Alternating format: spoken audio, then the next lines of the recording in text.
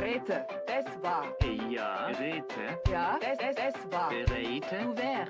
Hova, sucha, hova, sucha, hova, sucha, buvere. Holzer. Heise, des war. Tuocha. Auwa. Heise, des war. Tuocha. Das ich soll, das ich soll. Berete. Bereite. Das ich soll. Dies war Ja. Heise, Flickmann. das ich soll. Berete. Ja. Geboren. Dies war Heise, dies war Heise, Stürme. Fischere. Ja. Jägere. Ja. Fischere. Jägere. Ja. Das ich soll, Streete, Sassa. Auwa. Flickmann. Ja. Rete. Dies war Flickmann. Bereite. Hey, ja. Ja. Rete. Dies war Stürme. Fischere. Ja. Jägere. Ja. Fischere. Jägere. Dies war, was ich soll. Dies war, Das ich soll. Das ich soll.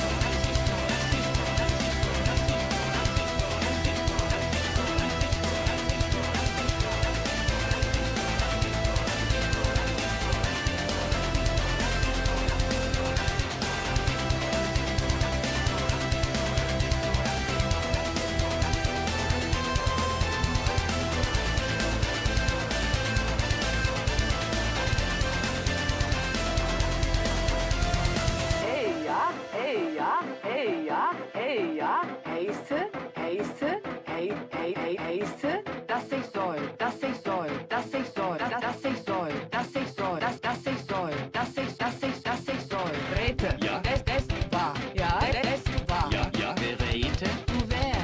Es war. Ja. Fischere. Ja. Jägere. Ja. Fischere. Jägere. Dies war, was ich soll. Dies war, Das ich soll.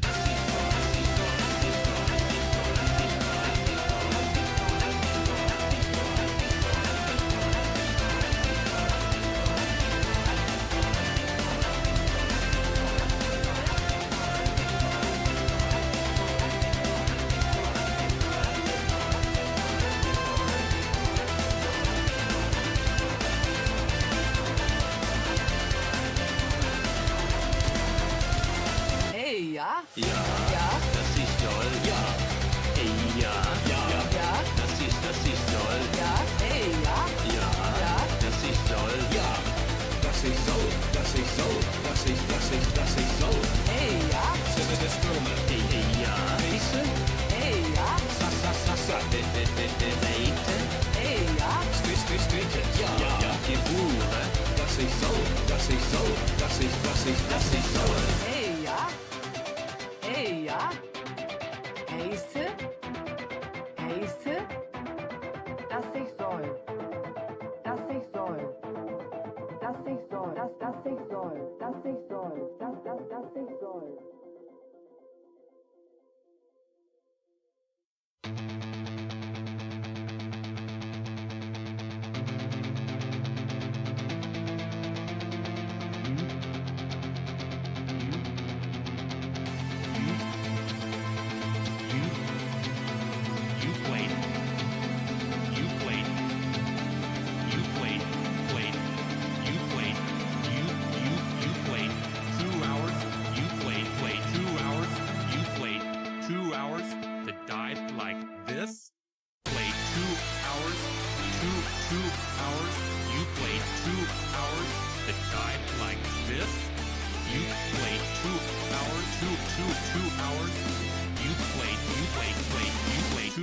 To die like this?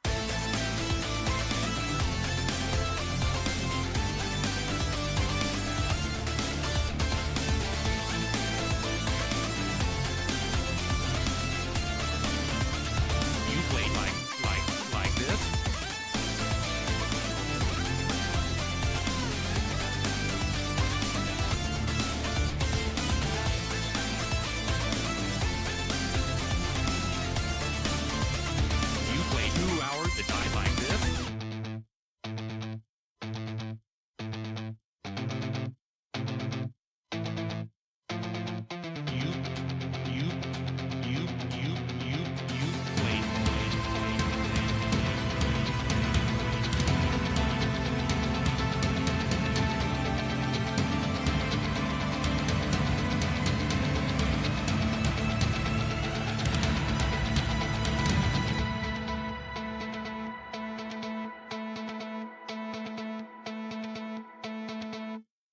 You played 2 hours.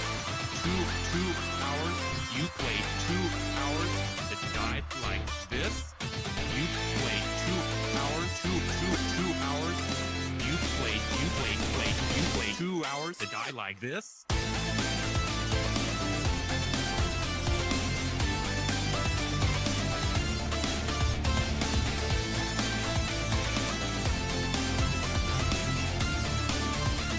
You played like this. You played 2 hours. You played 2 hours. It died like this. You played 2 hours. 2 hours. You played 2 hours. You played 2 hours. It died like this.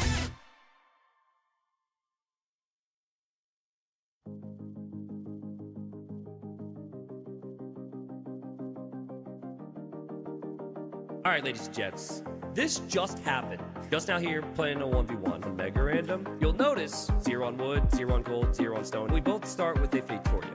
We don't need wood. Super strong. And he's like, wait a second.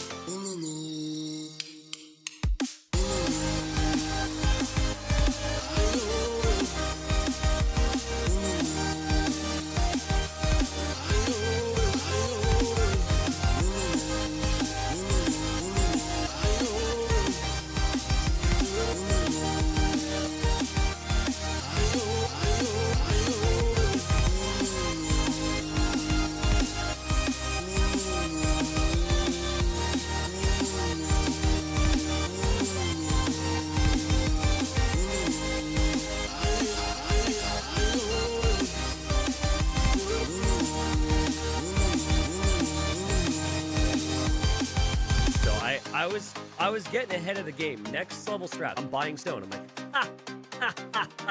he's gonna have to mine it.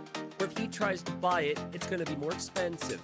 Here I am, little T90, little naive T90, just so happy. Just feeling so good. Oh, I passed the H bastard. Just feeling so good. Oh, So here he is, and he sees my Victoria, and he's like, wait a second. My Victoria is nice and snug in the back of my base. He's like, wait a second. His Victoria is in Narnia. Wait a second. His Victoria is in Narnia. So maybe we're going to do something about that. Guys, he's going for redemption and monks. Okay? Guys, he's going for redemption and monks. Okay? And there he is, converting my Victoria.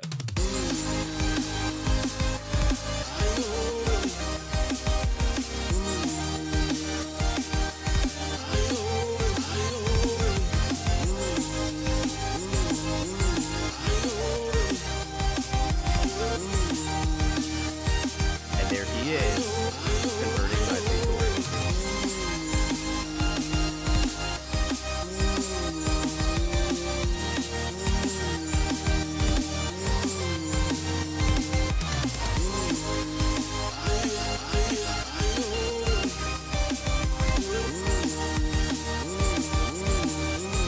And there he is, converting my Victoria.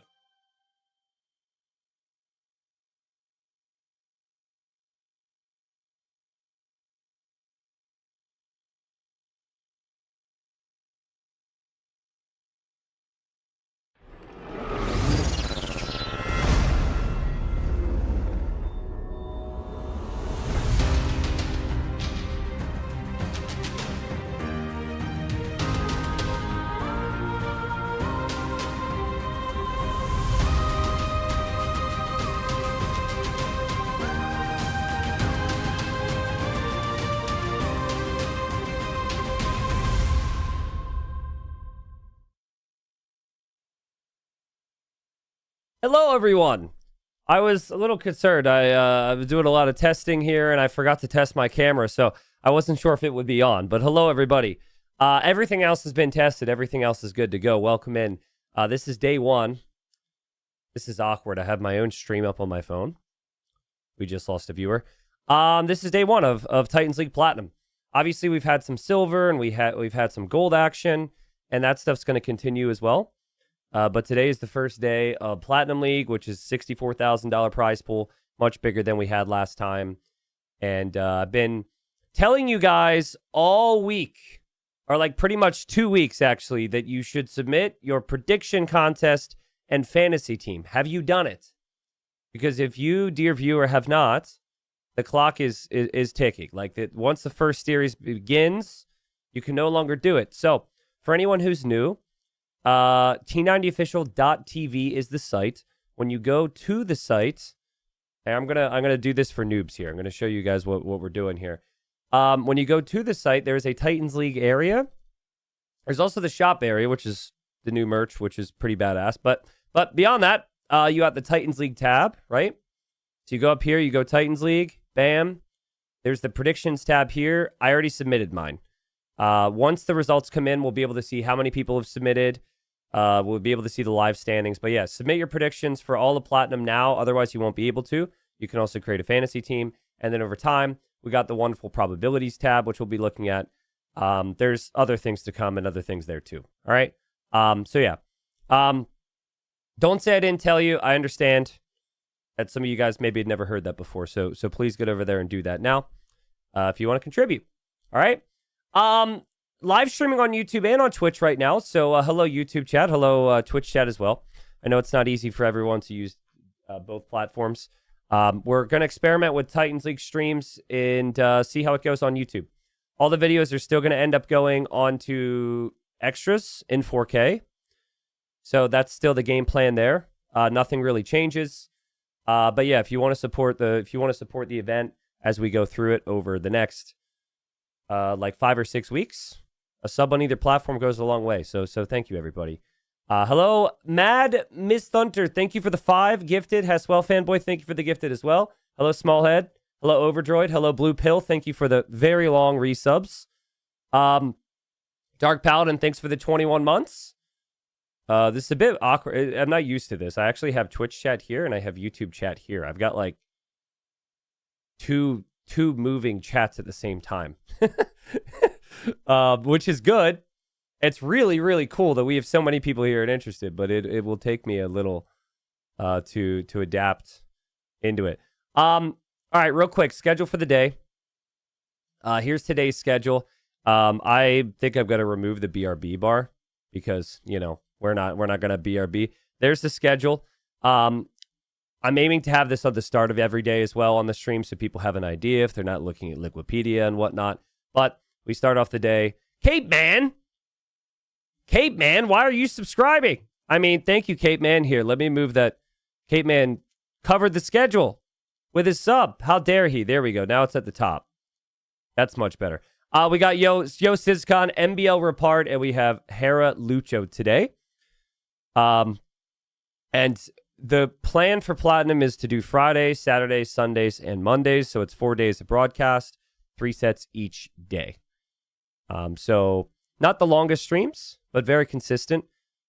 I'm hoping to do streams on every other day as well. To do some other content mixed in. I don't know if every single day will be TTL, but basically that is the plan as much as I can. I do unfortunately have to travel home to see family on Monday. That won't affect the stream, but I have a funeral to go to. So this plan of being live every single second will be delayed because of that next week. So thank you very much, Kate, man. I appreciate it. Thank you, Box. Thank you, Logical Lewis.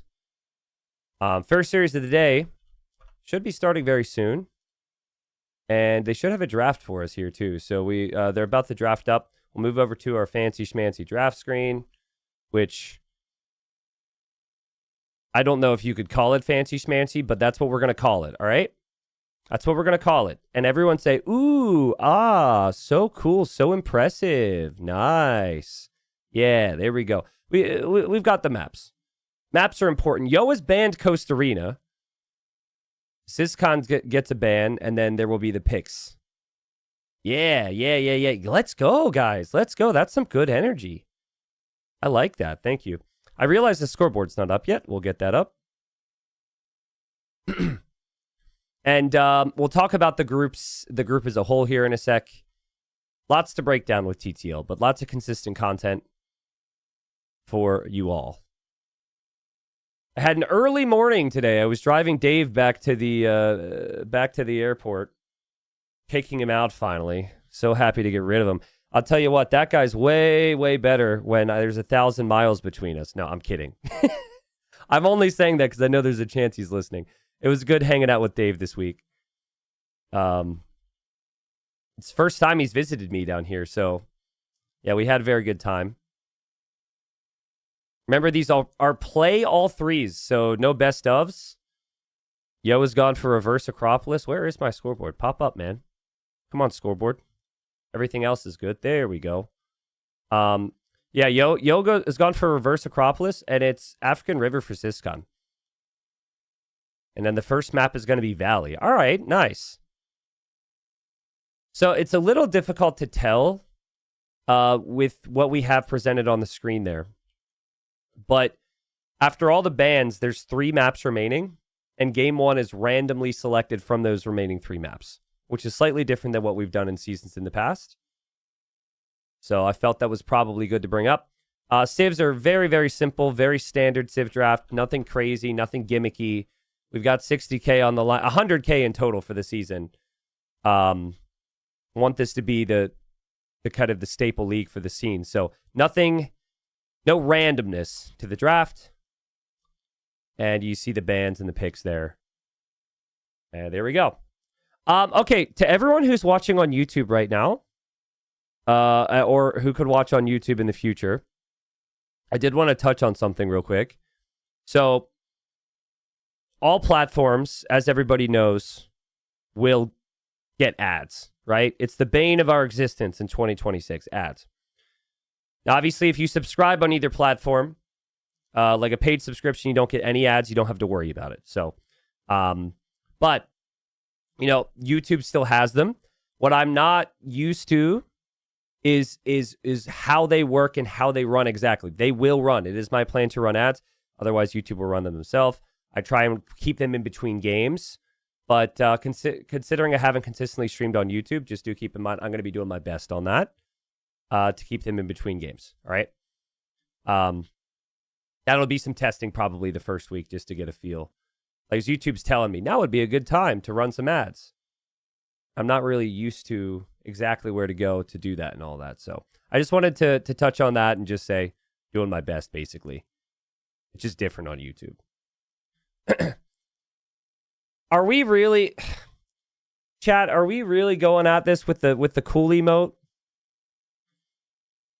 I'll allow it because I really need the energy at the start of an event, and that much is badass. But the T90 cool emote is embarrassing. What about... Well, do I have any emotes that make me look good? I don't think I do. Thank you, guys. Thank you. And once again, I would like to clarify that is not... those are not glasses that I would ever wear. Those are glasses that I wore once because my nephew got them for me for Christmas, all right? So that's not... I'm not that guy, all right? However that looks, I don't actually think it's cool. Thank you, everybody. Krugel, what's up? Thanks for the 16 months. What do we think about Korean's second pick here from Mr. Yo? In the Red Bull Ladder qualifier, people were really playing lots of Koreans with their Fire Lancers and their Skirms and their Archers. I'm a little surprised to see that Koreans was picked that high on his draft. Georgian's first pick is really good for Reverse Acropolis. But yeah, he's gone Koreans, Burgundians, Byzantines, Khitans. And Vietnamese, Armenians, Gurjaras, Persians, and Jurchens for Syscon. So it's a play all three. You have 5 civs. Very good options as far as I'm concerned. Take the glasses to London. I don't even think I have the glasses anymore, to be honest with you. I don't even know where they are. Again, they're not really a priority for me. I made my nephew happy, and then that was that. So I don't know. Maybe they ended up in a trash can along the way. I have no clue. Wow, must really like your nephew. No disrespect to my nephew. The fact that I wore them and appreciated them and he had a smile on his face in that moment is all that matters. I'm going to assume that he thinks I wear them all the time. he doesn't have to know that how I thought. I see people talking about Unk. People have been begging and pleading for more Unk content. More Unk content will come. There is also going to be an Unk emote. Oh, wait. We have the Unk emote now. On Twitch, at least. T90 Unk. That is my real Unk. That is a very zoomed in emote of my Unk. There he is. That is the man that has been dominating the ladder and, is no longer 0 elo. So, yeah, he's a stud. He sent me that photo. I told him, I said, we want an emote. I don't know if you're comfortable with this. Could you please, if you're comfortable, send me some photos? He's like, oh, I'll get you. He definitely went through. In that photo, he's in like his amazing suit and bow tie. So he did exactly what I would do. I go for the best photos, right? New subs are awesome. Evan, thank you. Thank you for the prime. Thank you, Tarlo. Thank you, Krugel. All right, so draft is in. So let's talk a little bit. Let's talk about people who are slightly higher elo than my uncle, and just touch on what these groups are and how the groups work. For this season, but also all the seasons. But I think the important thing about TTL is that you recognize what the placements mean after you play everybody. All right. So here's a look at Group A and Group B. Obviously, we're starting it off with Group B here today. So these placements here, first place in the group goes immediately into the quarterfinals. So you essentially get a bye in the playoffs when it comes time to try and determine a champion. All right. Second and third place go into a round of 12. I'll show you the bracket in a second, but basically you're still playoffs. Okay. Fourth place means you're alive and you're back in platinum for the next year, which is, good, I guess. It's really good. Bottom two get relegated. So 2 people get relegated out of every single group, which is very brutal. We have had big names relegated out before. We've had Vinchester, Doubts, Nikov, MBL, all these big names that come to mind relegated before. You have to deliver. You have to play consistently. That's the top 2 groups. And then we have Group C and we have Group D here. But you play everyone in the group and to play all 3. Every game counts for the standings. And then you also get $30 per win. So, as you go through, you're earning some change that way. Every game is valuable financially as well. But like overall prize pool, you can, of course, look at Liquipedia for all this. Overall prize pool is much bigger thanks to Microsoft and World's Edge. The total prize pool for the whole project is actually a little over $100,000, which is crazy. And simultaneous to this, we have gold and silver running as well. So, but on the topic of the playoff bracket real quick, and man, my freaking mouse, the scroll wheel keeps going the other way. Have you ever had that happen? I hate it. I bought a new mouse just because of it, because I tried to fix it. I couldn't. It's the same damn problem I had last year. Anyways, this is what the playoff bracket will look like. So if you're second and third, you fall into these areas. And then if you're first in your group, you fall into separate quarterfinals. So, and then of course we got the semifinals, we got the final. We have it flows into a standard tournament. All right. Game 1's going to begin any moment. What are your predictions, chat? What are your predictions? What mouse is it? Is it bad if I don't want to tell you what brand of mouse it is? Because I really would like to be sponsored by this brand, and I just complained about them. Is that bad? It's one of those mice with the little roly ball that you got with your computer back in 1999. That's what mouse I'm using. So it was so reliable for so long. But yeah, it's the Doubt mouse. Exactly. All right, so we have someone predicted a 3-1 for Yo. That is not possible because it's a play all 3. It's okay. We're all getting used to it. 3-1 is not possible. It would be a 3-0 is possible or a 2-1 is possible. But the only possible results for these play all 3s would be a 2-1 or a 3-0 for either side. I think Mr. Yo is a really big favorite. He is notoriously a slow starter, though. And if Syscon looked at this group, he should realize he's got to come out swinging because this is a very difficult group. So it would be very much like Mr. Yo to win and maybe win 2-1. But yeah, I think in my predictions, I said Yo 3-0 or something. Mr. Yo is just so consistent and so good. So, but, he doesn't really prepare. He doesn't really practice. He just has one of the best ways, one of the best minds for the game. I think all of these maps you could still perform very well on without practicing some of the openings. But African River, for example, the new Valley, it's a very new version of Valley. I think there's some things that if Syscon was training, he could surprise us here a little bit, right? Zeta2, thank you. Yeah, I've kind of tried everything. I just kind of felt like venting there. Oh, man, forgive me, viewers, but you are not going to hear me speak for 10 seconds. Is that okay? Because I am so dehydrated. Dave and I were drinking whiskey by the fire last night. Just catching up before he went home. I am really dying right now. One sec.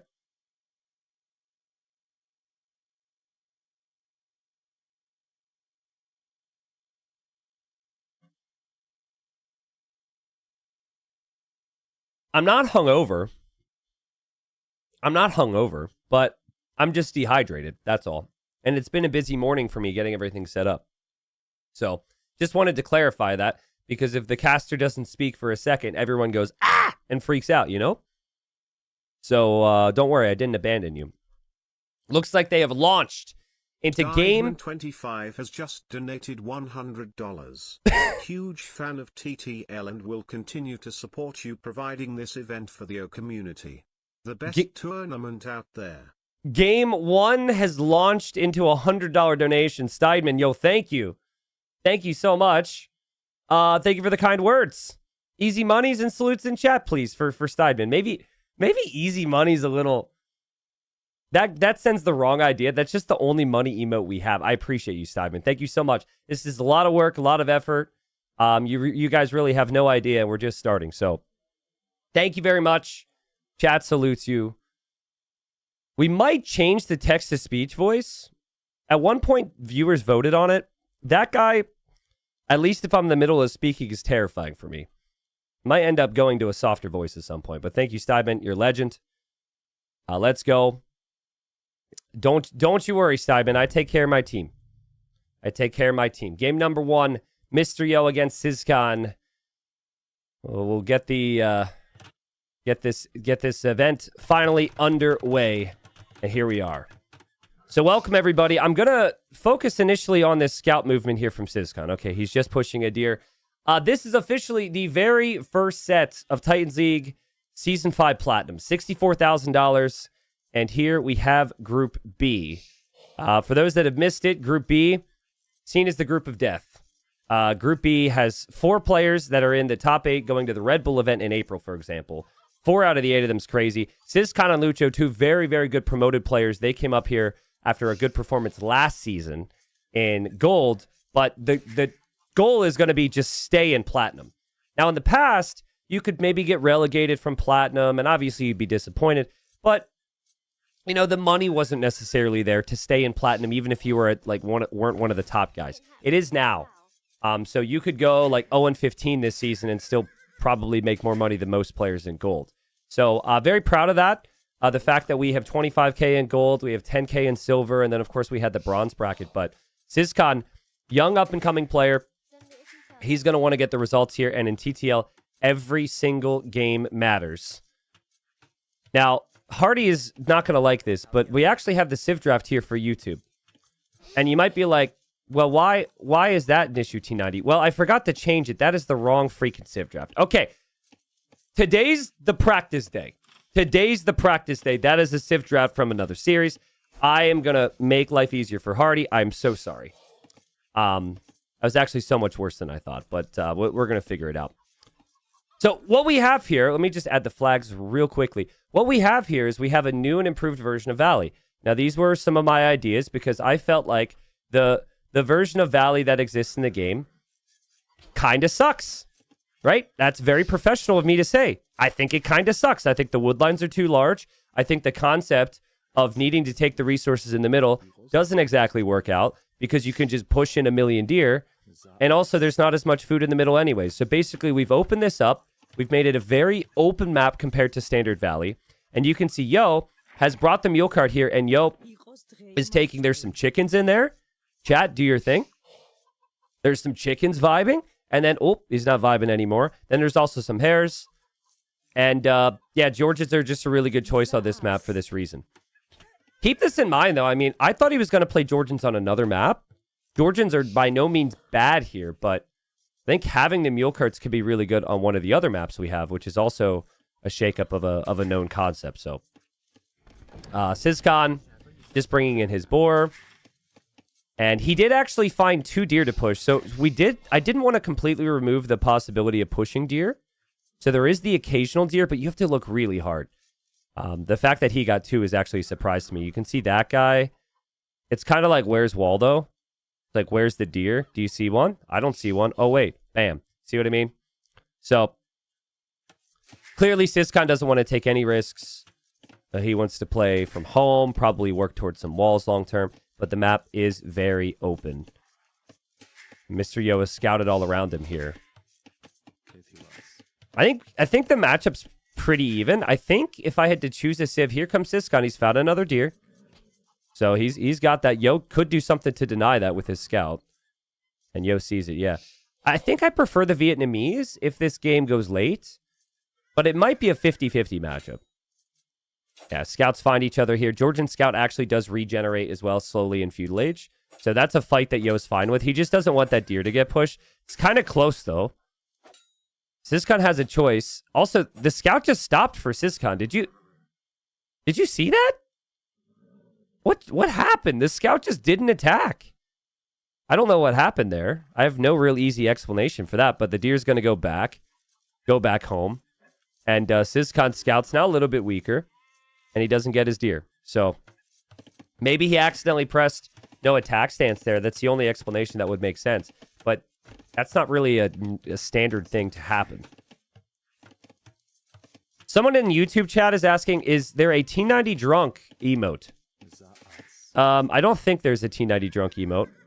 There may or may not be photo evidence that I have been drunk before, which could possibly work. There is the spin and the run, which is from a story which I really don't feel like telling again. So I guess we have some of that. So I'm really curious how long Mr. Yo stays in the middle here. Because while the chickens are there, that is like a target. So I think Yo will probably just occasionally, or not occasionally come home, eventually come home. He's got the berries. He's still got some sheep. So I think the food income's going to be fine. And Mr. Yo hoping to chase down Syscon Scout. Syscon is Vietnamese, so he's able to do all the things he was doing with the deer and still know exactly where his opponent is going to be. But Syscon's a really good Arabia-style player, which is what I would consider this to be. We don't actually have Arabia in the pool, but we have Arabia-style maps, and we have 15 maps in the pool. So it depends on how many categories you think there are. I would argue there's maybe 4 or 5 categories of Age of Empires 2 maps. Maybe 6 if you count nothing maps, but we don't have nothing maps. Anyways, we got like a mix of 3 to 4 of each style. If you like your walls, it's there. If you like no water, it's there. If you love the water, it's there. It's a really nice mix. We won't see any water in this series. Or at least not a lot of it. All right, I'm going to tell you guys a tiny little detail. Tell me if you're disappointed by this detail or if it makes sense. We actually made it so you cannot dock the middle here. And I know my Loey the Legend fans are going to be maybe like, no, McLean, because there was a 10 elo guy named McLean who'd have 17 villagers and still somehow get to imp and make cannon galleons here. But, whoa, that's my mouse playing games on me, guys. This stupid, stupid mouse. Still open for sponsorships, but I'm sorry about that. Anyways, I just didn't want this to become a dock map. I wanted this to be a land map. I didn't want the theming of the map to be wrong. Hopefully you enjoyed what those trees looked like. I figured some of you guys would be a little bit bummed by that. Syscon's got his eco upgrades, as does Yo. It's a pretty calm, relaxing game here so far. Syscon knows that Yo's coming in. And he has the spearman here too. So Mr. Yo will see that. But this is a lot of control for Yo. And Yo's still in the middle. Yo's still eating those chickens. He's got 2 spearmen waiting. Watching Mr. Yo play is always so interesting because he's so relaxed. Funny thing about Yo, guys. So he'll put his units in box formation like everybody else. So he's going for the spearman here. All right, takes the trade. That's okay. His units will consistently move out of that box formation. If you watch him, he always plays cav, right? So they're kind of boxed up there. Notice how Syscons will stay bunched up in the box. But Yo's will occasionally go into line formation. Just wait for it. It'll happen. And I send him actually away. It's because Yo is old like me and how we've managed our units just because of habits. And there's actually a way with a recent patch to basically fix that if you have a habit because some new escape command they added. And I told him how to fix it. And then I don't believe he did. As I say this, his units are pretty boxed up nicely. He's coming to the middle again for more chickens, which is crazy. Yeah, there they go. See, look, they go out of the formation. When I sent him how to fix that problem, he said, OMG, you saved my life. I thought it was a hotkey bug, but I'm guessing he didn't do the thing. Yep, now they're going to get back in formation. I mean, Yo is playing calm here. This is a lot of confidence. And it's kind of crazy to me. I mean, Syscon, it's his first game in Platinum. This is maybe one of his biggest events ever. And so for him, you could sit here and say you should be going and killing those villagers. But if he does that, then he's not secure at home. Mr. Yo goes in. He'll take down the spearman. That's a really nice engagement for Yo. He storms the hill. The spearmen disappear. There's still more scouts here for Yo. That was a great engagement for Yo. Still taking the chickens. And look at the patience from him, too. Super patient. And in the end, he may be a little too patient. But you don't want to take a risk there either. Honestly, though, if he ran in and just walked on by, what a nightmare that would be for Syscon. These are some massive freaking walls. My goodness. Look how far he is walled. So I said it isn't wallable. It is. It's just, you know, it just depends how much you commit to it, I guess. This house might be going down pretty soon. He's got 3 villagers repairing it. And meanwhile, the scouts and the spearmen for Syscon are looping around. Yo still has the vills in the middle, relatively unexposed. But there's so much pressure from Mr. Yo that Syscon always feels like he has to react to this. Bloodlines is on the way for Yo's scouts. But Yo will fall back now. So, it's funny. The only upload I've had of this map in Titans League so far this season is that game between Jordan and Dogao where it became a wood game. But guys, just because that game happened doesn't mean that this will become a wood game. Famous last words, possibly, but there's been other games that it doesn't become a wood game. And Mr. Yo, oh man, what, hello? I don't think that's a good fight at all. Mr. Yo gets a little too crazy, tosses away like 4 scouts. Remember, he didn't get any economic damage, and his villagers are still exposed. That was a confusing engagement for Yo. And again, kind of confusing engagements here. So, you know, maybe Mr. Yo just not as sharp as it seemed like. It seemed like he was looking good on the offense. But he still has villagers right here. Like, he's clearly very paranoid about these villagers. It's crazy he's eating so many chickens. And those spearmen from Syscon still getting some nice hits. His scouts are much weaker. But as long as he can kill off some of the scouts, I think he'll be happy. Well, in the end, Mr. Yo's going to be very happy with this because Mr. Yo's killed literally everything. Didn't lose any vills. And Mr. Yo's probably sitting there like, it's fine, man. It's fine. Double archer range for Syscon. Syscon's on the way up. Syscon's definitely playing cav archers. But where is this dude going? Oh, no. Oh, shoot. Well, he wasn't self... No way Syscon just did that. He wasn't selfish. In fact, he decided to not even give the opponent the satisfaction of getting the kill, and he killed himself. I think what happened there was he's double-checking if there's a hole in his wall, so he clicks behind. And then there happened to be a gap because he had built a gate. Really, you should try and wall in the villager, but that's funny. It doesn't look bad on the eco KD now. Now, so someone arrives... Just now, they're not going to be thinking Syscon's behind. Smart. You got to do it for the viewers. Man, guys, do not think that people are going to play this map and eat all these chickens. I'm telling you, I thought people would do it a little bit. But what we're seeing here from Yo is crazy. He is all about it. But again, it's extremely risky to just assume that everything is going to be fine out there if Army starts to come out. But Mr. Yo just looks like he feels like he can do no wrong. No archer range or anything for Yo. I think he's just going to drop town centers and boom. It's going to be 3 archer ranges from Syscon. So he's going to play cav archers. And Vietnamese cav archers are insanely strong. Also, I just want to bring up that when I said that I told Mr. Yo what he needed to do to solve his problem with the scout thing, and I don't think he did it, my editor and also longtime friend who's been very, shall we say, blunt with me over the years, very German with me over the years, he said, now you know how I feel. Which is hilarious, Hardy. Honestly, that's probably going to get me. That is probably going to get me to fix that thing. Now I understand more. Thank you. Scout for Yo scouting. This is such a Yo thing.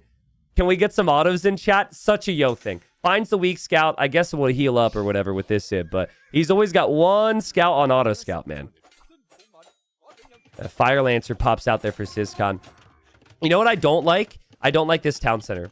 Because Yo will run right underneath that at some point. This creates a gap in your wall. I do like the positioning of it. I think he was not expecting it to be like Cav, though. This is actually a very good town center if you're expecting to be ranged on the other side of the wood line by Cav archers or something. So, the more I think about it, the more it's fine. And he actually dropped the house here, said the units can't run in. So that town center's fine. Here comes Syscon's Cav archers. Vietnamese Cav archers, some of the best in the game. And Mr. Yo, look at him, dude. Look at all those chickens. He's down here taking the food, over here taking the food, just being super sneaky. Super, super sneaky. Church at home. And that church will increase the, with the Georgian bonus, he'll have the increased work rate around the church, which is good. Second town center on the gold, which is good too. And he's making some skirms. I don't love Yo's eco balance, to be honest with you. 14 on gold when you're not making any gold units besides a monk is not good. And I don't think he has a market. So I really do think, I know, Mr. Yo's the favorite, blah, blah, blah, blah, blah, all that stuff. But, like, Syscon is fully walled. He technically didn't lose a villager. Just one villager lost to himself. And Vietnamese eco upgrades are in and flying. So I just think it'll be fun to see if Syscon can find this. And most of the relics are in the middle, too.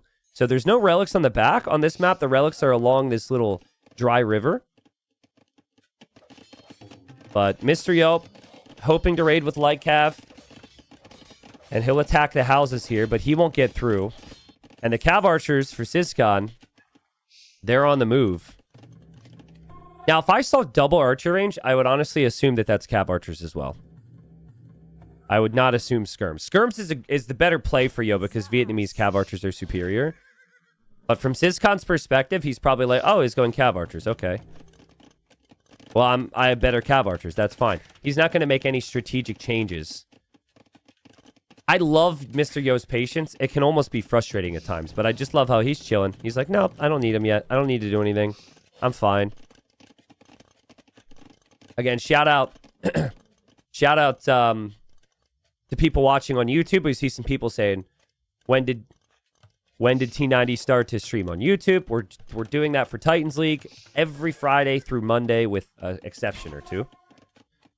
Because there will be some schedule changes. I'll talk to you guys about the schedule and all that good stuff. But basically, Titans League runs until March 22nd. So I don't know exactly what day it is for everybody right now. Depending on time zones, it might be, what, the 7th for some people? But it's currently the 6th of February for me. Also, there's so much I haven't talked about. If you want to support and actually get something in return, we have new merch, switch companies. I'll be, quote-unquote, modeling it for you this week, showing you guys what we've got. We got some cool stuff on there. I get, like, nothing crazy. $4, $5, $6 from that.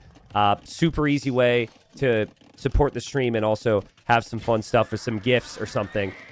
This is a crazy push from Yo. Mr. Yo's got full upgrades on the skirms. He's got ballistics. He's got armor.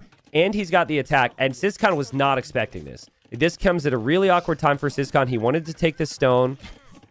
Now he's mixing in knights, which is a nice call, but the cav archers are getting whittled down. And if you ever lose your cav archers here, super easy for Yo to manage this and just mix another unit. So you really need this combination. A bit of panic here for Syscon. Yo will use this time to maybe start to get the relics. He already got one. He's about to get the second. I see a monk moving up for the third. And now he's here with his own church and own villagers on stone. Still villagers down here, which is crazy. So freaking smooth from Mr. Yo. But you got to put respect on Syscon's name. I think people need to realize how good he is. Look at the score! I just realized. Look at the difference in scouting. And look at the score. Because of that auto scout, Yo's score is crazy high. Oh, man, that was a good engagement for Yo. He got the conversion and some good volleys on the cav archers. I didn't realize Yo was like over 1,000 score ahead. That doesn't even feel accurate to the game state at all. Guys, and people look at that, right? Like, people look at that in-game to get a feel for how the game is flowing for them.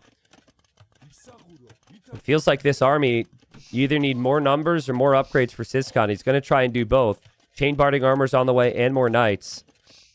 Double gold compositions usually are superior when they combine against one strat. Well, I mean, basically two comps that don't cost any gold. This should be a fight that Syscon wins. But Mr. Yo will probably patiently back up towards a castle or something. We'll see. So far, he's pretty confident. The knights have full armor now. He shouldn't be as confident. But those cav archers need to stay alive here for Syscon. And his units also have to respect the monks that are waiting behind. Dude, skirmisher monk is just a really strong composition here, right? Because players never want to lose their knights. And so Syscon has to back away. And now Mr. Yo is up. Or he's clicked up. And this is a very cheap composition for Yo. So he's getting the relics. That's good long-term gold income. That's going to be 4 relics. You could potentially get all 5. Still has villagers on the chickens and the deer. 32 minutes in the game. I wish there was a stat. I wish I could select these units and see how much food they brought in. I'm sure someone can do the math.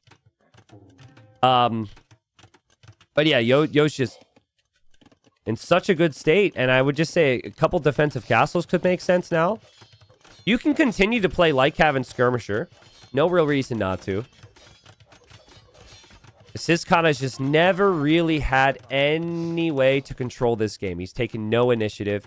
I think it all goes back to feudal age. He walled a lot.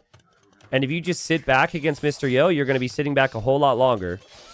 Oh, big fight in the middle, though. And Syscon's units are just running the wrong directions here. Units are not immediately chasing. He did lose a knight or two and I guess killed the monks. But Mr. Yo is running away here. No problem. Doesn't lose a unit. Mr. Yo is backing away here. Mr. Yo is bringing villagers like he wants to build a forward castle. Now, that castle makes a little bit more sense. And Mr. Yo can see all this. He's got monks everywhere. There's the castle. Oh, God. Oh, God. Where can Syscon go? Where can he go? Well, here he goes. Monks didn't get all the conversions they would have wanted. The knights are going to run in. Yo is casually building this castle. These knights are going to make it through. Syscon's on the way to Imp. More villagers than Yo. Yo will probably end up with 5 relics. That's a nice raid for Syscon. Again, the units are on stand grounds. Like, there's something going on with the unit stances with him. Remember his scout in Dark Age just froze in that one fight. I mean, people are using stand ground a lot right now for patrols because the units stack up. And so the risk, of course, is if you leave them there, you don't change the stance, then you're going to have a situation like that. Yo reaches Imp and has 1,600 food. Crazy game from Mr. Yo. And he brings back a couple monks and 2 of the knights he converted. And the light cav here, and he'll hope to get the kills. And I just, Mr. Yo, 5 relics. Game 1 as the favorite. Can you bet against him? I don't think you can. He'll clear this. Beautiful job at saving the monk inside of the fortified church. And he's got his first trebuchets on the way to push Syscon. Remember, Syscon's army was really expensive. Yo's army is really good value. Yo has 5 knights now. Still think Yo should probably spend his resources a little bit faster here. But you have to imagine that that is going to happen. Like, he was very late on upgrades, for example. His Cav didn't have any upgrades except forging. 30 seconds until Syscon isn't in. Syscon won his group in golds, where there were some really good players. Players who are more well-known than him. And that's how he got to platinum. But now he's with the big boys. And now he's finding out pretty quickly how difficult this is going to be. Like Cav go in. I think it's a little wasteful from Yo. You guys know me. I'd like to see him wait for 4 trebuchets. That's a trickle treb right there, as I like to say. It dawned on me the other day that trickle treb might not be something that people fully understand. Like, I don't know if the word trickle makes sense to someone who's heard that for the first time. But basically, it's like, you know, if there's... If like, water's trickling from a spout. From the sink or something, you know? That's what I mean by trickle treb. You don't want to trickle them in. They're so expensive. You want to wait for a group of them and then make your move. Because now Syscon just got good value. He gets himself a lot more time where he doesn't have to fight. Mr. Yo probably needs to build up good defensive castles. That's a really nice hill on the left side. Still hasn't lost any villagers on the deer and on the chickens. It's ridiculous. You know what I can't wait to do is at the end of this game. Go, bunny, go. Be free. Be free. At the end of this game, I'm going to double click all the chickens and the bunnies, and we'll get to find out how much food there was compared to the end of the game. Yo dropping stables. Yo is 1 treb again. So any guesses on what's going to happen? Syscon will probably immediately dive. But Syscon really doesn't have a very big army. He did kill the light cav this way. I wanted to also see, does Syscon know about this? Okay, he knows about that stone and gold. Mr. Yo will die for the treb as well. In Syscon's case, he feels he has to defend himself, of course. And, yep, Yo loses another treb. Syscon's holding. Guys, Vietnamese are a really good civ. Vietnamese, arguably the best late game civ there is. I understand that relics are really important and that Mr. Yo is Mr. Yo, but Mr. Yo, a little too relaxed with the push, maybe. Would love to see him try and raid the sides. Like, he's really central focused. He did try and raid this side, I suppose, but Syscon is actually exposed over here. So, when you're playing Hussar, that's what you want to do. Also, some unique techs could start flying in. I think this would be a great unique tech for Yo to snag, especially with how many mounted units he's going to make. Would love to see paper money for Syscon. But there's still a lot of stone and a lot of gold left on this map, and there's still a lot of techs that these guys can get to improve their armies. It's pretty even, though, because neither player's fully maxed. Yo did just get Hussar, so at least that's capped, but the skirmishers for the Georgians are just not very strong, guys. So the skirmishers are going to disappear, and then we will have 30 heavy cav archers with the Vietnamese. That's 92 HP. I don't think Yo is going to have these trebs alive, and I don't think Yo is having a very good time in the main battle. He did find a crazy raid on the left side, though. So this is how you play with Hussars. You're happy to lose one battle as long as you can raid. So Mr. Yo will take this. But if Syscon can keep his cav archers alive, the cav archers are key here. I love this. He'll stonewall, so all this is protected in the back. But I don't love this for Syscon. The Hussars are through. And it's just so annoying. It takes so long to kill them. And then your eco's idle. And then there's just going to be another wave of Hussars. At least there's going to be some counter damage. That's nice from Syscon. There's a lot of exposed eco for Yo. Look at Yo's stone count. Yo could have castles everywhere. It's a crazy raid. 30 villagers have gone down this game for Syscon. Syscon needs the counter damage. Please, not a just passing moment, Syscon. Okay, he finds 18 villagers. I think he'll kill these Hussars. He did end up completing this wall just in time, so Yo can't be through. So both players taking some losses. Syscon seems a little like he's losing track, like he's a little overwhelmed. I think he's spending a lot of his time walling right now. But he definitely needs to get those walls down and then be active with the cav archers. Very nice game. Very nice game. Yo has this little side push. We'll see what he does with it. I think the raid that Yo just experienced can't happen again. I think there needs to be castles or towers or fortifications. I wouldn't mind a castle here, too. Basically, make it so anytime the units move in, you're fine. Finally, Yo is listening. He's going to wait for 3 trebs and try and be patient. Oh my god. Syscon can't see this. I was so confused why this army was just sitting here and why Syscon didn't do anything. Syscon knows the tower's there and that's it. Okay, so now he's going to see the ram. Now he knows something's up. But he's building up for his snowball to make a big push. He can't let Yo through here. Because this is where most of his stone and gold is going to be. Yo researching both unique techs now. Svan Towers is crazy strong for the churches and these towers. I actually think it's one of the strongest tower upgrades we've ever seen. And there's some strong ones in the game. And he's also upgrading to keep. But Syscon will try a raid. That will fail. Over here, he immediately wants to stop this from adding up. Bombard cannons and cav archers there for the guard tower. That tower will go down. But another tower will be replaced. And the hustlers are going to get through. Yeah, so with Svan Towers, your towers are doing pass-through damage. So they kind of damage the whole group. It's really good. And that won't be too big of a raid. This is a big raid. Syscon is still just so... He's basically patrolled, and the ram soaked up the damage. And now, Mr. Yo, 4 trebuchets. He distracts Syscon, and he makes the move for the castle. That is textbook. That's perfect. You raid, your opponent reacts, and then you hit them somewhere else. That was a beautiful setup. And usually you don't even know if the raid's going to do any damage. The raid is just the setup. But the raid also did significant damage. He's also got towers over here, guys. Man, he's towering everywhere. He's even going to tower the middle. And I don't know, man. Syscon has lost 70 vills. He doesn't even have his side of the map secured. The Hussars are just going to spam endlessly.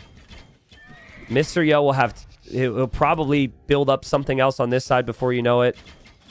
Just more Hussars running in all the time. He sees the trebs over here. He sniped 1 or 2. That's going to be all the trebs down. So now these towers could just stay up and still disrupt the wood line. Well, he did get a little adventurous there. But these 3 trebuchets are just going to move over for this side in this castle now. Yeah, that trebuchet wanted to be a ram. And his parents said he couldn't be a ram. He had to be a treb. And he said, don't tell me what to do. Yeah, there's another siege workshop from Mr. Yo. Full control. Syscon, I'm sure, understands that this is not going so well. But he wants to fight. It's his first game in Platinum. And unfortunately, he cannot fight any longer. Great opening there from Mr. Yo. I don't know if you guys think I'm crazy when I say things. You might. But I want to go all the way back to Feudal Age with this, really, because I think it just set the tone of the game. Mr. Yo was exposed with his villagers in the middle the whole game, pretty much, right? But Syscon never was able to do anything. And if you look back at the Feudal Age approach, what was the Feudal Age approach for Syscon? It was go for the biggest freaking walls and defend, defend, defend, defend, defend. But then the problem is you're in this cycle where your opponent has the initiative, and he was never able to reclaim the initiative. Now, he did try... But every time he tried, Yo was already prepared for what was going to come. Yo made that look very easy. Okay. True. Chicken count. This is really tough because I have to double-click the chicken. I have to double-click the hares. But I think I have the hares and the chickens. Am I... Oh, my God. There's different types of chickens I got to click? Oh, my... Oh, 1 second, 1 second, 1 second, 1 second, 1 second. Zoom out. Double click. There's different types of hares and chickens. Capture Age doesn't let me get them all. Okay, roughly speaking. That's 9,600 food from chickens and hares. At the end of the game, there was 4,400 food left. Of the same selection. So he brought in 5K food from chickens and hares that game with those villagers. Wow. Obviously, he probably brought in a lot more with farms. But that's ridiculous. And I think Syscon should have never let him get away with it. So well played to Mr. Yo. He wins the first game. Okay, I probably missed some rabbits. Guys, I got most of them. It's so hard to click them. We have to move into the next game. We have to be professional. But the point is, he was booming with chickens. So, we are at a very interesting follower milestone right now on Twitch. We are at 269,999 followers on Twitch. So, I don't know if there's someone out there who has maybe been waiting to be the special person to hit 270. But this is your moment. This is your moment. Yeah, Hardy, I will do that. Once again, welcome in, everybody. We got 3 sets today. Later on, we're going to see some other players play in the same in different groups. Schedule should be... Well, not seeing the schedule scene. Oh, here's the schedule scene. We got the schedule for the day. 3 sets. Got the times there. Got what group we're in. Yo and Syscon starts it off. MBL Rapard later. Haralucho. Big sets. Support's been amazing. We did get 2 followers there. So thank you for that. Mr. Yo. Got to be happy with the first one. Syscon, at least he's picked a map here. That gives a very different situation. Because I think on this map, you have to take initiative. So if he picked it, he's probably got a plan. African River could be crazy aggressive. I think it's a good map against Mr. Yo as well. Maple says, hi, T90. Sorry I asked before. Have you thought about putting the sets on Extras channel into playlists so I can track the sets chronologically? I believe that's already the case. But maybe it's not because we do so many uploads. It is my understanding that was already the case. If that's not already the case, we'll definitely work on doing that. I think it's nice. I think it would be a shame for people to not be able to follow chronologically on their own time on YouTube later. So, all right, it's going to be Koreans, Armenians. Game number 2. Let's go. All right, so Mr. Yo in the red, Syscon in the blue. And yeah, they were immediately into it here. And we got African River. So African River, you have the outer river where there's quite a bit of fish. So the fish are valuable. This is a hybrid map, but there's only in these 4 separate pockets that are all connected. So it is possible to play heavy water, but when you're this close together on land, big incentive to play aggressive on land as well. There's also a lot of food on this map. So you have your rhino, but then you also have the ostrich and the zebra all around, and the berries, and then of course that's on top of the fish. So typically what I've seen is a lot of man-at-arm openings here. So think Japanese, Dravidians, any civ that has really good infantry is very strong here because you're very close. Sometimes you see tower rushes as well. So with Koreans being here, I'm thinking that Mr. Yo is thinking about those towers. But with Armenians for Syscon, I think he wants something extreme because he's the underdog, because everyone matters so much. I think he wants to go long swordsman in feudal age. And they do have good navy bonuses as well, but I would imagine you probably just pick this civilization for that. Tomorrow, thanks for the 2 months. DV, thank you for the 8 months. Zayed, thank you for the 43. Alfster, thank you for the gifts again, man. Junior, Needless, Brutal, and Schlumpf. Oomba with tier 3, 3 years. Wow, thank you so much, Oomba. Guys, I am sorry if I miss you. This is actually a lot to manage right now, streaming on the 2 platforms and trying to get all the information out there. So, doing my best. It's crazy how much support we've had so far. Thank you. There's been very clear amount of hype and interest in this, which makes it all worth it. So, Syscon's going to drop the dock over here. Now, that's the other interesting thing about this map, is there's no one obvious starting dock. So, I would have assumed that Syscon will go here, but he went up here instead. I think some of that's just based on where they scout, but some of it you might want to be sneaky. Mr. Yo is going to dock over here, for example. Yo will want towers. Yo basically wants Castle Age. Koreans don't have any early bonuses. The Armenians do. The mule carts are nice. The long swords are nice. But it just comes down to, can Syscon do damage? Which is why I think this is a good home map choice for him. The previous game was just way too adaptive. Here, you have to send it. The Civ matchup calls for it. Remember, it's not so much about the $30 per game. It's about the overall standings and the way the group works. So Syscon will know that wins are going to be hard to come by. He will want to essentially avoid relegation. I don't think that's disrespectful for me to say. Because this group is just full of killers. So that's just alphabetical. So Yo is in the relegation zone because of alphabetical order. But look at that. I mean, you have to avoid being the top 2 in that list of names. So a win here is my point could be awesome. Just even one win would be a good start. But realistically, you're going to have to win a series or two. That's just how it goes. Mr. Yo has his dock down here. Syscon has the dock up here. And Syscon is not adding the 4th fishing ship. Yeah, so if you're going for archers or something, you'll maybe add the 4th fishing ship. But if you're going man-at-arms, you don't go for the 4th fishing ship so you can get the barracks up on time. This is exactly what we said. This should also be something that Mr. Yo is waiting for. So Mr. Yo probably will need to wall up a little bit. Relegated by alphabet. Well, I point that out because there was someone who was like, why is Mr. Yo in last? You know, what did he do? Alphabetical order's a thing, so. Los Bad Hombres, good question. Thank you for the resub. He says, I love the format, so fun. Who do you think will be the biggest surprise this season? Biggest surprise? I mean, I could show you everything. What do you guys think? Biggest surprise? Would maybe be a player who you're not expecting to do well?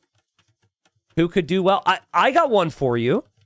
Because I did my predictions. I think Vivi is going to be kind of back this season. I look at that group. I've seen Vivi play recently. I actually think Vivi... Because everyone looks at Vivi and everyone's like, Vivi, isn't what he used to be. I could see Vivi being a problem for some people in that group. I could see Vivi making playoffs. Not a deep run in the playoffs, but making playoffs could be interesting. Dragonstar is always fun. Every narrative, every time Dragonstar is in, you're thinking he's going to get relegated. And well, last time everyone thought that, and then Dalton Margugu got relegated instead. So that'll be a fun thing to watch as well. All right, Fire Galleys coming out from Syscon. The militia are here. Now they're man-at-arms. Archer range behind the walls for Yo. This is just exactly how you write up the matchup. No early bonuses for Koreans, but as long as they're chill and play towards range units, they're usually pretty comfortable. So, nice walling from Yo. Makes it look easy, but he timed it perfectly. I also like this little bubble here. This little bubble wall is nice, because sometimes you have to go for the last-minute small walls, and it's very difficult. I would love to see a follow-up from Syscon immediately here. I actually wouldn't have hated a tower. I know it feels weird to tower rush Koreans, but Syscon is definitely in send it mode. Nice wall around his wood line. His fire galley's just playing defense right now. Arson's coming in now for the longswords. And Mr. Yo is realizing, yeah, this house is not going to survive for very long. So he has to drop a tower. He has the archer there. And, no, he's going to build it. Okay. I thought maybe he was going to cancel that, but that's a really good tower to place. All right, so what do you do now, Syscon? This is your strat. That's big investment. There's some idle TC time he didn't necessarily want. That's because of squeezing in the longsword upgrade. Now he has to apply pressure somewhere else. Now, Yo is completing this tower, so Yo can't just shift his tower over here. That would have been funny, though. If he deleted the tower and then could the tower over here, Syscon would have thought he was on stone. Guys, a strat that I think could happen with Koreans in the future, if you wanted to play tower defense, is you just put Vils out here. No one looks out here, ever. No one looks out here. Like, there's a lot of res out there. If you were to imagine Mongols, and you just have a mill out there, everybody is so focused on everything that's close by near these town centers. But then, once that starts to happen, then people know to look for it. But I think you can get away with it once or twice. See, look at Syscon. Now his walls aren't something that protects him to the same level. So he's paranoid. He'll drop a tower here. And now he's probably thinking Castle Age. And Mr. Yo, just relax. Hungenhalten has just donated $23.64. Looking forward to a great TTL league. Keep up the great work. Your passion for the game is unbelievable. Yo, And thank a you. shout out to your admins and map makers. Hunger, thank you so much. Chat, scale of 1 to 10, how jarring is the text-to-speech guy? Because it's freaking me out every time, man. I appreciate the dono. I appreciate the kind words. But sorry if that freaked you out at all. It's at the very least ruining my train of thought. Thank you so much. Yo is just relaxing right now. Yo is as happy as I am to get that dono and that people are giving credit to the map makers and the admins. R-Base, Lord Petito, and JBR, the admins. T-West, the scripter. Very happy with all that. But Mr. Yo is 10 times happier. Because he's able to play defense. He's held against this. He was able to apply a little bit of pressure on the fish, but he lost his fire galley there. And he'll drop another tower. Actually, Yo is taking stone over here now. Interesting. So he actually just... See, some people wouldn't do that, right? Because that would be too risky. But he knew where the army was. He tracked it. And now he's been able to get the stone for another tower. Imagine if Syscon would have gone with an immediate tower to force Yo's hand, but he was already on stone with one of his mule carts, and then he could just continue to build towers around. But that's not what Syscon likes to do. Syscon as a player is fairly meta. And if you're a fairly meta player, you either get the damage done against Yo or accept that this is going to go late game. And if it's going to go late game with the Koreans involved, it could be rather complicated. We can't forget about the water. We can't forget about that Syscon could go up to Castle Age as well. Yo's fishing ships are having to flee down to the original pocket. And Yo will lose a Vil. So first villager bites the dust. Koreans can't make demos, so you can use your longswords on water pretty confidently here. Which is kind of fun. Because I look at this and I immediately get anxiety that there's going to be a demo, but... No, a great job from Syscon to realize, no, he doesn't get demos. I might as well get some value. If you kill the fish and still have your own fishing ships, that's an advantage. Especially after a villager snipe. Yeah, nice job from Syscon. This is all worth it, in my opinion. Still has his range units alive, which he might need. And Yo's range units might just get roasted here. For dinner today is roasted skirmisher and roasted archers. Better than Brussels sprouts, but actually that's not true. But Brussels sprouts gets a bad reputation. But either way, Yo is going to be in Castle Age, 45 seconds away. He might give up on range units anyways. His long-term plan might be turtle ships on water. And then fire lancers could be an option on land. Oh my, he docked here. Ooh, okay. He did lose that villager there, but he's still keeping his fish alive for now. He docked the middle. Can Syscon's houses see that? Nope. Nope. Oh, dude. Turtle ships from the middle is not something I thought about, to be honest. Because I've seen a lot of the games in the Silver and Gold League, and we have not seen any docks here. So it's going to be turtle ship on the town center. Oh, that's going to be so uncomfortable. But again, you can expand into the corners. It's just a long way away. There's so much to worry about right now if you're Syscon. And we have Yo dropping a siege workshop. So the devs have not nerfed the whole Fire Lancer siege tower spam thing. And another tournament recently just straight up banned it. We did not want to ban it. Because I like the fact that it's a strat, but we did agree that it needs to be dealt with in some capacity. So we actually made some changes in our map scripts. We posted this information and these changes in the Discord if you want to read about it. Basically, it's less HP and you can only put 5 units in a siege tower now. So it's still an option, but it's weaker. Syscon finds out about the dock. Syscon's going to double dock now because he obviously knows there's a dock because there's a turtle ship. He doesn't know there's a siege workshop. He's making a rocket cart. And the fire galleys are coming around this way for Mr. Yo to snipe the fish. I think fish are not very important now. In the middle, though, the docks are very valuable. And Syscon Wow, he completes the second dock. Impressive. He didn't lose a villager there. Also getting the war galley upgrade. I don't know if that will be enough on the outside and the inside, though, because we also have a tower from Yo. It's just so many tough units to deal with, man. The fire lances could be so annoying. The rocket carts could end your life.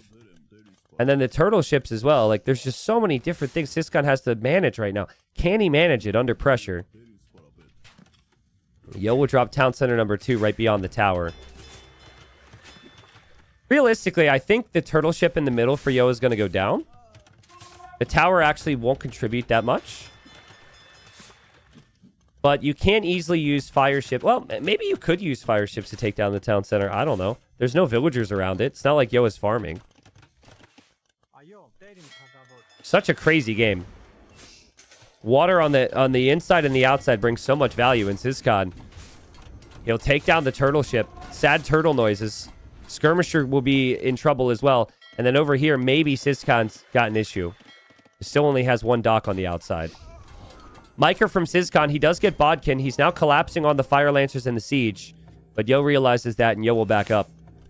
And Yo just slowly taking down the archer range as well.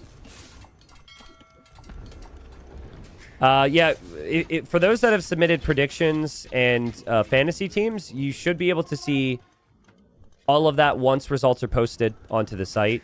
So for that to happen, we actually have to have a result. I don't know if it updates game by game. It'll probably be after the series. I would say maybe at the end of every day. So I'm actually kind of curious because that would also show how many people submitted teams, which last time was a couple hundred. But you won't be able to see it right now, as Syscon is just slowly being picked apart and slowly falling behind, guys. He never has enough to deal with this. Never had enough to deal with this. And Yo is on town centers now. Yo does really need to farm. He doesn't have like any farming ego, so that really needs to change. But he's got the town centers. And they're in good positions, and he's pressuring the only town center Syscon has right now. Yo just makes the game look so easy, man. Like, how does he just defend from what should be one of the most devastating rushes on a hybrid map and just get to the state of the game? It's crazy. He's so good. Syscon will have 2 relics, but none of the game plan was all about this, right? Syscon wanted the game to be over. He does land a demo. Maybe if he spots this and can push this area, but even then, against Koreans, there's towers. Pretty easy for Yo to defend. Yo is just buying food, too. Like, he's now adding farms, but he's done a lot of that this game. Just bought food. Fire Lancers obviously don't cost any food. It's a very good unit for what it is. Very cheap with the Koreans. And Yo sees this as well. Sees the Mangonel out of the darkness, backs away. It's got to be rough to be Syscon right now. He's a good player, but he probably doesn't even feel like it himself. Because it's just been 2 straight games where Mr. Yo... Well, they've been very different games, to be fair. The first game, Syscon was too defensive. Here, he tried to be offensive, and it didn't work in the slightest. Mr. Yo, always patient, always backing away towards the tower. This is the only chance Syscon has, I feel, is to go and raid in the north. He's been sitting at home with the Cav Archers. Maybe he needed to be more confident with them. Mr. Yo will see them. And he's just dropping another tower in the back. He did just lose a rocket cart to the Mangonel there from Syscon. So Syscon will keep his town center up for now. This is why Koreans are sick here, though. Your close quarters for towers. And your close quarters for the defense. And then, of course, the Fire Lancers. Yep, Syscon wanted to raid the wood line. There's already a tower waiting for him. And there's a turtle ship. 70 villagers for Yo. 53 for Syscon. And Mr. Yo even hoping to build another tower here. But might need to be a little bit more patient with that. I think the issue for Syscon was not the amount of longswords. It was the lack of follow-up behind the longswords. And he did try and go for the archer range.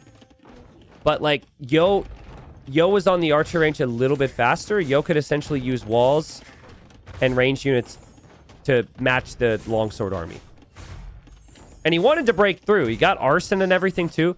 I just think I would have liked to see a tower rush. I think it always feels uncomfortable to tower rush a better tower civ, but I really would have liked to see tower with the man-at-arms and the range units. I think Yo would only be able to build one tower. Yo would not be able to leave his base for stone, and then this becomes a very different game. But Mr. Yo trying his best to defend from the cav archers. He's been saving up for a castle for a while. I think he knows about this town center, so a castle here would be crazy. He gave up on the tower idea. He's running away because the cav archers are coming to this area. Big shot for Yo. No. Good micro from Syscon, but here comes Yo with the villagers now. This is not the castle I would have expected from him. I'm guessing he doesn't know about that town center. I feel like that hill's really valuable as well. This actually could be risky because there is siege here, but he has the tower. He has so many villagers too. And it just feels like Yo's always going to have just enough for this castle to complete. Yeah, Yo doesn't even have Bodkin arrow. That's a good point. Blood Castle will go up. And so that will finally take this town center down. And oh boy, I'm telling you, this was the hill, guys. Yo might win this game, but this was the most important hill. They both had town centers here. Here, Yo doesn't protect himself. He just plays offensive. Does Yo see this? He does now. That castle will go up. That means the towers will go down. That means the town center will go down. And Syscon has expanded to the outside a little. He's dropping town centers. Maybe still has some solid chances in this game. He's still patrolling on the outside with cav archers to maybe catch Mr. Yo if Mr. Yo expands. It's still not good for Syscon economically in terms of population, but I think that's a good moment for him. This could get really chaotic too. Yo could try and push in, build more castles. To me, I don't think Yo has played enough of the map to know how many resources are on the outside. He has not prioritized that at all. Syscon is expanding like he's been there and done that, right? Like a player who's promoted who needs to practice because he knows the gods in this group of death are going to be an issue. So those little details, we've seen it in Titans League in the past. The first week or two, some of the big names are just like, well, you know, I'll be fine. I'll figure it out. And then some of the underdogs really send it. And that gives them a chance. I really think Syscon can hang on in this game for a while. Yo's still making Fire Lancers, but he isn't exactly pressuring anywhere. Oh, God. He is going to pressure, though. We've got the Choo-Choo from the Ram with the Fire Lancers. I think that Ram will go down, but the Mangonel will go down. That's a castle from Syscon, exactly where Yo was about to build a castle. Syscon saw the vills. He bought 300 stone to get his own castle. Will it complete? Oh, no. Oh, and now he cancels it. And now Yo's like, thanks, bro. That was a good spot. I agree. He places his own castle. And it's going to go up for Yo. There's no army here from Syscon. He can't do too much about it. Yo will still lose this town center. That's 2 castles for Yo. Could end up being 3 pretty soon. But now Syscon needs a castle as well. And, and so now it's his turn. Unfortunately, Yo is farming there. But I guess you just back it up. You cram it into that area between the farms. He's so busy right now. Syscon, you got to build this castle. You have to do some counter damage quickly. Quickly. Place it right in that gap. Yeah, there you go. Okay. Meanwhile, we've got a warrior priest back here. I don't know if that'll do anything. Yo is expanding. Yo is fleeing. Yo is now pushing with Fire Lancers and towers, and he wants to push this town center. This game is just chaos. This game is just chaos. Bro, Yo is evacuating. Syscon is evacuating. But in these types of games, I really like the cheap Fire Lancer, and I really like Korean towers. The fact that Yo can just build a tower everywhere just to shut things down is really good. Or to supplement the push, right? And there goes Yo. And casually sends 20 villagers to the north. And he'll build outposts and find there's some stone up there. We found some gold over here too, but there are cav archers denying it somewhat. I'm going to assume Yo thinks he has Bodkin Arrow. I mean, there's no way he's pushing with this many towers without without wanting that. Syscon is actually starting to take the relics to a safe monastery. And that's not even being pushed, but I think he foresees that's going to go down and he wants to escape, which is interesting. I don't think I would do that, to be honest. Because I think if you don't win this game fast, it's over anyways. But that could be a detail which we end up looking back on. Maybe late game on this map is all about Navy. Because technically Navy could just gotta range everything. So maybe Armenians could just play Castle on the Shoreline. Run, buddy, run! Castle on the Shoreline and Galleon. He is imping. And Yo is nowhere close. But still so painful for Syscon because so much of his eco is just surrounded by towers and siege.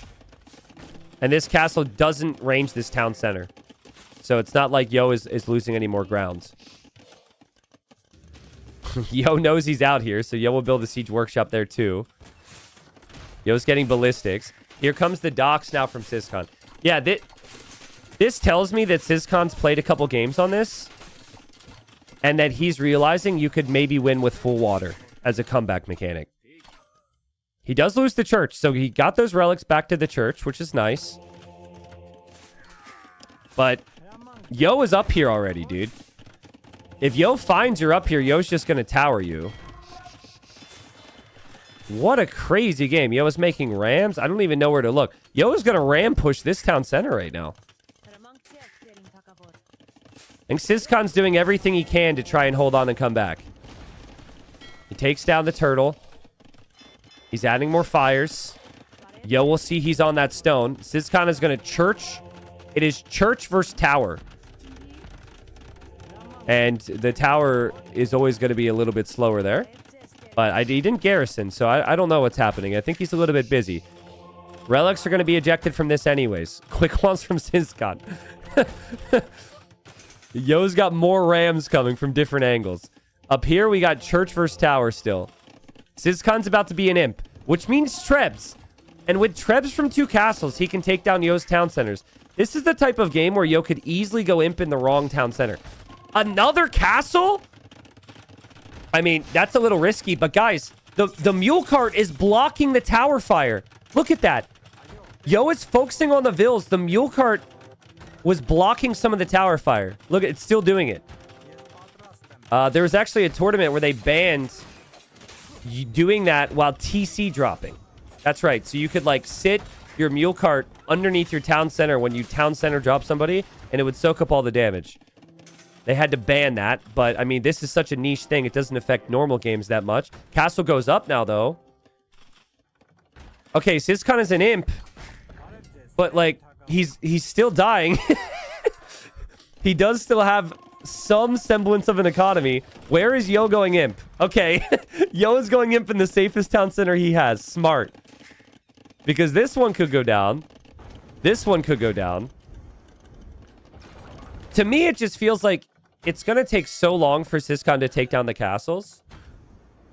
And by the time he does, if he does, Yo is going to have military and be fine. Like, Yo's not losing villagers.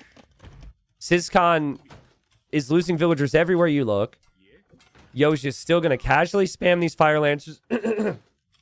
And, yeah, again, that's not the imp TC. But he's going to... Yo's going to make the fire lancers and probably just use the fire lancers under the castle at a certain point. I do not think Syscon should resign here. He's Trebs significantly faster than his opponent. He's taking down castles. He has comp bowmen. Comp bowmen are okay against the fire lancers. He is doing some damage to Yo. He's got nice momentum.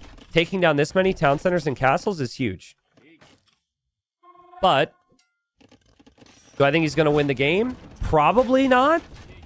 Yo's resources are still looking really good. It's just he's starting to lose ground here. Yo will build the monastery here. Remember, Yo has 3 relics at home. He's about to steal these 2 as well. So Yo will have all the relics then, except for 1. And all right, so now Yo's an imp. Yeah, guys, if you're coming in from YouTube and you're used to watching me at 2 times speed, I'm sorry I can't compete with my 2 times speed self. I haven't had any caffeine today, so I will try and improve. I can maybe bump it up to 1.05 speed, but if you watch me on 2 times speed on YouTube, I'm sorry. But I'm probably going to sound exhausted or something. I get it. I do the same thing. And Monk here might see the villagers escaping for Yo. But I think Syscon's got all of his focus on his trebuchets right now. Elite Fire Lancers completed. Plate mail armor's on the way for Yo. And he can just do this. This is the fear. This is the problem. And Yo still has his other castle, too. He might only be on 1 town center, but he still has 123 villas against 60. And he can fix the town center problem. That is a really crazy tower placement from Yo, but hey, build it where you can, I guess. And he can do more of that as well, with 700 stone in the bank.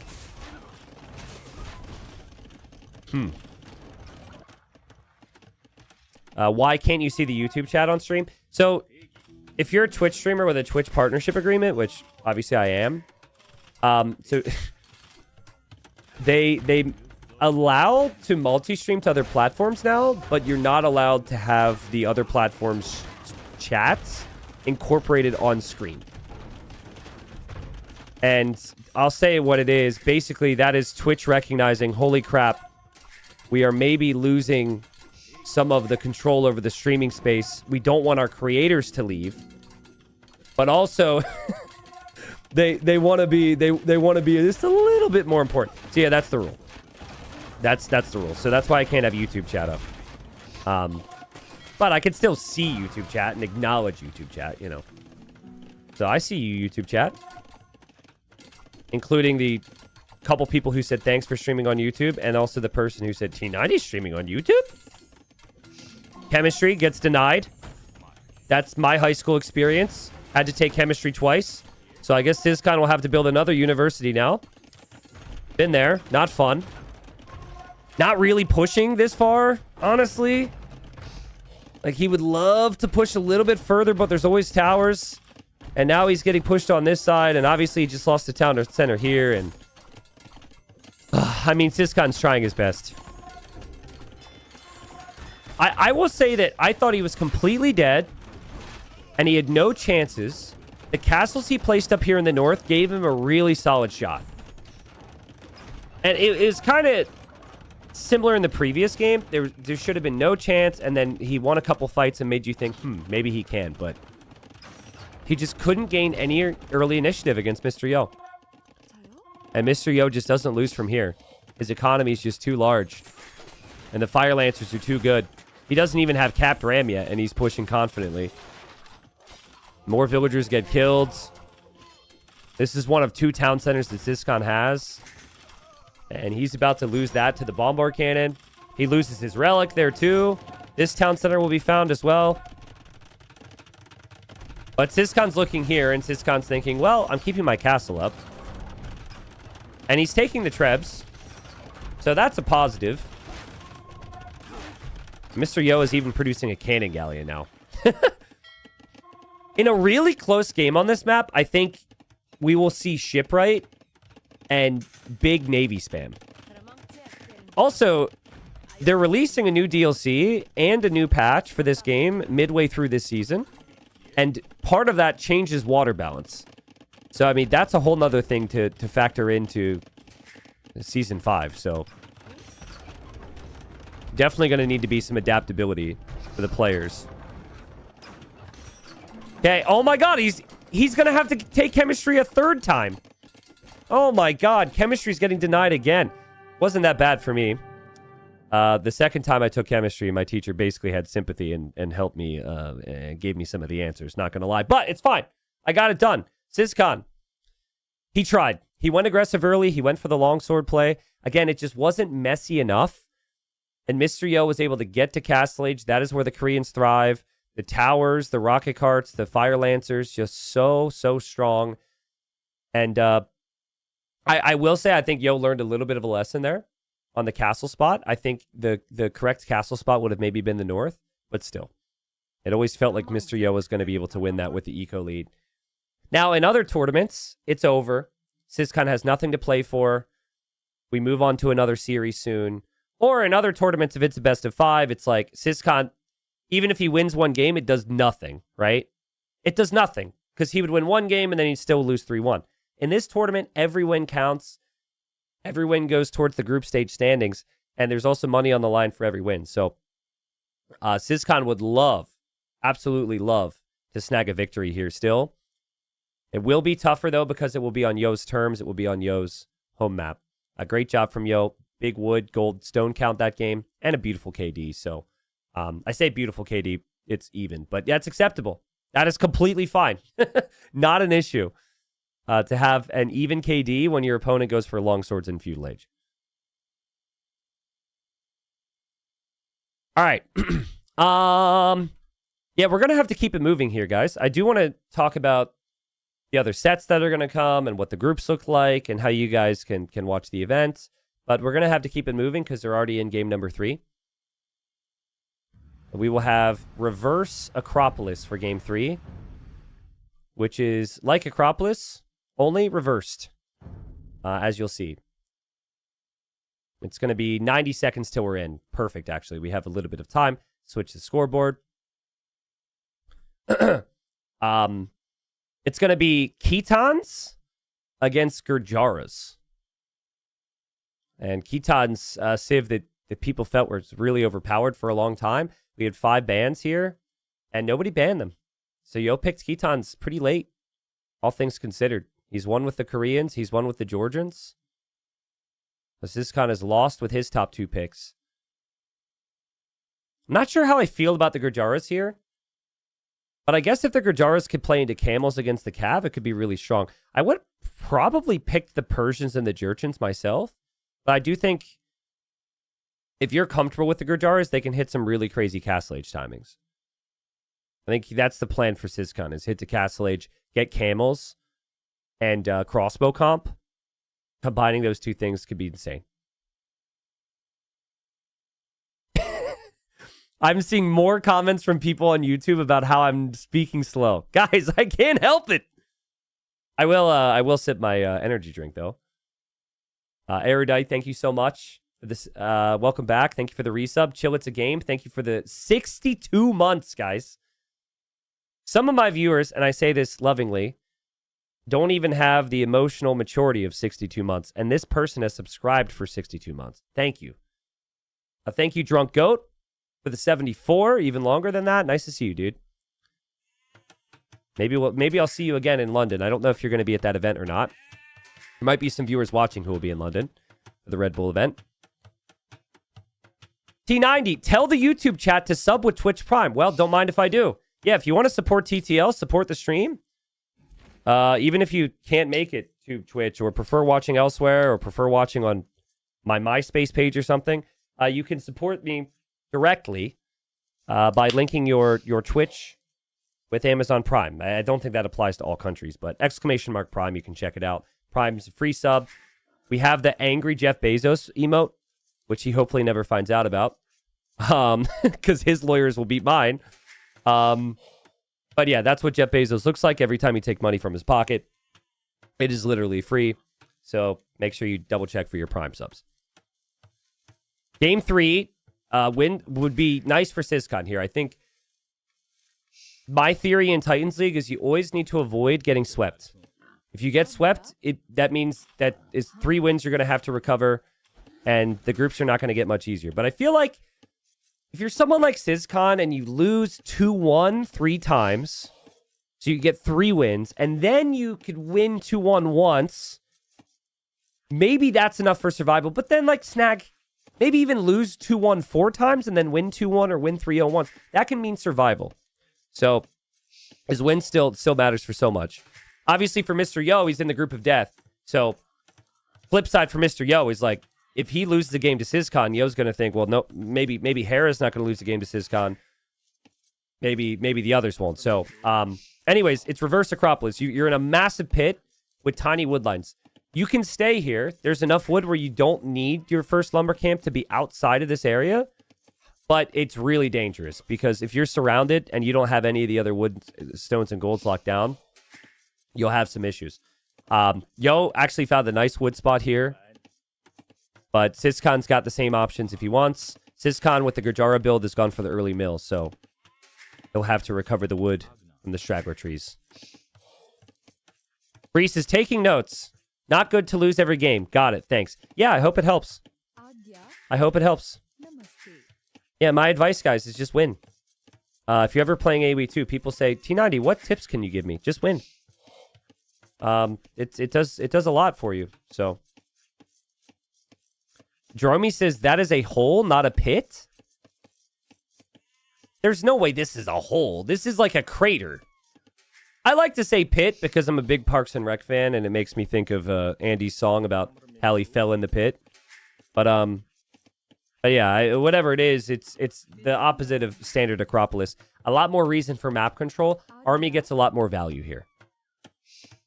And so Syscon's building his lumber camp on the top now. To be honest, though, I'm not going to go counting every tree, but I think this would have a similar amount of wood for the start. A lot of it's where your buildup is going to be, though. Where is your focus? So if you have the lumber camp here, all your military buildings are up here as well, which it protects it. And just protects all the areas around. Scotch tape. Thank you for the gifted sub, man. Appreciate that. T90 Parks and Rec versus The Office. You have to choose one. Oof. Office is more nostalgic for me, and Office I will watch more because it's kind of like my comfort show. But I don't actually think it's as good a show as Parks and Rec. I think Parks and Rec is the superior show, but for my nostalgia and my brain, who just likes to have something on in the background sometimes and not really pay attention, you know, I would watch The Office more. So. But chat might disagree with me on that. And villagers coming to the top for Syscon. I'll pay attention to see if he's pulling sheep out of his mill. Because you've got the berries underneath the TC. He's actually letting the board decay. And he's going super heavy on wood. I think this might be archers. I would guess this is going to be archers. Archers into scouts would make a lot of sense here. Yo is attacking. I don't think Yo did that on purpose either. Yo didn't know the woodline was there.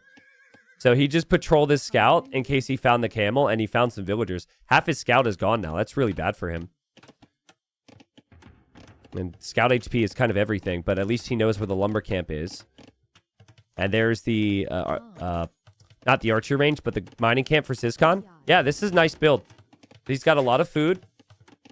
The issue is, you still have the eco at home you need to wall and defend too. So this you could bubble wall. Build out around the barracks. Crazy Geometer is asking if I'm casting MBL and Hera later. Dude, I'm casting every game. Yeah. I won't miss a single set of plat. We'll also be covering silver and gold action. Absolutely. Anything you see on that schedule that's in platinum, you can expect. Platinum schedule is Friday, Saturday, Sunday, and Monday. There's the occasional week where there's a break for platinum. That way we can cover the silver and gold playoffs. But yeah, in terms of coverage days, Friday through Monday, 3 sets a day for platinum. And then hopefully some other stuff on the other days. Damn, this is some crazy walling. Like, I kind of like it, though, if you can complete the walls. I still feel like this could be disastrous. And this means he's not going to be aggressive for a while here. He's giving Yo a lot of time to cook. This still needs to be walled in. He can't blindly move forward with random archers because Yo could just snipe him with scouts. So he's just focused at home. I hope he realizes there's a hole here. He does have the camel and the spearman there, so I think it's unlikely that Yo will find any damage there.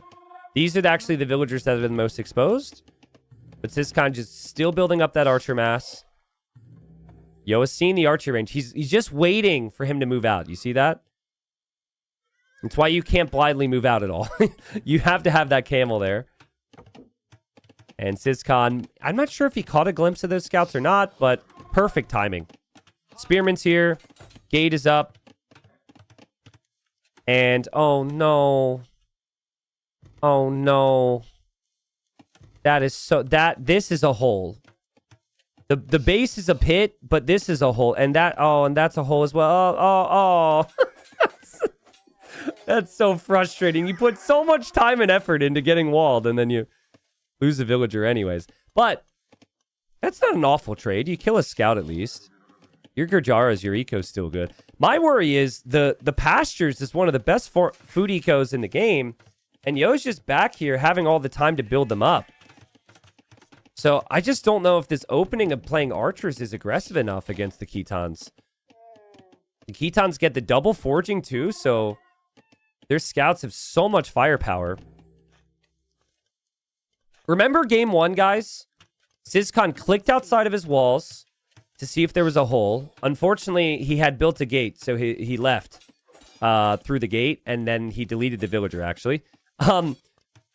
Here, he should do the same thing. You click behind, and you would find that hole. Will he do it? He just lost his camel there. He's not doing it.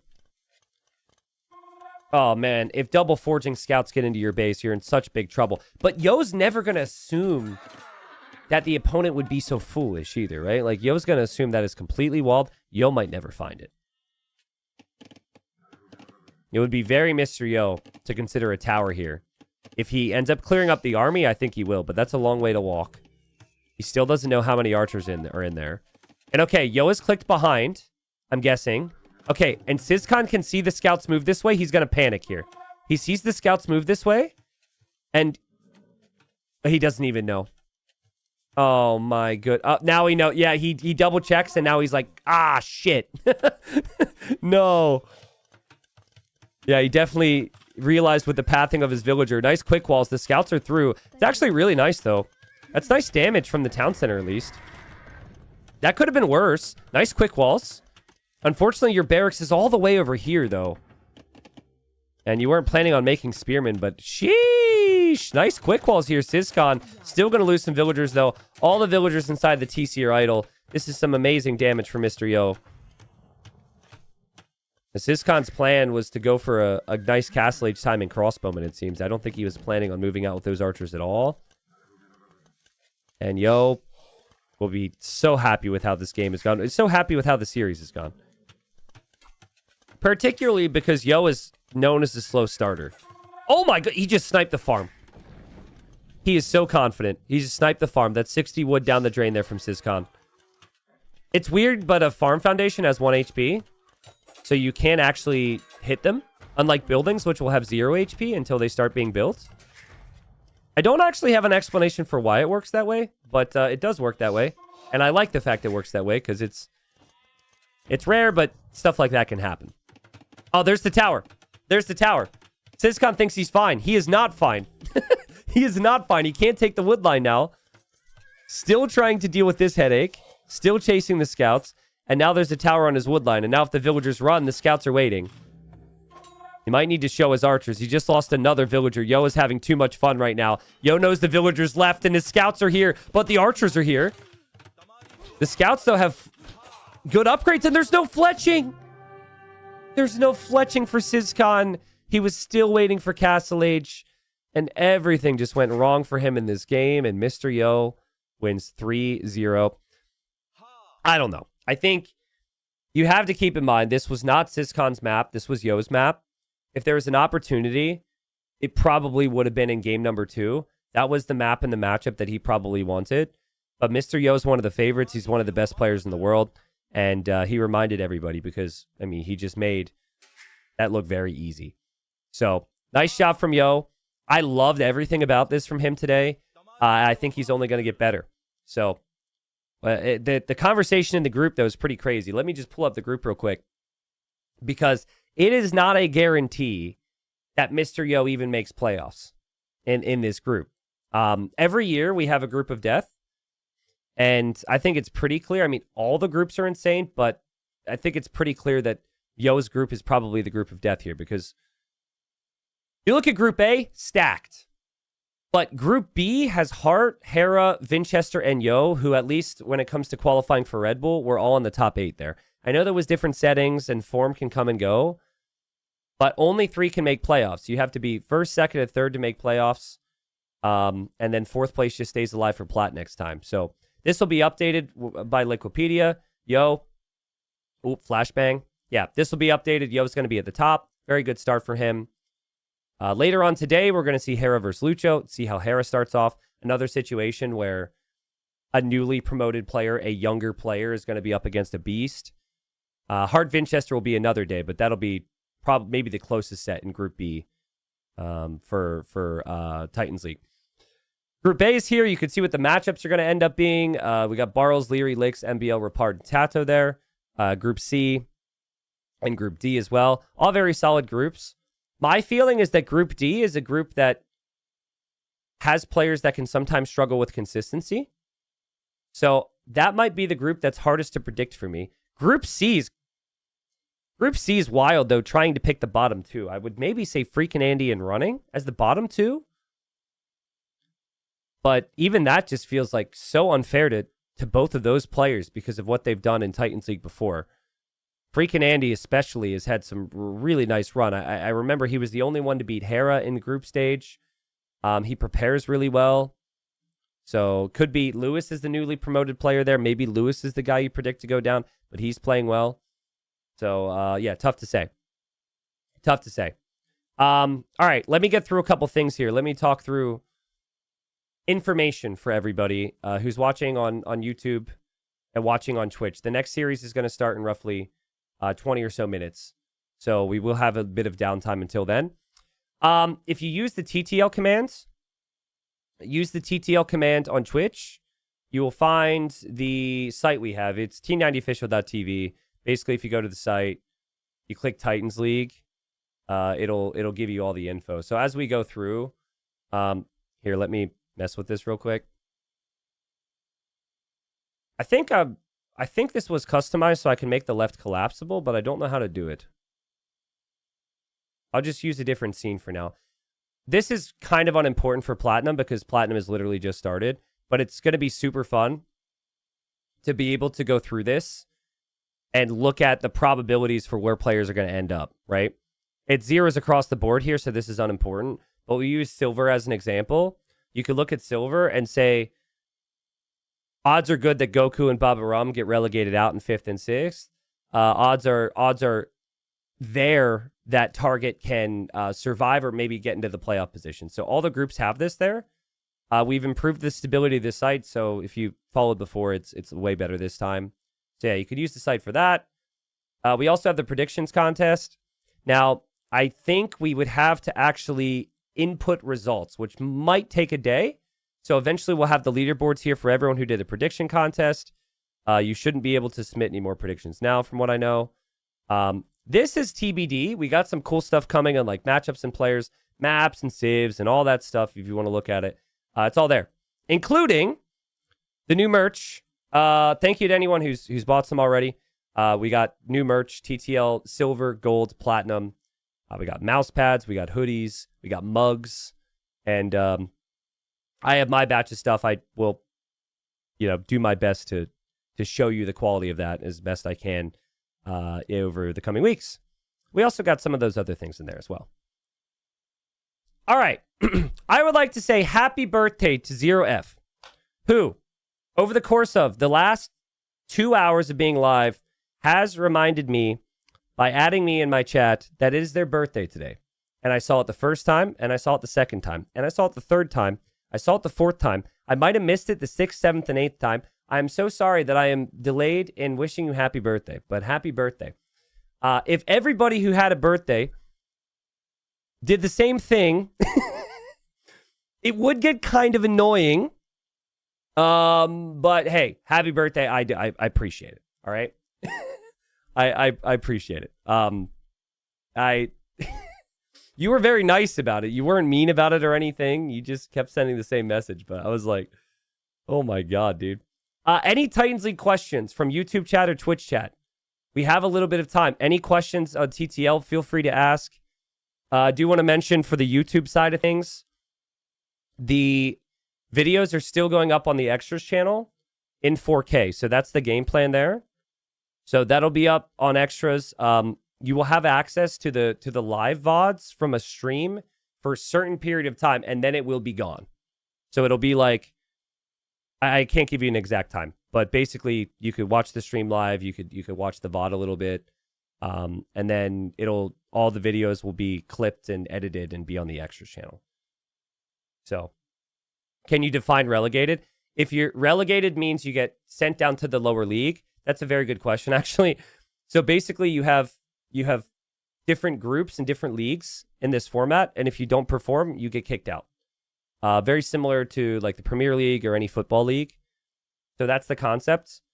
Example that's pretty easy to show you is I can just show you what Platinum League looked like last time. And we had good players relegated down to Gold who are currently playing in the Gold League as we speak. So this was what the groups looked like last time after all the sets were played. So in Group A, you had Liry, Sebastian, and Yo go into the playoffs.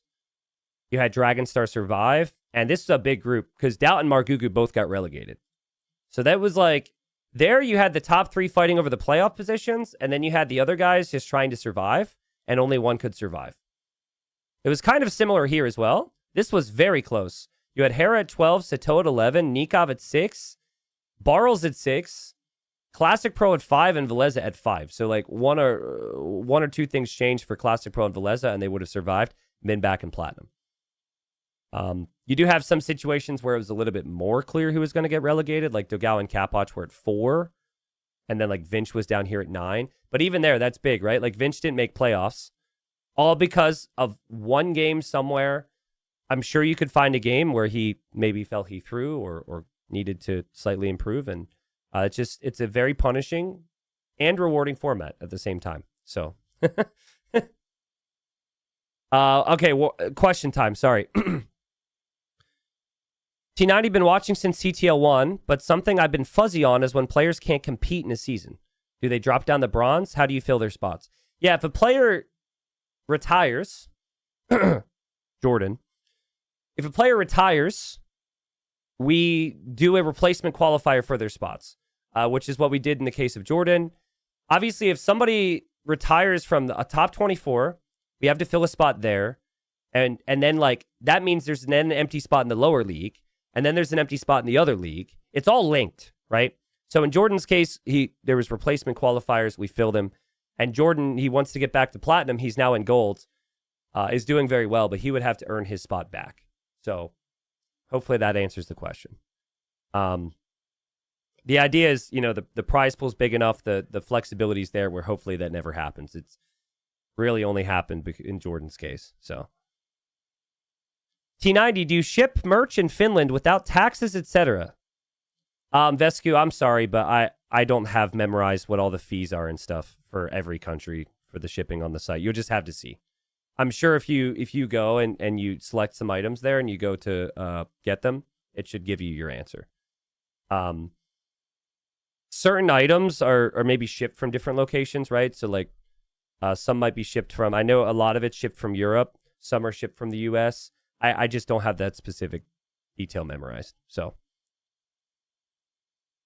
a T90, why was there no Season 3 for Silver League? Because we've expanded the format over time. So this started much smaller, and now we have 100K for the full season, and we've been able to expand the format. So the goal for me was start at a realistic position for the game, and with what was feasible. And then every time I get back to the drawing board and I try and think, what can I do differently and what can I improve? So, for example, one thing I really need to improve for this season is update my freaking scoreboard. Sorry, yo. So yeah, that's your answer. We've really grown a lot since then. And it wouldn't have been possible without the community support, guys. Like even the person asking me, are dinosaurs real, during a Q&A session, which isn't exactly relevant, that person's still here supporting and actively watching. So, without the community, I don't think World's Edge would have been like, yeah, let's slop even more money and be able to expand the format. So thank you. Thank you. Anthony Wilfred, I answered your question about videos. All those videos will go to YouTube. I can't tell you exactly how much time because we're at the mercy of internet connections and rendering. So everything's ASAP. ASAP might mean like 12 hours or 24 hours or 36 hours because we have 3 sets a day. So yeah, it'll hit YouTube as quickly as possible. And we also, for YouTube right now, we are live. That VOD will be up on the main channel. But all the uploads were going to be on the extras channel. So, all right, next set coming up is MBL against Rapard. I think I will take a short break. I will get to more questions. Happy to do it, but let's just take the break now while we can. Catch you guys in a minute. MBL, big fan favorite in this one. Rapard is so underrated. When I return, I will tell you guys what Rapard did in the previous season in Gold, because you probably didn't hear about it. Catch you soon.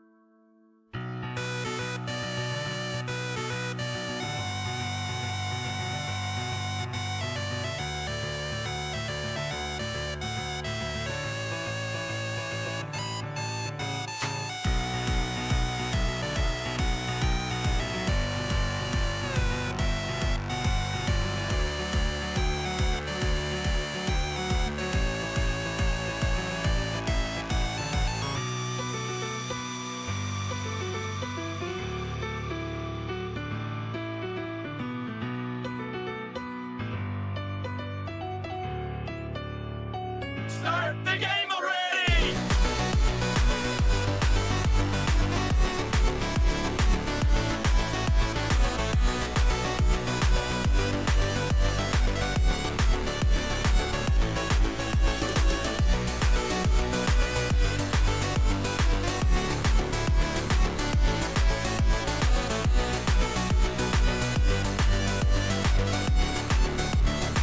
Start the game already!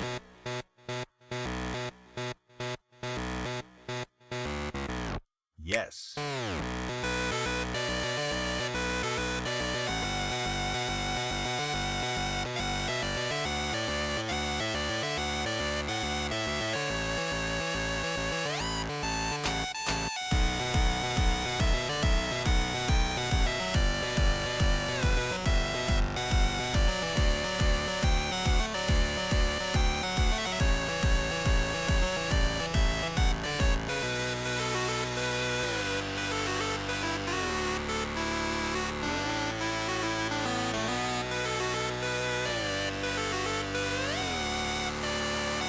Start the game already!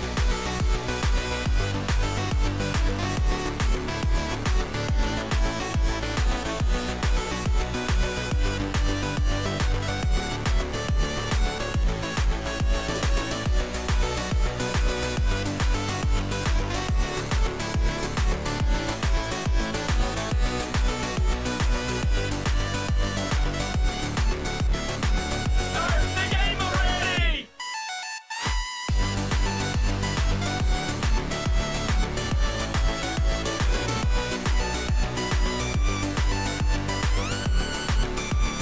Start the game already!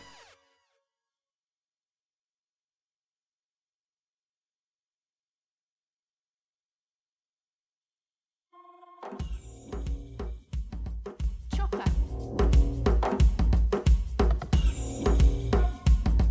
Chopper. Chopper. Chopper.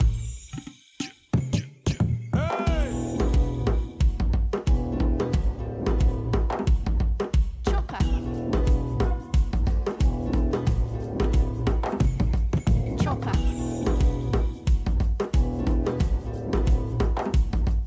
Chopper.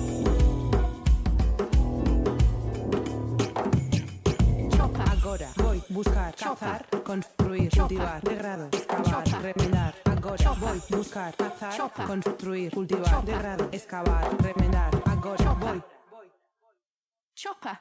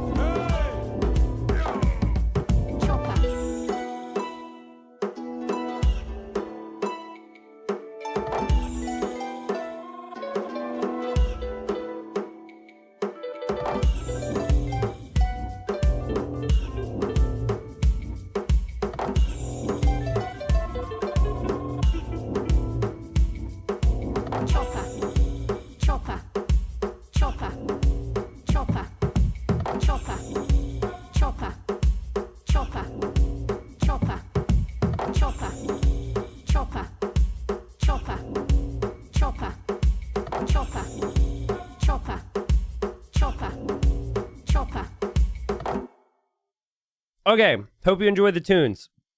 Question on this scene. Is the schedule big enough, or would you like it to be a bit larger?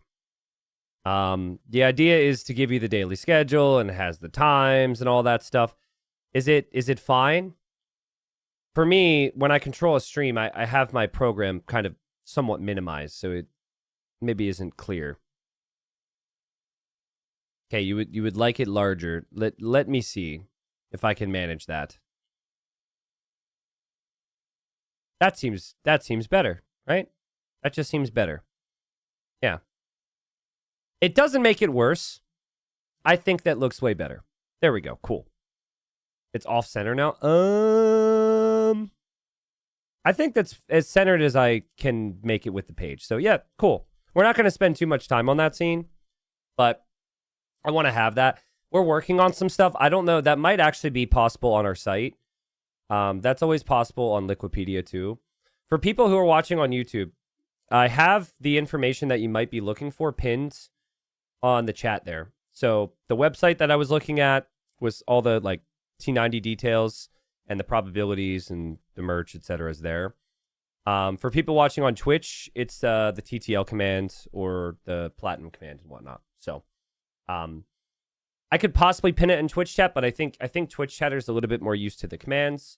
We might also toss it below the stream. I'm not sure. All right. Yeah, if you have more questions, ask away. But I want to actually start to touch on these two players because they're going to start their draft very soon.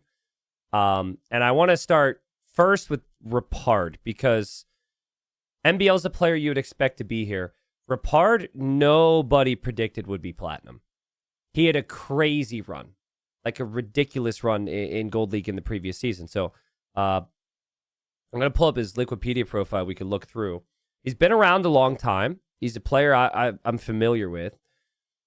He's been active since 2013 on and off. He's never had like crazy elo highs until maybe the last year or two, 24, 2,500. Total winnings around 10K. So that's really solid. You can see some of the events he's played in. Plays in a lot of like cups with the Russian community. With a lot of these good players like Dark and Antagonist. But yeah, here's his career earnings. He's been around a long time, right?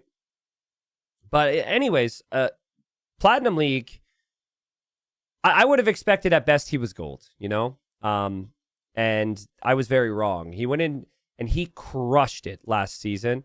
Here's a look at what he did. So remember, in gold, if you're first place in your group, you get auto-promoted to platinum for the next season. And then if you're in second and third place, you go playoffs. Look at the names in here. Look at this. Like, Mihai's platinum right now. People expect big things from him. Prisma, at 27, 2800, 18, 19 years old. Argentinians are freaking pumped for this kid. Draken historically did really, really well in Titans League. He was in platinum before. Miguel was in platinum before. Miguel is in gold now, actually. Miguel beat, like, Veleza yesterday, right? And then Wide's a good up-and-comer, too. He crushed. He crushed. So that's how he ended up in platinum. He 3-0'd Miguel. He 3-0'd Wide. He 3-0'd Draken. And then he did lose 2-1 to Mihai. And then he ended up beating Prisma 2-1. So he dominated. So that's how he's here. But, like, he does not have the reputation. He does not have the name of some of these other guys that were first. Like Vivi. Vivi's a former top 16 player. So with Vivi's situation, that's very different. You look down at some of the other groups. Like Lewis, much higher elo, has been performing better in all events. Syscon, performing much better in all events. Both those players crushed it as well. So, yeah, I have no clue what to expect. No clue what to expect from Rapard. Like, I think people are going to look at Rapard as easy points and that they should beat Rapard. But I if he's practicing, if he's in shape, he clearly is very good. So we'll find out. The thing that Rapard will do is that he will send it. So he'll just go yeet, and I don't know if he says that, but he will be very aggressive here today. So he's not gonna like sit back. He's not gonna play defensive. He'll be aggressive against MBL, and MBL's should on some level know that. In MBL's case, MBL's actually got a very different situation for NBL, he got relegated out of Platinum before, and then had to get promoted back up to Platinum League. So I think that was, what year was that? That was like season 2. I remember Bact came out of retirement. Bact hadn't played in months. He came out of retirement. The last event he played was Platinum League. He relegated NBL and then he retired for real. That's basically how it went. Let me see if I can find this. Yeah, check this out. A lot of you guys might not know Bact, but in season 2, well, I mean, Draken also contributed to that too. In season 2, NBL was relegated, and that was crazy. This was a crazy season. Holy crap. JBR says, did you see my message about the schedule today? No, I did not. I could read your message. Yeah, this was wild because Vinchester had won season 1, and then he got relegated, which might never happen again. So does this mean we have a schedule issue, or... JBR said he messaged me.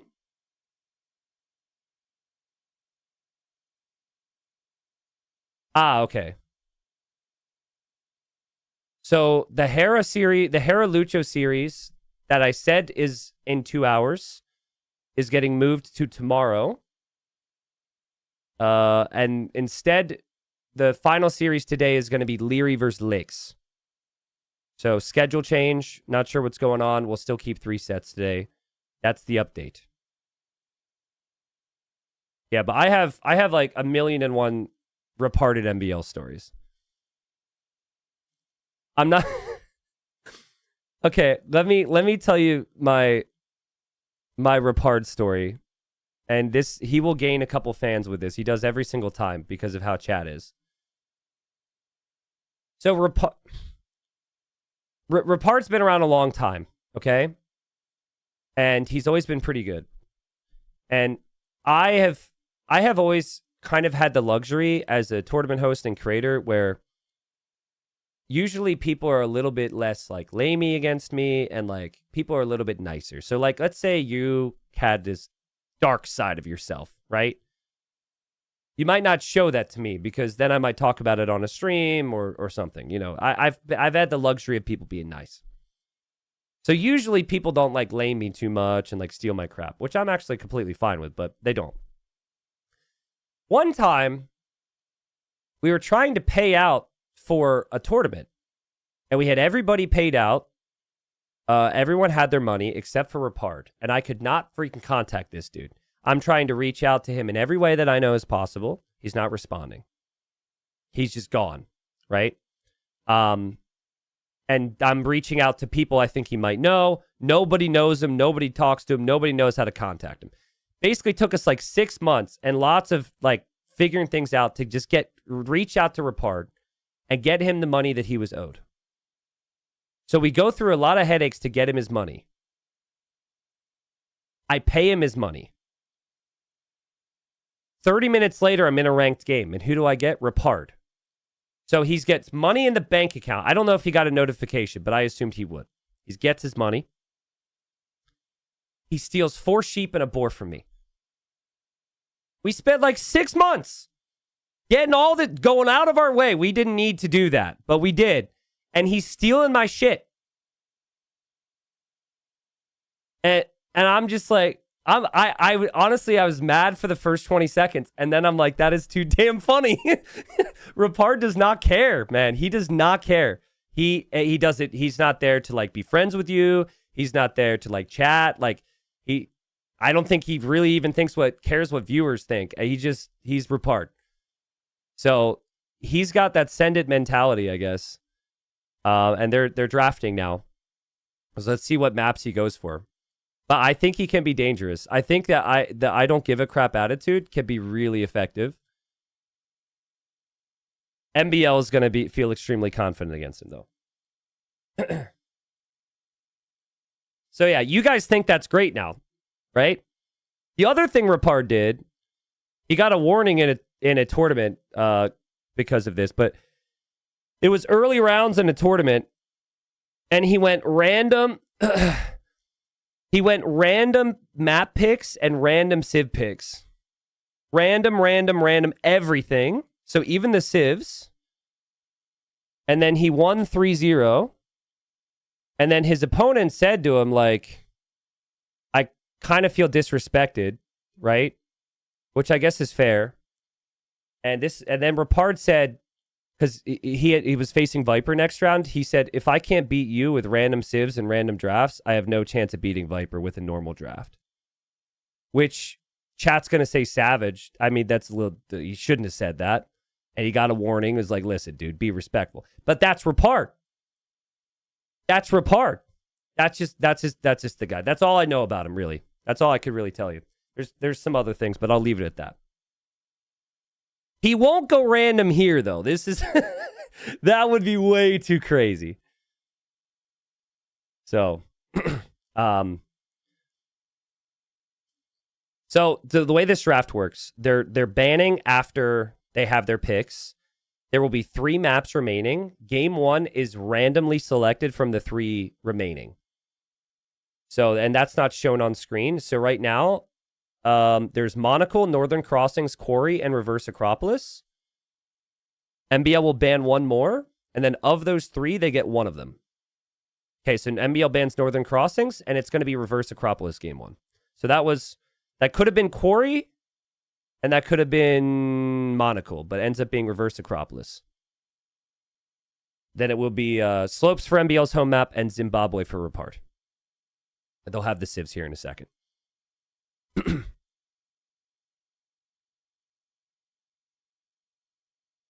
I think MBL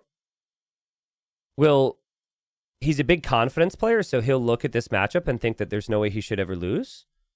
But what would happen then if he loses the first game, chat? Do you think that could he'd get in his own head a little bit? That would mess with me. If I was like, there's no way I lose, and I'm overconfident, and then I lose the first game, then I could be like, oh no, what am I doing here? So I think first game really sets the tone. I mean, the first game set the tone with it set the tone in the Yo series as well, right? Because Mr. Yo, he faced no aggression, he had no problems, and that confidence just went right into the rest of the games. But yeah, MBL's in pretty good shape. They're not doing the civs just yet. They'll do that soon. So yeah, good time for questions if you have them. Super Cat Thief says, T90, did you let Dave pet your cats? Of course. Of course. I don't not let someone pet my cats. My one cat basically took a nap on him, and then he wouldn't leave. He's like, oh, guess I'm stuck here. So my one cat is friendly with everybody. So Dave had no issues there. The other cat was like, I don't know if I trust this guy. But that's normal behavior, so. 1890 is streaming a YouTube 1440p possible. Thank you. It's tough to multi-stream and do different qualities to different platforms. So I would say no promises there. It's tough, right? If you watch my YouTube videos, they're all in 4K and it's crystal clear quality, but streaming is a completely different story. So I think YouTube will have to be 1080 for the time being.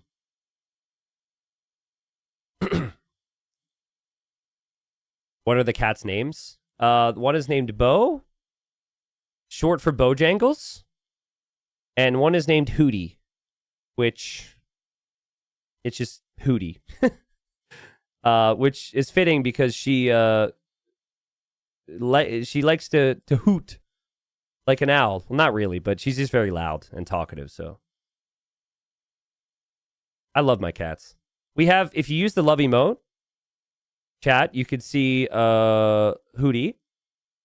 And if you use the cat emote, you could see Bo. Biased take, but my cats are very, very attractive. Very cute kitties.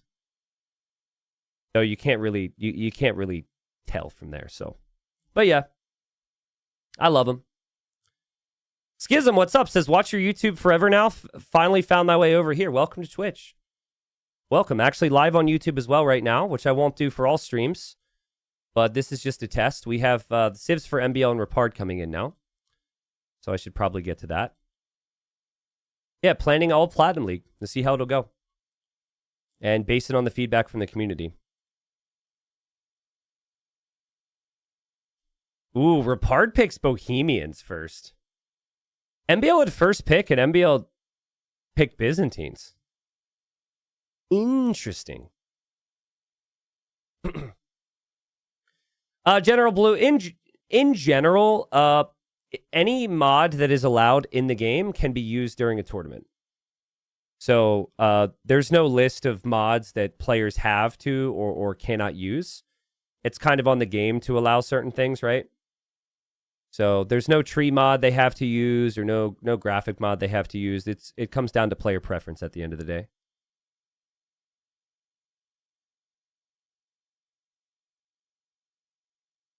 The way the groups are formatted for TTL is based on the previous season. So if you ever have a situation where you're like, man, that group is really strong, it's oftentimes because somebody had a stellar run in the previous season. And if you remembered season 4, Dark and Nikov went top 4. So they became like seed 1 or pot 1, and they've been somewhat rewarded by quote unquote easier groups. If you look at, I have a video on it actually, but yeah, basically you can't be paired with someone who is on the same level in the previous season. So every player gets given a pool of 1 through 6, and then the 1s are all separate from each other, the 2s are all separate from each other, etc. So yeah, in this case, Hera won the tournament, and then you could argue Hera's got the stronger group. So I don't know. Maybe that's the AoE gods trying to give Hera a tougher test or something. But obviously that group is really tough. But form changes a lot in a year's time, and it never really used to. But these days, it's like a year changes and players are going up, players are going down. It feels like a lifetime. Humble Jelly, thanks for the 64 years. All right, 64 years? Wow. There's a chance I might say that to somebody someday. It's been like 7 or 8 as a partner. I don't know if I could make it. I mean, maybe I'll still be streaming then. Who knows? Thank you for the 64 months, though. Yeah, we've got the dad emote. I'd be looking a lot worse than that 64 years from now, so. Yeah, so the schedule that we had up here, I don't think this will update for us, but just as an idea for you guys.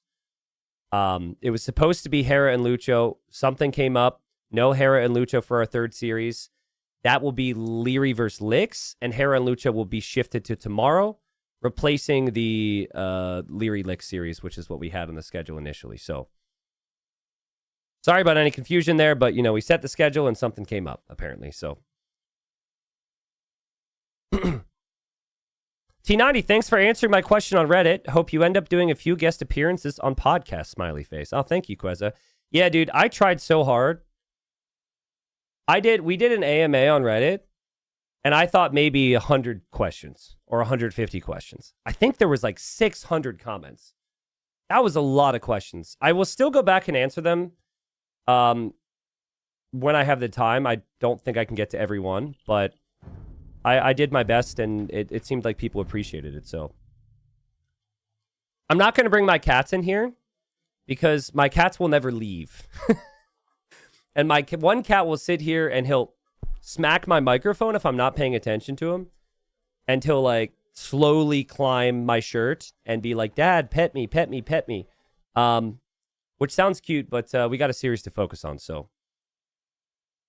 We got 2 minutes until we're in. MBL against Rapard, opening round of Titans League for both these players. A quick look at the group again. I've got all these different tabs that we're researching. We'll get back to where we're at and just remind you of what this group looks like. Actually, I want to hear it from the top guys. Pick your top 3 in this group. Top 3. Show you again, just as a reminder. This is a tough group. Rapard, he had a crazy run to get here. Everyone's going to probably expect him to be relegated. He's got to prove everybody wrong. But then you got pretty well-established players. Barles has never been relegated. He's always at the top, near the top of TTL. Liry, Tato, and then Licks. I think it's possible NBL doesn't even make playoffs. I think Barles is in really good shape. That'll be the fight probably between Barles, Liry, NBL, and Tato, who makes playoffs and who doesn't. That's tough to call. But yeah, Licks, last time he was in Platinum, he went 0-15. It looked so bad. It looked so bad. But like, I don't think he cared. Like, it actually makes me mad to even think about. There's no way that will happen again. There's more money on the line. I think Licks is in better shape now. I have no clue what that was last time. But Licks, if he's on, can be a really dangerous player to play against. But the consistency is always the issue, like for anybody else. NBL just titled the lobby for this game his opponent's name. Some people are like, Titans League Season 5. And they do like the nice little title so that, you know, it looks cool so I could show you guys. NBL just goes, oh, well, now you have to look at my weird mod. Whoops, I mistimed it. NBL just types Rapard in the title. Guys, Rapard's good. You're about to find out. Rapard's good. I don't know if he's good enough to get wins against NBL because NBL's a beast, but Rapard's really good. Thanks for being here, everybody. Let's get into it. It's the fun one. So here we are, folks. We got another series of many. There's 60 total sets at group stage. So we got one down, 59 to go. We have Rapard in the red. Rapard's a player who's been around for 10 plus years, but he's really had a crazy performance last year. It was by far his best performance in any event, I would say. And it was shocking. He beat all the players in the group pretty much, except for, I think, Mihai. He got first in gold, and now here he is in platinum. So we'll see if he could survive in this crazy group. This group, still getting used to this, but I think this should be here. Ah, yes. Act impressed, guys. That's what the group looks like. Odds are that maybe Licks and Rapard are going to be bottom two, but like we've just been saying, both players obviously have lots of abilities, lots of skills. Yes, chat. Act amazed. Act impressed. Here, watch this. Ready for this? I even have the civilization draft for you. Look at that. We've got the civilization. Wait. It's not flipped. It's the other way around. It's the other way around. It's the other way around. I'll get better at it. I don't know. I'm doing the thing. It's the other way around. Unfortunately, there's like this left-right thing in game, and so I have to put it in there twice and then flip one of them, and I thought I did. But the point is, we get better. I'll tell you guys what I've told my fiance on our first date. If you lower your expectations, you might actually end up enjoying your stay here. So that's not exactly how I said it, but it worked out for me. We're getting married this year. All right, so Jurchins for NBL. Persians for Rapard. I like the pick. We've got Reverse Acropolis where the players are in a pit. So losing map control is going to lead to horrible, horrible things. Players are probably just going to push in their deer and go scouts in this matchup. But for many, this might be the first time they've watched Rapard play competitive AoE2. He's around 2,500 elo. But he's a player that NBL will know because he has actually been around for 10 years. He's been around a really long time. Actually, it says he was active since 2013. So that's not 10 years anymore. That's actually 13. NBL's very hit or miss. He had a deep run the one season. He then got relegated the next season. Then he came back. But I think he's in really good shape right now. So I think what would be tricky for NBL is typically it's preparation. I think the group stage does give him more opportunities to get a feel for the maps and get a feel for the settings. So I think NBL will be fun to watch as always. Titans League Season 5. The main difference, even though this is similar to Acropolis, the main difference is you can't be as greedy on this map and you can't play as defensive. Because on the normal Acropolis, you have the hill advantage. So sitting on top of the hill means you naturally do more damage against the opponents. But here it's the opposite. So I've seen players in some practice games, they might even build a second town center down here or something, right? And they're fighting and they have a 20 villager lead, but then the enemy's just completely surrounding them and you just run out of res. And it's not easy either to just choose this forward lumber camp. Like, you're probably still going to start on the bottom, but you got to fight for your right to pod. No, you got to fight for the woodlines, right? Hopefully I don't get copyright strike for that. That would be pretty bad to be demonetized because that sounded exactly like that song. But woodline there for Rapard. A lot of villagers on wood, actually. What is he doing? The fact that he's got 11 on wood right now is a little off. But he'll probably adjust that. MBL on his way across the map. We'll find an extra deer. Just lots of deer pushing. And before the chaos in feudal. Binf guy, thank you for the 29. Cop Chameleon, thank you for subbing. Good to know the cat emotes brought you back. Thank you, Enki. Thank you, Dumpy Donut. Grand Pater. Hailstorm. Stoozy, thank you. Catching up. Jurassic Pork, thank you. Welcome in. TTL is Titans League. Well, officially T90 Titans League. Not Tuesday Taco League, but Tuesday Taco League sounds pretty sick, though. Boschwell, welcome in. Thank you for the Prime sub. Appreciate it, everybody.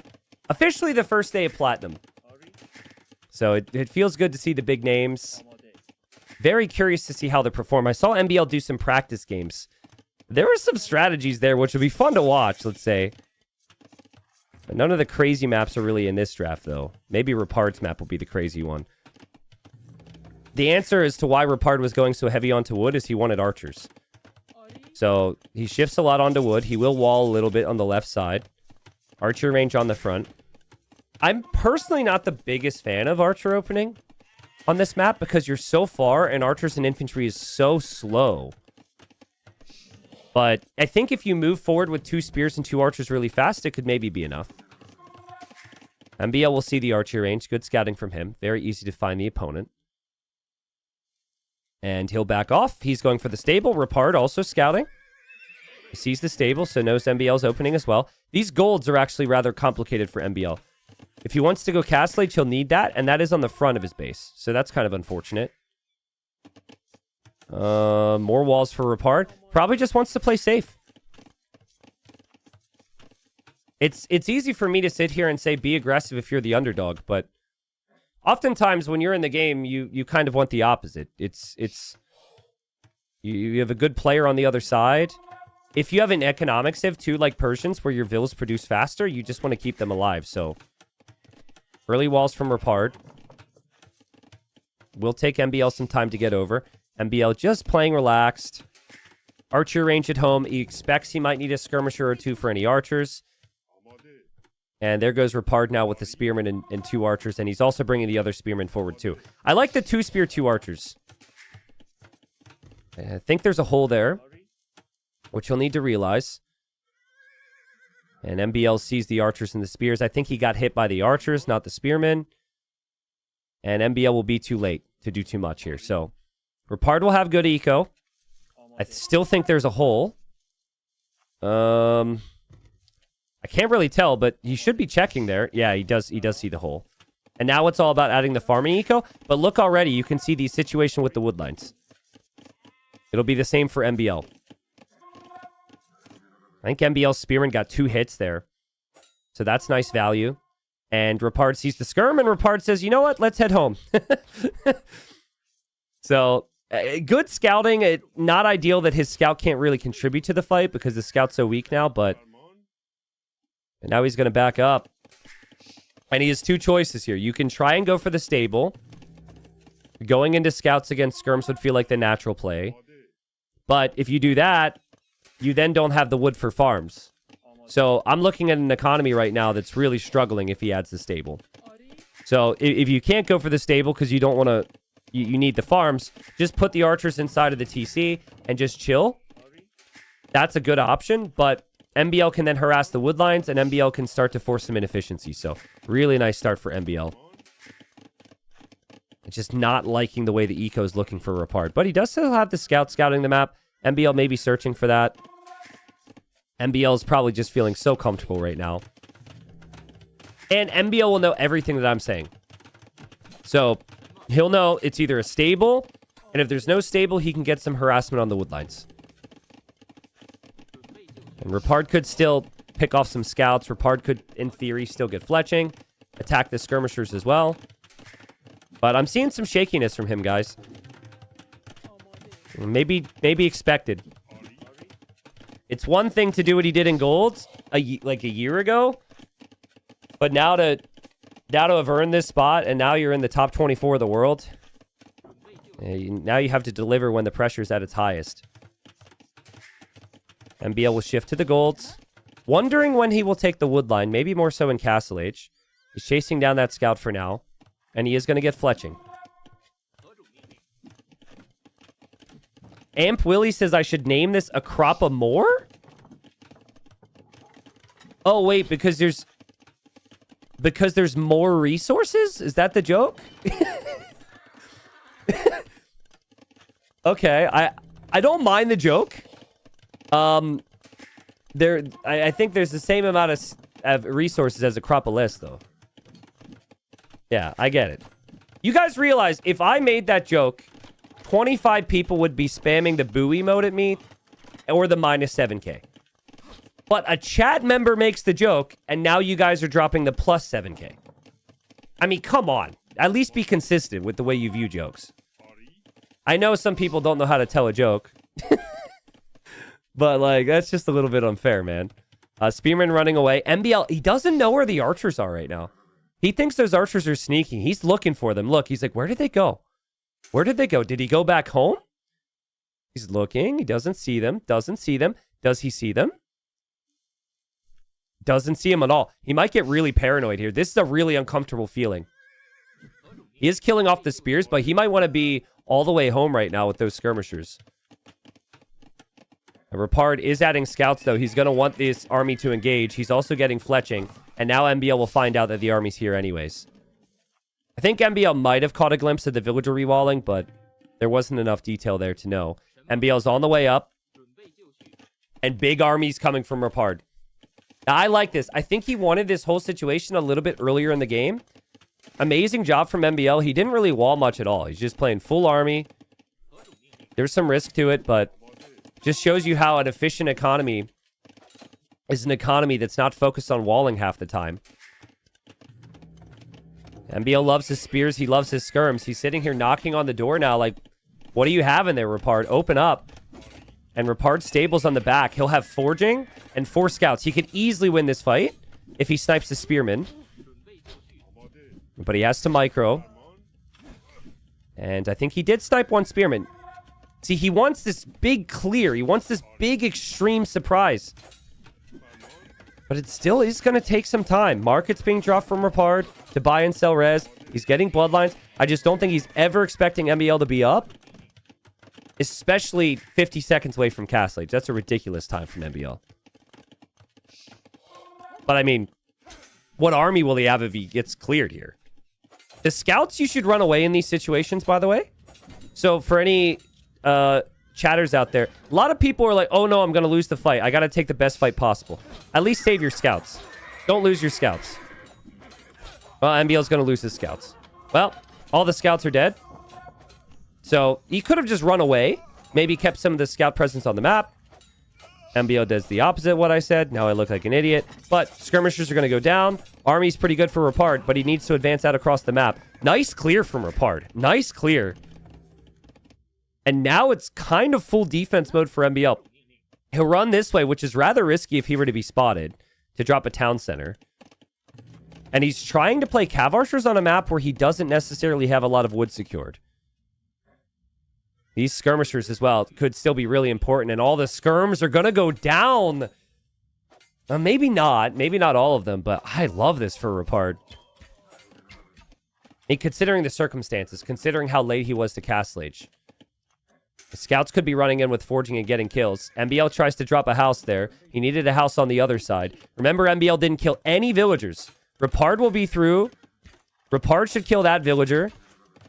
So 1 villager snipe for Rapard. Rapard's now coming through from this angle. Rapard will pressure the golds. Rapard is making MBL work right now. He's taking down the cav archers with these scouts. These archers are actually backing away and microing well against the lancer. Rapard maybe has a chance of killing another villager. I'm not sure if his plan is to keep these archers alive long term or what, but I like the damage. I like the harassment. And MBL is kind of struggling to get the consistency with the fights. Still, though, second TC. He can shrug off one villager loss, no problem. And I think maybe enough armies here. I also really like cav archers for the Jurchens. The mounted units attack speed bonus applies to the CA. And I love cav archers and knights and camels here because they're mobile. Rapard is 2 ranges. He's going to do the same. But where does Rapard end up dropping his town center now? Does he even get a town center? He doesn't have this area scouted. He doesn't have this area scouted properly. He knows about the front, but that seems risky. And over here, MBL. I think he lost a cav archer, but he's chasing down the archers. Rapard does not have stone for a second TC, so often you'll see the underdogs just sell their stone and think they have to win with army. But I don't know if this is a good map for that. Remember, Persian town centers work faster, so that's why Rapard has more vills. And he also killed that villager. But MBL's on 2 town centers. And MBL will kill the scouts there. And he might lose a couple skirmishers in the middle to that camel. That's not that big a deal. I think this comes down to cav archer numbers. Well, not only that, but also the crossbow upgrade's not bad. I was going to say the cav archer number's higher for MBL, but it will be 3 ranges for Rapard. Look how open he's playing. Look how aggressive he's playing. 1 counterattack and he will have problems. But at least with the crossbows there, you could maybe do some harassment. MBL gets pushed off the golds. I think MBL wanted to move forward and counter, but now that he's off golds, he has to maybe reconsider. Stone is protected. That's 3rd town center for MBL. And MBL still just shifting the villagers around. There is a gold here. So it's not actually that big a deal. He'll send more villagers over. He's still just being so patient. And I think he can trap this army. If this is all about cav archer numbers, he's going to find the kills he wants. Not what Rapard wants. He wants damage. He keeps trying to get damage. But MBL's only lost a couple vills. And as Rapard runs away, he runs right into the town center. So I played a lot against both these guys. MBL, this is just typical. He's always going to get to the TCs. And the players that are going to break him are the guys who can add the town centers but also go heavy army. What this is like heavy army, no town centers for Rapard, at least so far. I think it's a good approach, though, because MBL kind of struggles a little bit in early castle age with the army control, and then he builds up, and then the longer the game goes, the better he gets. But Persian cav archers, they don't scale all that well long term. You can get Parthian and Castle Age, but you don't get Bracer and Imp. But look at this. MBL's so late to ballistics, for example. Still doesn't have that. He will dive in here to take the crossbows. Cav archer counts 13 for both. I do think you need a second town center at some point if you're Rapard, but he's going for Parthian. That's a long upgrade. That takes over a minute. And MBL's going to counterattack. This is a crazy counterattack. Because he could still just think, I have the eco lead. Let's go home and clear this. Rapard needs to sense this army is not here right now, guys. He needs to understand this. Yeah, and he does. The game sense is there. He knew where the army was as well. Where does he town center? He's going to town center there. Ooh. I mean, that's a better town center. But that's exactly where MBL is going. And MBL will find the cav archers. He's still just able to avoid this army from Rapard. And he'll find the town center as well. And that is so bad for Rapard. Vill count's still close. But yeah, there's nothing he can do. All of his army has to come home now. Wow, what the? Okay, that's crazy. Double house wall saves the vills so far. He does have Parthian now too. And obviously he has ballistics. And he brings his army home. MBL will just take the villagers. But I don't know. I still feel like there is a slight chance that MBL starts to lose a lot of fights. I think he needs to switch into something other than cav archers now. I see a siege workshop from Rapard. He'll want to push that town center. I would have loved to see him chase this army. He's got the better army now. I think he's really paranoid about the sides of his base. He's expecting that MBL's army is going to be here. So, and now he hasn't seen anything, and now it's time to move forward, but... Villagers going forward, Cav Archers moving this way, MBL's Cav Archers falling back. MBL's also paranoid. He's planning on tower defense here. And he's dropping a tower there as well, which is kind of crazy because this is before Rapard even builds a siege workshop. And MBL's just, he knows how the game is going to flow. Everywhere Rapard will look, MBL will have some form of resistance. And he has a 20 villager lead now. Finally, the eco's paid off. He also sees the siege workshop, which is a pretty big deal. Like, you now confirm your suspicions. And Rapard's army have to move away from the towers. MBL's army could just move right forward to the siege workshop. And no! That has to go up still, and it's denied. It's a doubt shop at 94%, so... Now this is not looking good for Rapard. Again, he's tried so much to be aggressive and flood the army, but MBL's just able to avoid the bad fights and just delay and let his economy cook. He's got 4 town centers now. He's getting ballistics, which he hasn't needed this entire time. Still probably needs to be a little careful because Parthian tactics adds the extra armor. So I think that makes the Persian CA a little bit better. But, I mean, Siege Workshop goes up, you just click Guard Tower. Just click Guard Tower, and then the Siege Push can't happen. Unless it's a Ram. I guess Rams could do it, but that's awkward as well. MBL's Scorpions are chilling in his base. I didn't realize he had 6 of them. I remember he queued up 1 or 2. He's just got a lot of things to defend. Is the CA here to defend? He's got the Scorpions here to defend, and oh man, Rapard's just not expecting this. He wants to use the siege workshop. He needs to push. I think the best way to push is push this way now. Push to MBL's base from the hill. Ignore this. You do that, and you actually have an opportunity, because you can flatten the Scorps, maybe flatten the town center. TC number 3 and TC number 4 for Rapard. So he's bumping up the town center to count, but now MBL is on the way to Imp. Does MBL know about the wood line here? No, he doesn't. This is really bad, actually. He needs to know about this wood line. Oh, the Cav Archer's there, too. Ooh. Ooh. I mean, Rapard's probably not going to look there. MBL could probably complete that town center. MBL really needs that wood line. Rapard doesn't know where those Scorpions are. Did he notice this? I think he does notice it. But I think the group of Cav Archers just won't get there in time. MBL will complete the town center, and now the Cav Archers probably need to go somewhere else. That's crazy, though, that MBL sent that many villagers. If he only sent 4 vills, or even just 8 vills, town center gets denied, and he runs out of the wood line, but he completes it. MBL lost sight of the mangonels. Or I'm sure he expected the mangonels, but he moved the Scorpions back this way. And Rapard was looking for the Scorpions and can't find them. He's doing the right thing. Push the main base. This is the best position you can push. But MBL, he's fine with losing 1 archer range. He'll drop the tower. Vill count's much closer now.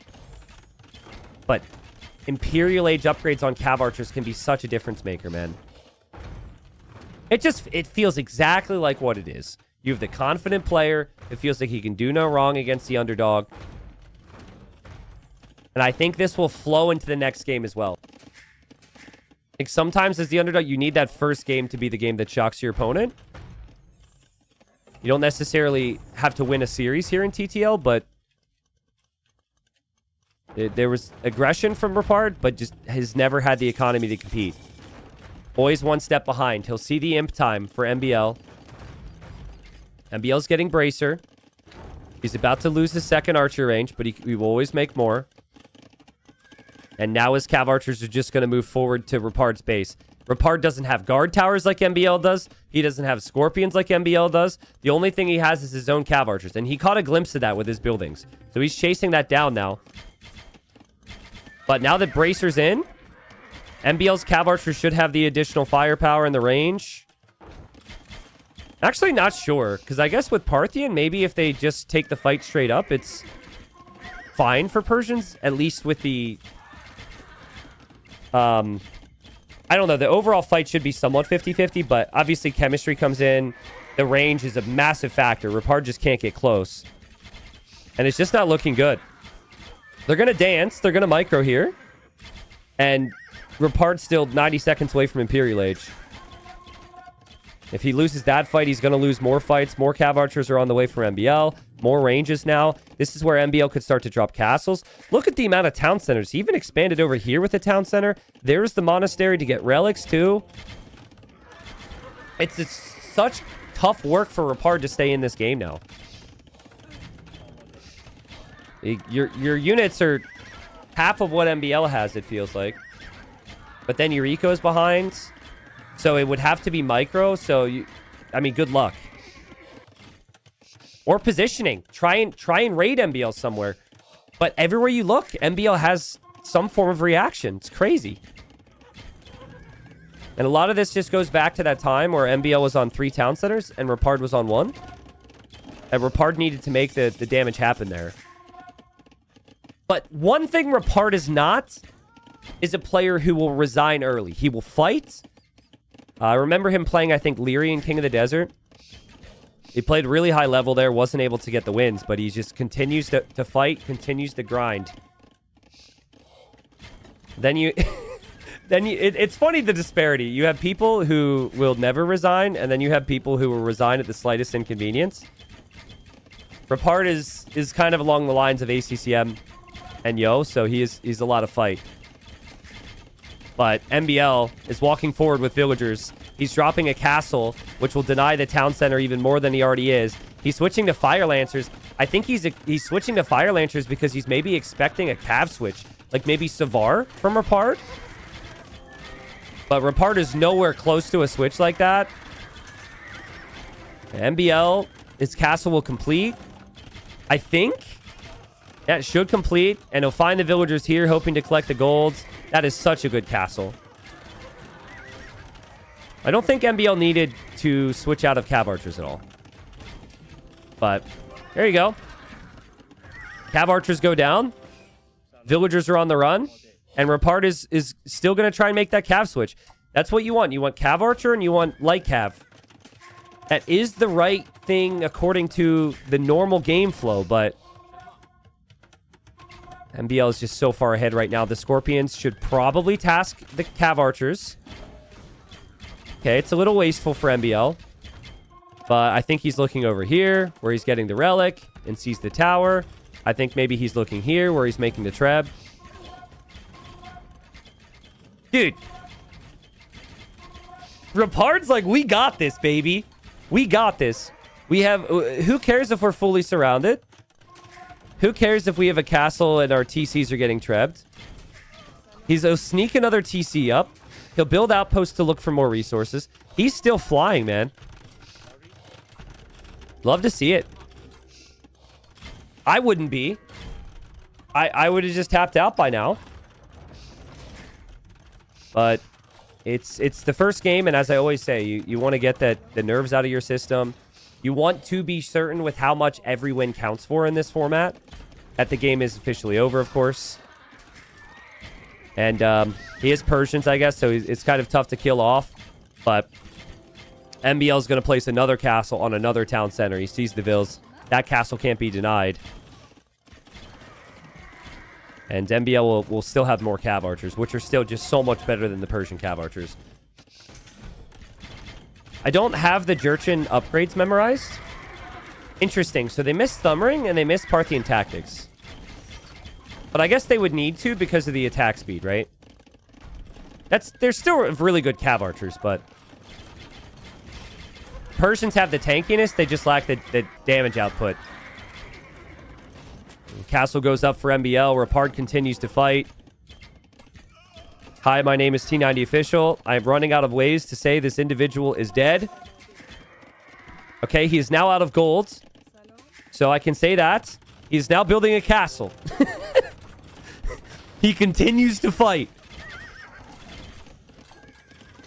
Rapard doing this for the airtime stats for the event. And yeah, he taps out. MBL wins the game. Great game from MBL. I think like we said before, I think a lot of it came down to feudal age and early castle age. Now, there was a moment where Rapard missed MBL's Cav Archers. It would probably be too difficult to go back and find it. But it was early castle. He had just completed Parthian tactics. He had ballistics. MBL didn't get ballistics for a super long time, right? Where is that upgrade on here? Okay, 3308 for MBL. And then it was 2630 for Rapard. So, yeah, what you're looking at is that time period is where Rapard needed to do more damage. And he couldn't find MBL's army. And anytime he would try and push a fight against MBL's eco, MBL would have a town center in the perfect position, or he'd have a tower. So I really like the way MBL approached it. He was patient. And then he was able to match the army and obviously had the much bigger eco. So, but that's a solid showing from Rapard. It just might end up being a similar storyline where I'm saying it's a solid showing and it's not enough to compete in Platinum. Early days, though. Early days. And we're going to go to Zimbabwe. I'm going to quickly leave this because Zimbabwe, we have to see the start. Zimbabwe has been more chaotic than we were planning on. It's an arena-style map.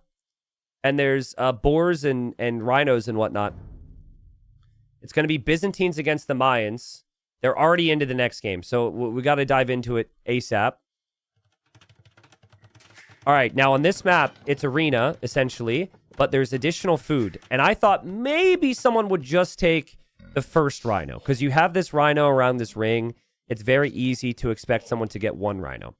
But I have seen people bring in 3, 4, 5 and take massive risks. And I think a big reason someone picks the Mayans is because with the Mayan start, you're housed and you already get loom. So you have the loomed Vil, and then you have the eagle to prevent your opponent from bringing in the rhino. So MBL is bringing a loomless Vil out.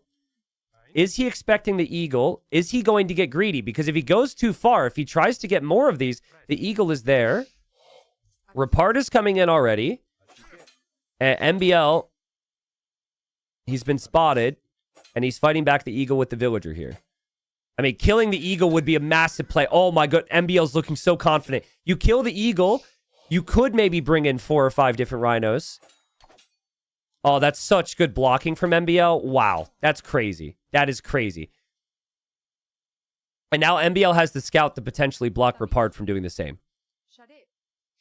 Rapard will have to scout with his villager here. And he doesn't know where anything is. He's just missed that elephant. But yeah, I thought they would be happy with just 1 rhino and 2 boars and take no risks. No, everybody's taking the risks. There is also a crocodile position, a couple crocodiles positioned around the sides, which players will have to be careful with. And all right, how many, guys? There's 1. 1 for MBL. 2. And then he can get the rhino and make it 3. Rapard is getting 2, so that's not bad. He didn't lose a Vil, so economically he's still going to be a villager up over MBL long term. And Rapard obviously doesn't have the ability to block, so he has to use palisades. Oh god, oh god, oh god, oh god, oh god, oh god, oh god. Whoa, okay, elephant got stuck on the tree. You do not want to lose this villager right now. Okay, yeah, he's fine. He's fine. MBL? It should be much easier for him because he can block with the scout. And these days you can actually kill it with the town center. And since you can kill it with the town center and still eat it, that's what the players will do. Wait, hold up. Wait a second. MBL... What happened? Villagers there?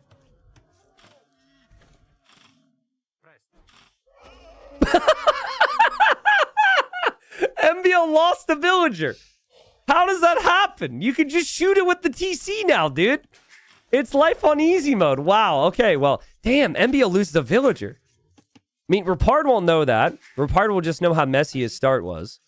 MBL will hope that none of us saw that.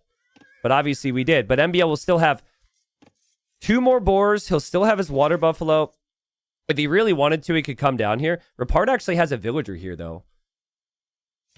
Oh, hold up, guys. I think I know what Rapard is going to try. Actually, no. The more I look at it, I have no clue what this villager is doing. I think it was just looking for more hunt, and that's it. And now he realizes it's all gone. I was thinking that maybe he would focus his attack on attacking the backside, because sometimes people will take the wood line there. But I think that is just a stretch. He'll probably just collect the zebra, build some houses here, and then move along. Technically, you could go to feudal age. You could compete for all this food, but most of the big food is gone. So I think this is probably fast castle and adapt from here. And I like the Mayans, but I really like the Byzantines too. And the Byzantines don't really have any weaknesses. So I think MBL as the Byzantines, it just suits him so nicely. This was his #1 pick. And he should be feeling pretty good. I don't know if this was because some ads came in or what, but we had a bunch of people come in with primes at the same time. Thank you, Birdadactyl. Thank you, Routine Tom, Dragon. Bort Person. What a name. BRR, cool guy. Thank you for the primes, everybody. It's 3 sets a day, Friday through Monday. We have another series after this, which will be Liry vs. Licks. And could talk over more things, talk over the schedule. Pretty chill game right now. This is really bad for the first day of TTL Plat. But I think I'm going to step away for a minute. I'll be right back. I really got to use the restroom. So nothing else is really happening. Everyone's just hanging out and booming. Rapard will be up, but still probably a fast castle. I promise. I won't miss anything. I'll be right back.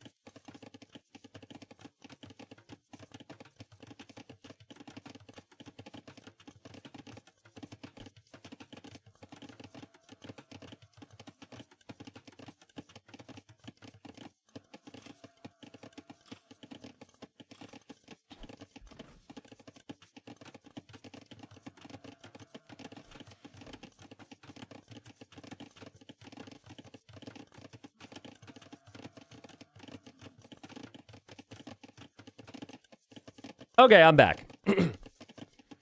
It's really interesting how it works. People seem to really not care if I don't know, stream for 12 hours a day and don't eat and have rough sleep and not hydrate. They don't care about that. But what people do really care about is, did I wash my hands? They really care about the whole washing the hands. And yes, I did. I did. It wasn't whatever the time frame is supposed to be, you know, like the, I don't know, 45, 60 seconds or something. But it was very thorough cleaning. Thank you. In before, people show up to the stream and they will always ask, it's going to be like Imperial Age, big battle fighting over the stones and golds here. And you're going to have random people saying, what does Rapard have on the right side? And it's always these houses. That's going to end up happening. And actually, instinctively, I always have to check because I'm always checking the minimap and I forget.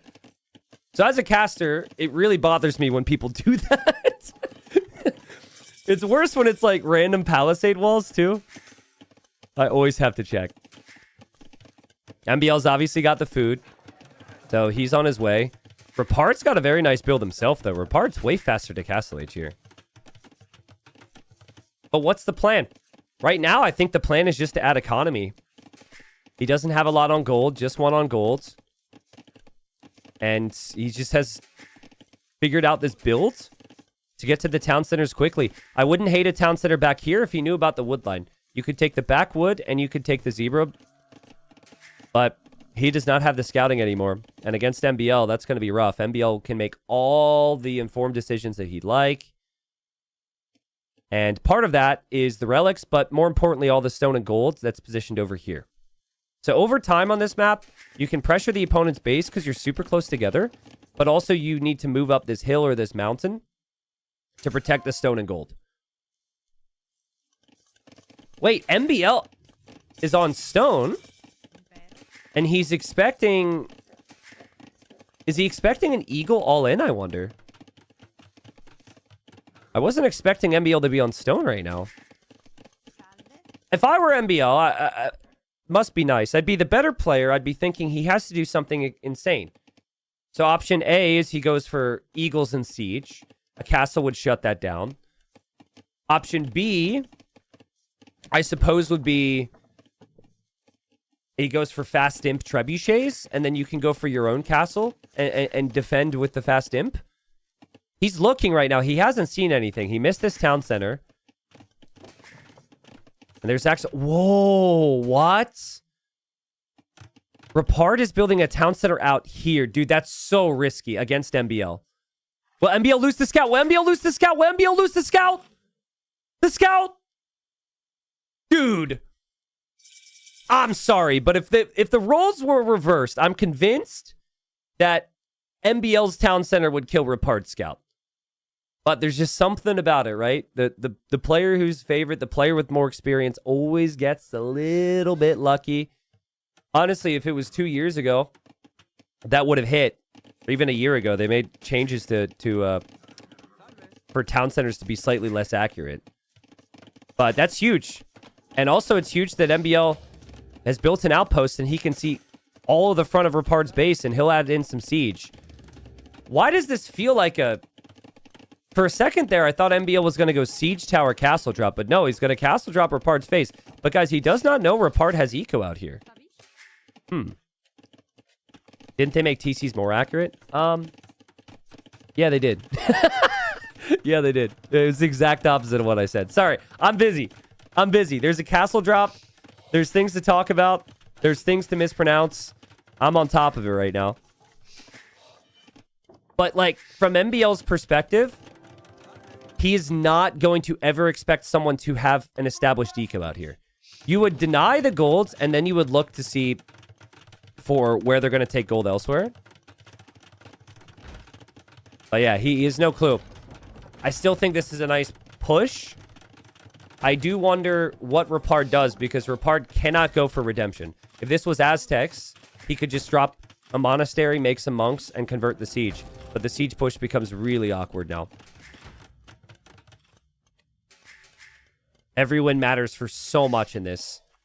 And it doesn't matter if it's the first round or the fifth round. Obviously, things get a lot more intense in the fifth round. But for MBL, if he were to lose this game, lose any game in this series, and other people beat Rapard because Rapard's just the underdog, he could look back and say, man, I wish I wouldn't have gone castle drop, ram, mangonel as the Byzantines on one town center for a very long time. He's falling behind in Vils, but he is starting to apply pressure, and you could just tell that he seems pretty comfortable with this. That's a lot of idle eco for Rapard. And res collected's even. In theory, that'll change. MBL's dropping the second town center now. Yeah, Rapard... I'm just wondering what you do from here. Because if you clear up this push, which is going to be tough to do because MBL's the best mangonel player in the game. If you clear up this push, you don't exactly want just a castle in front of your town center against Byzantines, because then he'll just go imp and treb it down. So I almost feel like the key for him is going to be the left, and he needs to defend this, but then maybe drop a castle on MBL's walls over here or something. But then again, no scouting, no vision on that. That seems kind of crazy too. I mean, Rapard delayed his siege workshop. Initially, he placed it on the front. He knew this was coming for a long time, and he just now has a mangonel. But yeah, MBL can see everything with the vision. So, good luck, Rapard. This is exactly where MBL wants to be. Oh, cataphract. Okay, a monastery will be added from Rapard, so the catas can't dive and take the siege. But MBL knows he doesn't have a monastery then. If you're building one now, you probably don't already have one. MBL's still running around. Life is so tough for Rapard right now. This was his farming eco. This was supposed to be his villager lead. All of that is idle. The cataphract can't get focused by the TC because the TC's too weak now. So the weak cataphracts will do the job. The town center will go down. What a push from MBL. This was immediate, it feels like. And now Rapard is dropping a castle in the back. Oh, God. That is not what the plan was, man. That is not what the plan was. He'll run this way, which is interesting. At least he has a place to go. He's dropping the castle. Still has a villager lead. But that was just so effective and so quick. Like, I thought it would take a bit longer to break it, but Rapard couldn't stop that at all. MBL's playing confident. Even the attack grounds. He's expecting the Mangonel to hop out, and he's attack grounding where he thinks it'll hop out. There he doesn't, but that's what he did before. Okay, now there's a flag. Watch, he'll do it. Yeah, he's waiting for it. He guessed incorrectly, but he'll still take down the Siege Workshop with one more volley. And now Rapard, he has to do something with the left side. You need something extreme here. I always prefer MBL's economy because it's an economy that's been working instead of moving around. I'd always prefer MBL's castle because it's a Byzantine castle. So the more this trends towards just a normal imp game, the better it is for Byzantines. Can Rapard possibly do something on the left? There's no vision there. And MBL can see so much. MBL doesn't really know where to push. Maybe starting to think about getting relics now. The relics are in the corners and in like the middle and on the side. So there's 6 of them actually. So there's one here, but then the other ones are in the corners, which players might not know yet. All these little details change. There's 15 maps in the pool, so that's a bit different than your normal map. Rapard knows. At least Rapard knows about one of them. He might just be looking for the cataphracts, though. And MBL, 3 town centers now. And he does not know about this. That is a spectator thing, which I really wish could be changed. Anytime I look at a farm and turn on someone's Fog of War, it shows the farms. But he has no clue. He's just double-checking. Rapard knows those mangonels might be on the way. I think he caught a glimpse of them on the walls. And his castle is going to complete. MBL sees the farm. He sees the castle. Run! He only loses 1 mangonel. That could have been worse.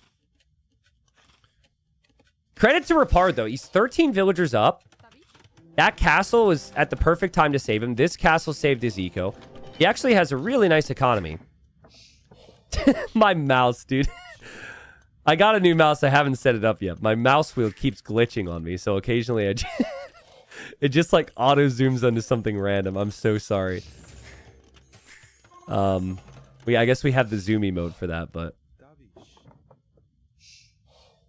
I don't think MBL is throwing the game. It's just the downside of MBL's strategy is it's always low eco, right? So MBL went for low eco, high aggression, and now the aggression stalled out. It's a little similar to the previous game. Rapard went really heavy army and delayed his economy. Only there, Rapard didn't find value from his armies. And Rapard is up. Sorry, is on the way to imp. And MBL is definitely going to try the same thing. He's going to try a castle here and go imp. But Rapard will make plumes now. Plumes are a pretty good unit. Rapard might also... What happened over here? I could have sworn the relic got moved. I could have sworn... Hold on. What happened? Okay, well, Monk didn't want anything to do with that relic. Yeah, Rapard will have the castles. Rapard will have the plumes. Rapard could get that relic. He at least knows where it is. And he's dropping another town center now to keep his eco competitive. Now, that spot, that castle spot is crazy. That is at the top of the map, the highest point in the world. But Rapard will have trebs faster. Also, another detail on the map is this is all cracked terrain. The villagers or buildings on the cracked terrain do go down faster. 2 villager kills here for Rapard, just annoying MBL on the backside. MBL's going to run out of wood, guys. He has no wood coverage on the outside. He won't run out, I guess. But he'll that's currently his issue. So he might be buying and selling a lot of wood over time. If Rapard had another castle here and you can make 2 trebs from this position right away, I think I'd prefer his position. But the fact that it's 1 here and 1 here is kind of tricky. If you send trebs from this castle to take this one down, then the Treb is exposed, so you can't really justify that. All right, well, he buys the stone for another castle. Can that complete? I think it's a little too far up the hill. There's mangonels coming. This is MBL we're talking about. Rapard. For now, the castle's going to be denied at 60%. Yikes. And MBL's got a 20 villager lead. Plumed Archer goes down. Monks are still walking around over here for some reason. MBL just drops another castle. MBL's going to commit everything he has to holding this position, and he's going to drop a castle here at the same time. What? That's crazy. And he sees this too. I also see the crazy emote. Thank you, Hardy, for adding that. Shout out to the guy on YouTube who says I say crazy a lot. I mean, I guess I wasn't sure what we could do for the emotes, so that's a good one. 90%, 95%. You got to commit now. You got to commit. It's got to complete. Send everybody. Ooh, click. Goes up. Oh, man, but at what cost? He's lost 25 villagers this game. MBL's castles are Byzantine castles. MBL still has lots of stone, lots of gold. He picks off the monks there. The cataphracts came in to raid. MBL can also start to tread push this direction. Rapard just didn't expect this much pressure. He thought he could boom. I am really questioning right now. I know we have another game, but why not pick Bohemians here? Because I think he had Bohemians picked. I forget what the other map's going to be. But if Bohemians doesn't fit, I think maybe Rapard was hoping for a certain matchup. But it's so tricky. Rapard did get the one relic down here. He was hoping for conversions on the cataphracts. He doesn't have anything to counter cataphracts right now. So having the monks around the field is good, but like they wandered a little too far. Just like MBL's cataphracts have. 116 vills for MBL. It's still wild to me what his woodlines look like. His woodlines are atrocious. He needs a big TC or lumber camps there. But they've traded 1-for-1 with the castles in the north. MBL's still repairing. Rapard is not able to repair, and Rapard's bought downhill. And he's not Byzantine, so his castle will melt there. And he is repairing here. MBL just has the better economy. He has the better position. Rapard will drop barracks now. He's thinking of some form of military, but it's all falling apart for him. He doesn't have the economy.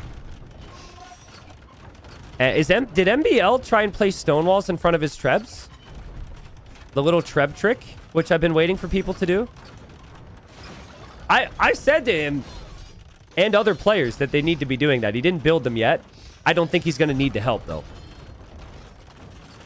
MBL, even if he loses this castle, he can take the trebs. It's arguable, but this is maybe even a more important position because this is all the food and all the wood eco, too. Rapard is super housed. He really has no military. He's just making a random monk here, hoping to convert the katas. And he will drop another castle. He's repairing for his life here.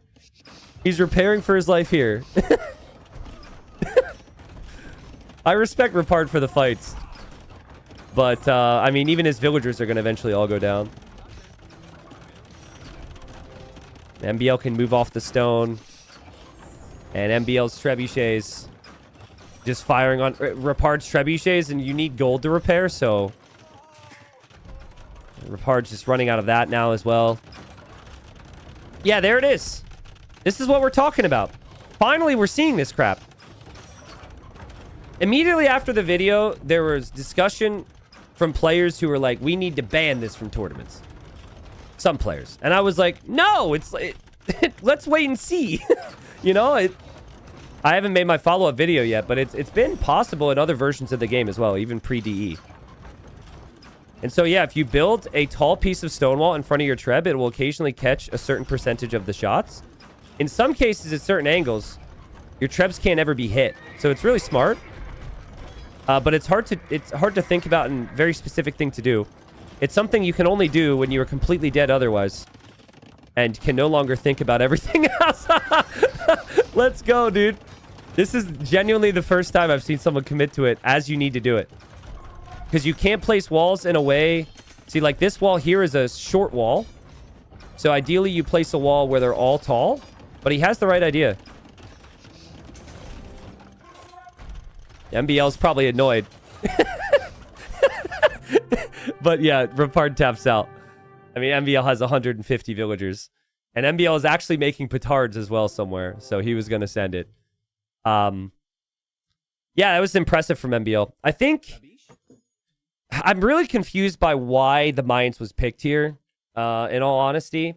I've seen it twice now. And so I think that there's probably some things happening in practice games where maybe like plumed archers and eagles can be very strong. Byzantines is very adaptable, so Byzantines don't really have bad matchups. So that's the beauty of picking Byzantines. And this was MBL's first civilization pick. But let me just take a quick look at the draft. See, it was Bohemians' first pick, right? So now it makes me think that it's going to be Bohemians for slopes for Rapard. But Bohemians on slopes feels very out of place. So I'm wondering if maybe he picked Mayans because he was expecting MBL to go for another civ. Like maybe he was expecting MBL to go Gurjaras and he thinks that's a good matchup. I'm just not sure. Obviously, you do have to take some risks as the underdog. We don't really know what the player's thinking. But MBL, looking good. As expected, looking good. Both games he hits Castle Age, and it feels like he can't be stopped. He just explodes with either pressure or economy. Wins with Biz. Wins with Jurchens. And Rapard is lost with the Persians and lost with the Mayans. So, a more typical slopes pick would be Saracens or Tatars. Rapard's Bohemians, I would only expect if he had some type of fast castle plans, which MBL claims anyways, should never work. Yeah, like on the Treb thing, I was really disappointed to hear that like when it was discovered. I know some people knew about the Trebs being able to do that, but my take on that was, let's see how it plays out first, right? It's an interesting little detail that no one's been doing at a high level in AoE, and pretty much everything else is being done at a high level. So I'm not in the pro ban that category. I think it's kind of cool. Now, it doesn't affect bombard cannons, it doesn't affect cannon galleons, it's only Treb projectiles and like mangonel projectiles. I could see it if it became a problem. If you could build them with consistency and it literally blocks all Treb projectiles, and every single game, every single time it was Stonewall v Stonewall, I could definitely see an argument if we get there, if you want to make some type of adjustment. But like, let's see how it goes. Let's see how it goes. Nikov says there are so many broken things in this game that it's hard to remember about those walls. The wall is a very caster or viewer thing, right? Why? Like, the players are losing their minds and doing all these things and freaking out, and then we're all sitting here just like, I don't get it. We're sipping our coffee. I don't get it. Why not place 2 walls in front of the Trebs, right? It's such a tiny little detail. But I think it really should. There's a lot of tiny little details that everyone does in AoE too, because they're used to it. So I really do think, and I said in the video, I think that'll happen way more. And it has to start with people seeing other people do it, and usually do it against them. So here we go. So again, draft-wise, a little confusing situation here, because Rapard is now going to have played his first play all 3 without playing his number 1 civ, which when you lose the games, that doesn't feel great. But he's not playing Bohemians, which was his number 1 pick. He's playing Tatars. Tatars is the more natural pick for this. I really like the Tatars. But I love the Hindustanis. I think Tatars have their window in this matchup. I think they could win this matchup. This actually could be a crazy matchup. We could have like flaming camels, cav archers, lancers, hussars against imperial camel, ghulams, 9-range hand cannons, bombard cannons. Both civs are pretty stacked. But the Tatars have bonuses that you have to take advantage of at certain periods of time. And then the Hindustanis have bonuses which last throughout the game. And so it's another situation where Rapard will have to get damage done using those specific timings. So getting the additional food from the livestock, that runs out. Getting the additional sheep from your town centers, that's nice, but it doesn't last forever. Cheap villagers on this side. And vills are just so key in AoE, right? So with the eco, I prefer the Hindustanis. But what the extra food on the sheep allows you to do, it allows you to maybe reach castle age a little bit faster, transition into an archer range faster too, because you can delay your farms. But the other big bonus, and maybe the reason you pick this civ, is the damage dealt from elevation. There's all these little hills on this map, so anytime you're fighting on top of that hill, you have an even bigger advantage as the Tatars. And then there's obviously the slopes, which I guess I didn't show you guys. But yeah, this is the slope. Now, we've made some changes from old versions. There's one deer on each side. So if you want to go pushing, you can push one from each side. It takes a long time to do it. Some players have opted for the mill because there's 1,000 food here after the deer. So you have the shorefish, you have the hares, just hopping around, living a happy life. They're very bouncy. Oh, he's got an itch. Oh, I actually never knew that. That's pretty cute, man. That's pretty cute. I'm still going to eat them. I'm still going to kill them ruthlessly for food because I need the food. But it's pretty cute, though. Isn't that a rabbit? I mean, in AoE, it's called a hare. So, I mean, hare is... it's pretty much synonymous, right? It's the same thing. There might be some slight differences. I don't know. I'm not a bunny expert. Apologies. Haven't done my research. Underprepared, apparently. Rabbits and hares are technically different? Really? Do we want to talk about this further? Do we want to explore what the differences are so people know, or do we move on? Okay. Well, go ahead. You guys could give us all the hare facts. Give us all the bunny facts if you would like. I actually feel like I should know that because my grandmother would do a lot of volunteer work with rabbits. Or hares or bunnies. What's a bunny? What's a hare? What's a rabbit? Oh man. So many. Here comes the scout from Rapard. MBL could trap that. But no, he doesn't notice it. Shout out to Tata Bam for the sub on YouTube. Appreciate it. Thank you so much. We need to add a couple of those emotes onto YouTube, but thank you. Tough for me. I haven't streamed as consistently on YouTube. I think you're the first one to subscribe there today. Support's the same, by the way. 70% comes to the creator, just like it does on Twitch. So thank you very much. Hold on a second. I'm seeing YouTube chat right now. Loco Pyro says T90 failed chemistry and earth science. That is not true. That is incorrect. I failed chemistry. I got a acceptable grade. I at least passed, whatever that was, in earth science. That's so unfair. I thought YouTube was supposed to be nice. My Twitch chat were the ones that make fun of me. Apparently everyone makes fun of me. Oh, man. I can't escape it. Lucid, thanks for the 4 months. Joke, thank you. Salva, thank you so much. You're welcome. I'll see you there. Prankill, thank you. No, we don't need a YouTube versus Twitch chat duel or anything. You guys can just continue to tell people that you could continue to tell the people on YouTube to take a shower. And then, I don't know, what does YouTube say to Twitch? We shouldn't incentivize this. Would YouTube say to Twitch, get a life? Typically? But now YouTube's watching live as well. So now both groups have no lives. Is that it? I don't know. Rapard, nice build, clean build. It's all about the transitions. We'll have the stable. Is the mill over here for food? I feel like he's missing sheep. Or geese. Yeah, he is. So MBL has stolen 2 of his geese. So that's not stealing 200 food from the Tatars. That's more. So that bonus feels rather awkward now. I don't know where they were, but that's what happens when you push in the deer, I guess. And MBL came forward to scout and gets rewarded. MBL sees the villas moving to the left, so clearly Rapard will be making a move over there. He also knows the villagers are over here. It's pretty rare to see double mill on both sides. You're very exposed then. I think if you take one side and then take the berries and just farm, that's probably a little bit better. But high risk, high reward, right? MBL's over here. Rapard scouted that as well. Very, very, very active with the scouting here, both players. And nice hit there from Rapard. So first significant damage dealt. 4 HP.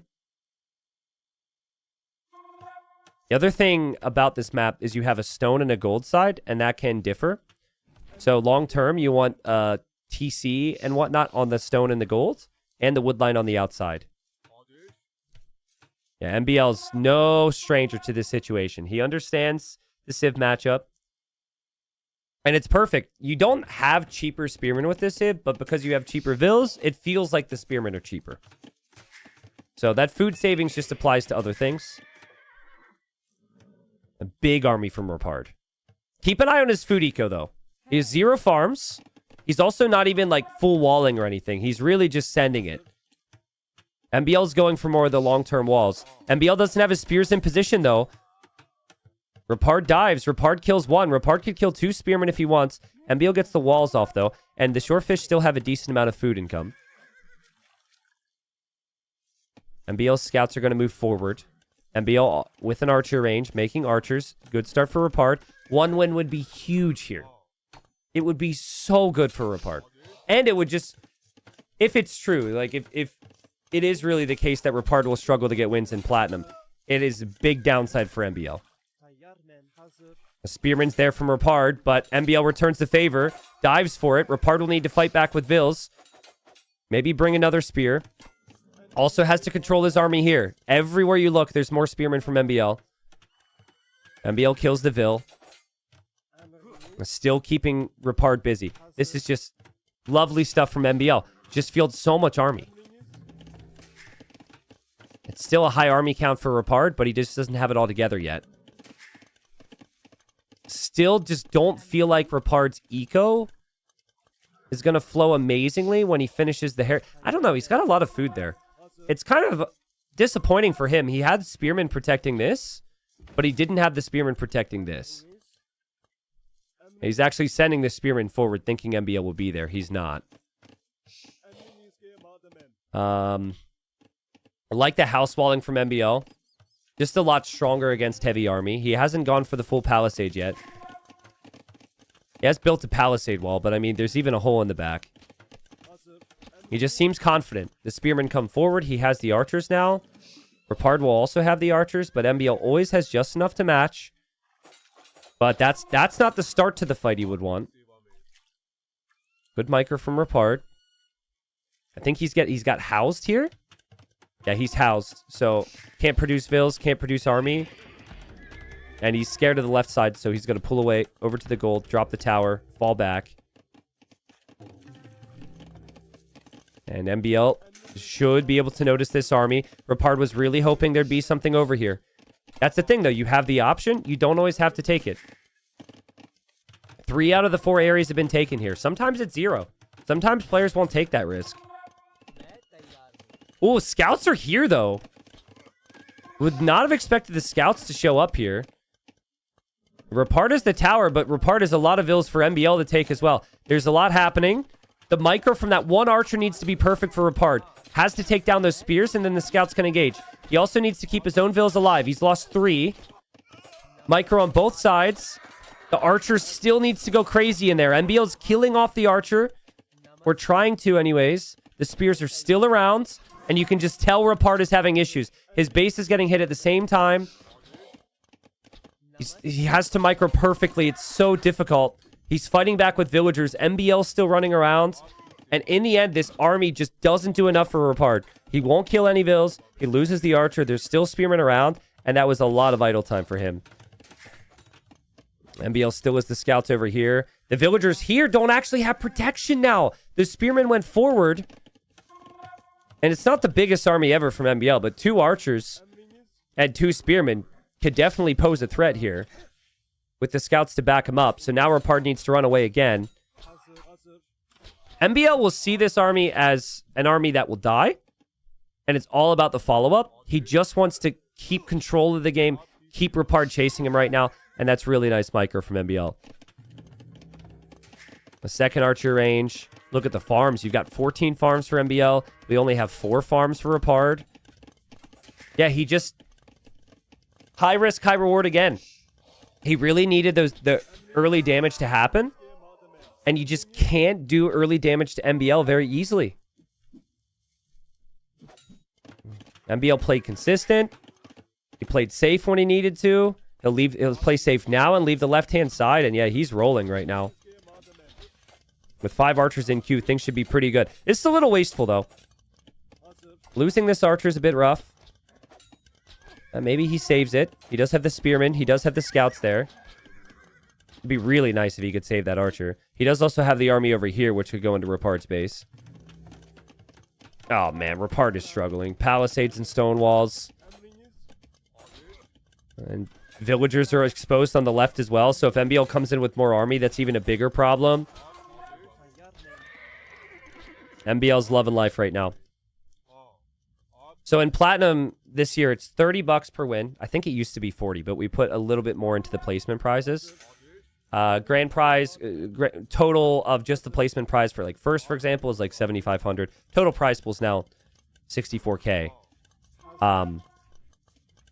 But you got to compete with everyone else in the group. You don't know how things are going to go.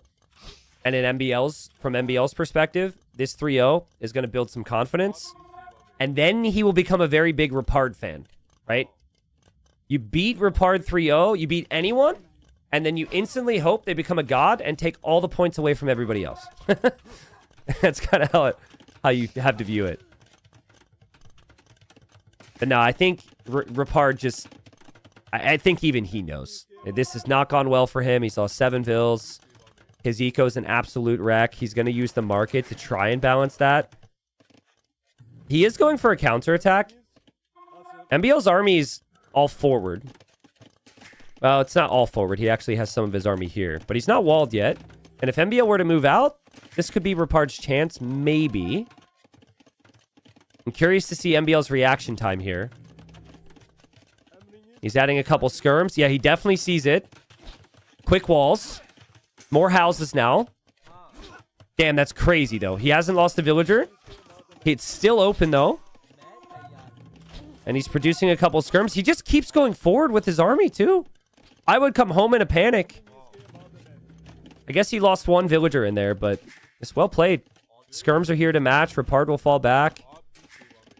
And MBL's got army everywhere. He's got action on the right side. He's got action on the left side.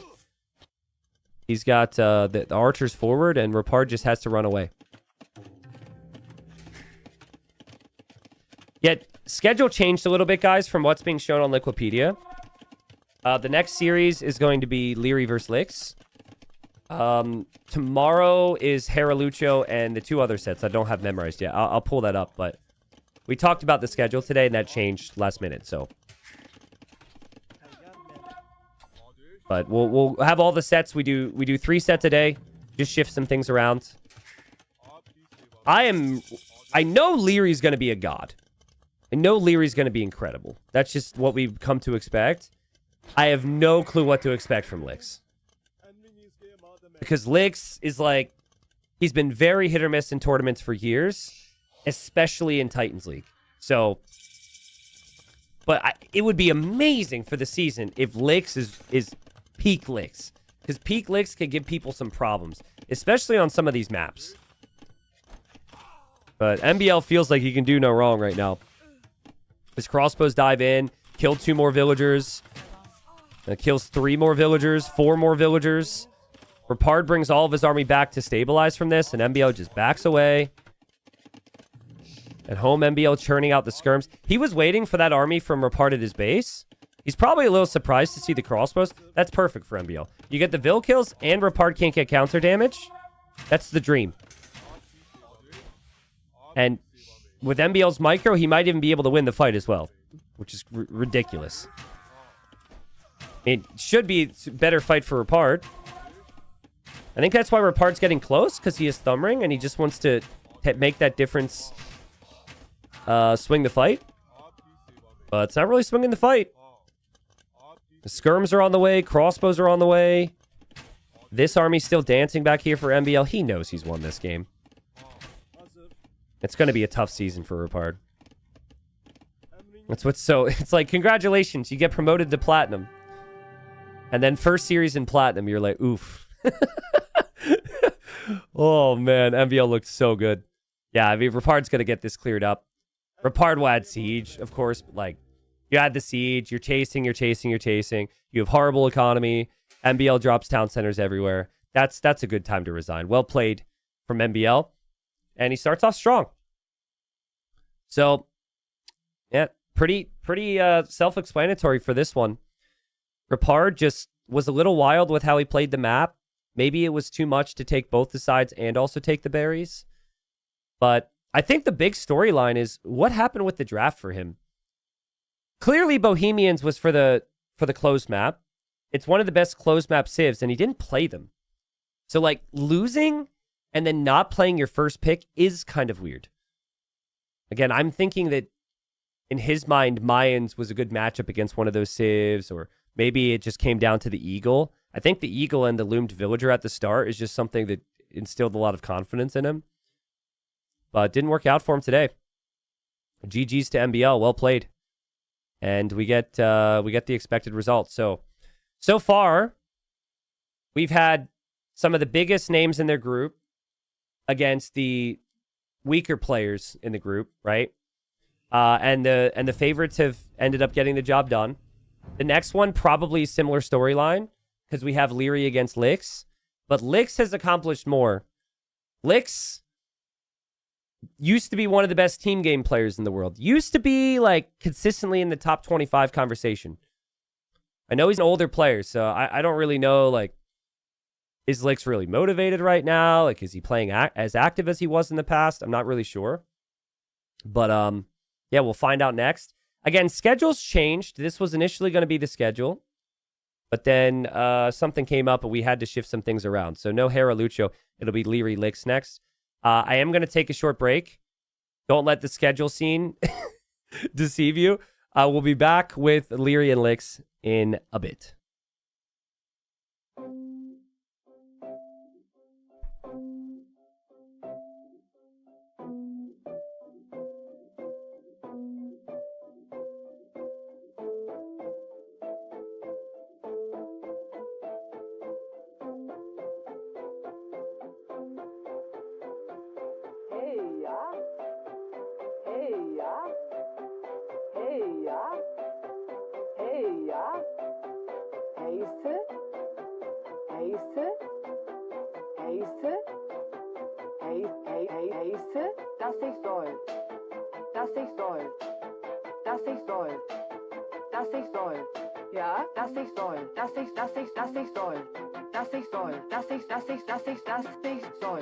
Rete, das war.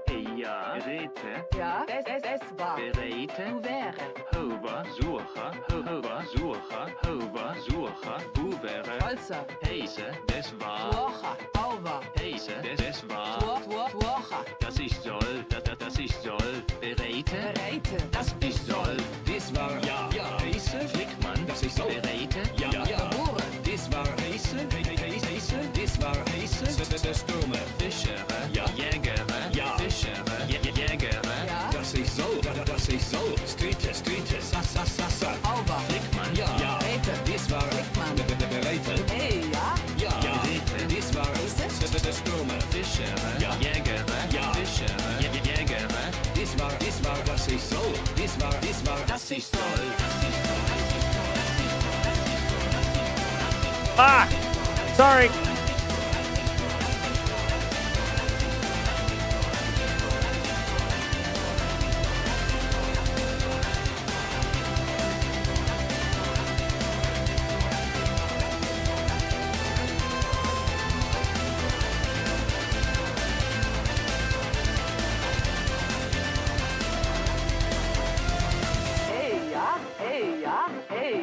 Hey, ja. Heise. Hey,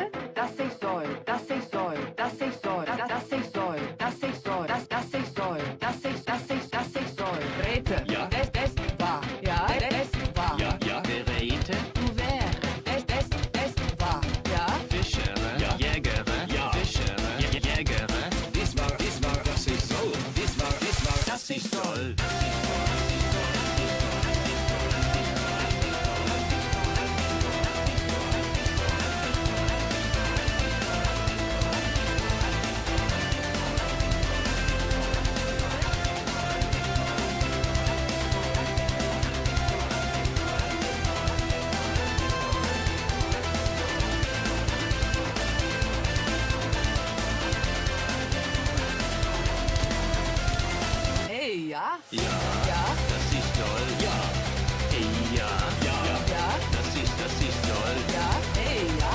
Ja, Ja. das ist toll. ja. Das ist Soul, das ist Soul, das ist Soul. Hey, ja. Syscon. Hey, hey, ja.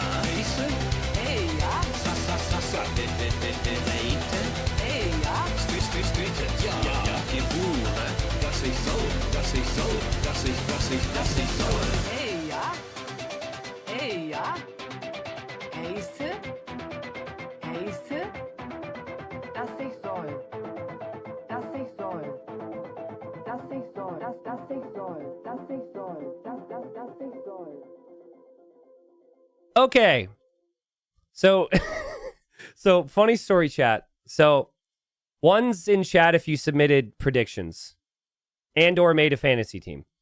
I hope you're all typing one because I tried to tell everyone as much as I could to do it ahead of time. It's now too late.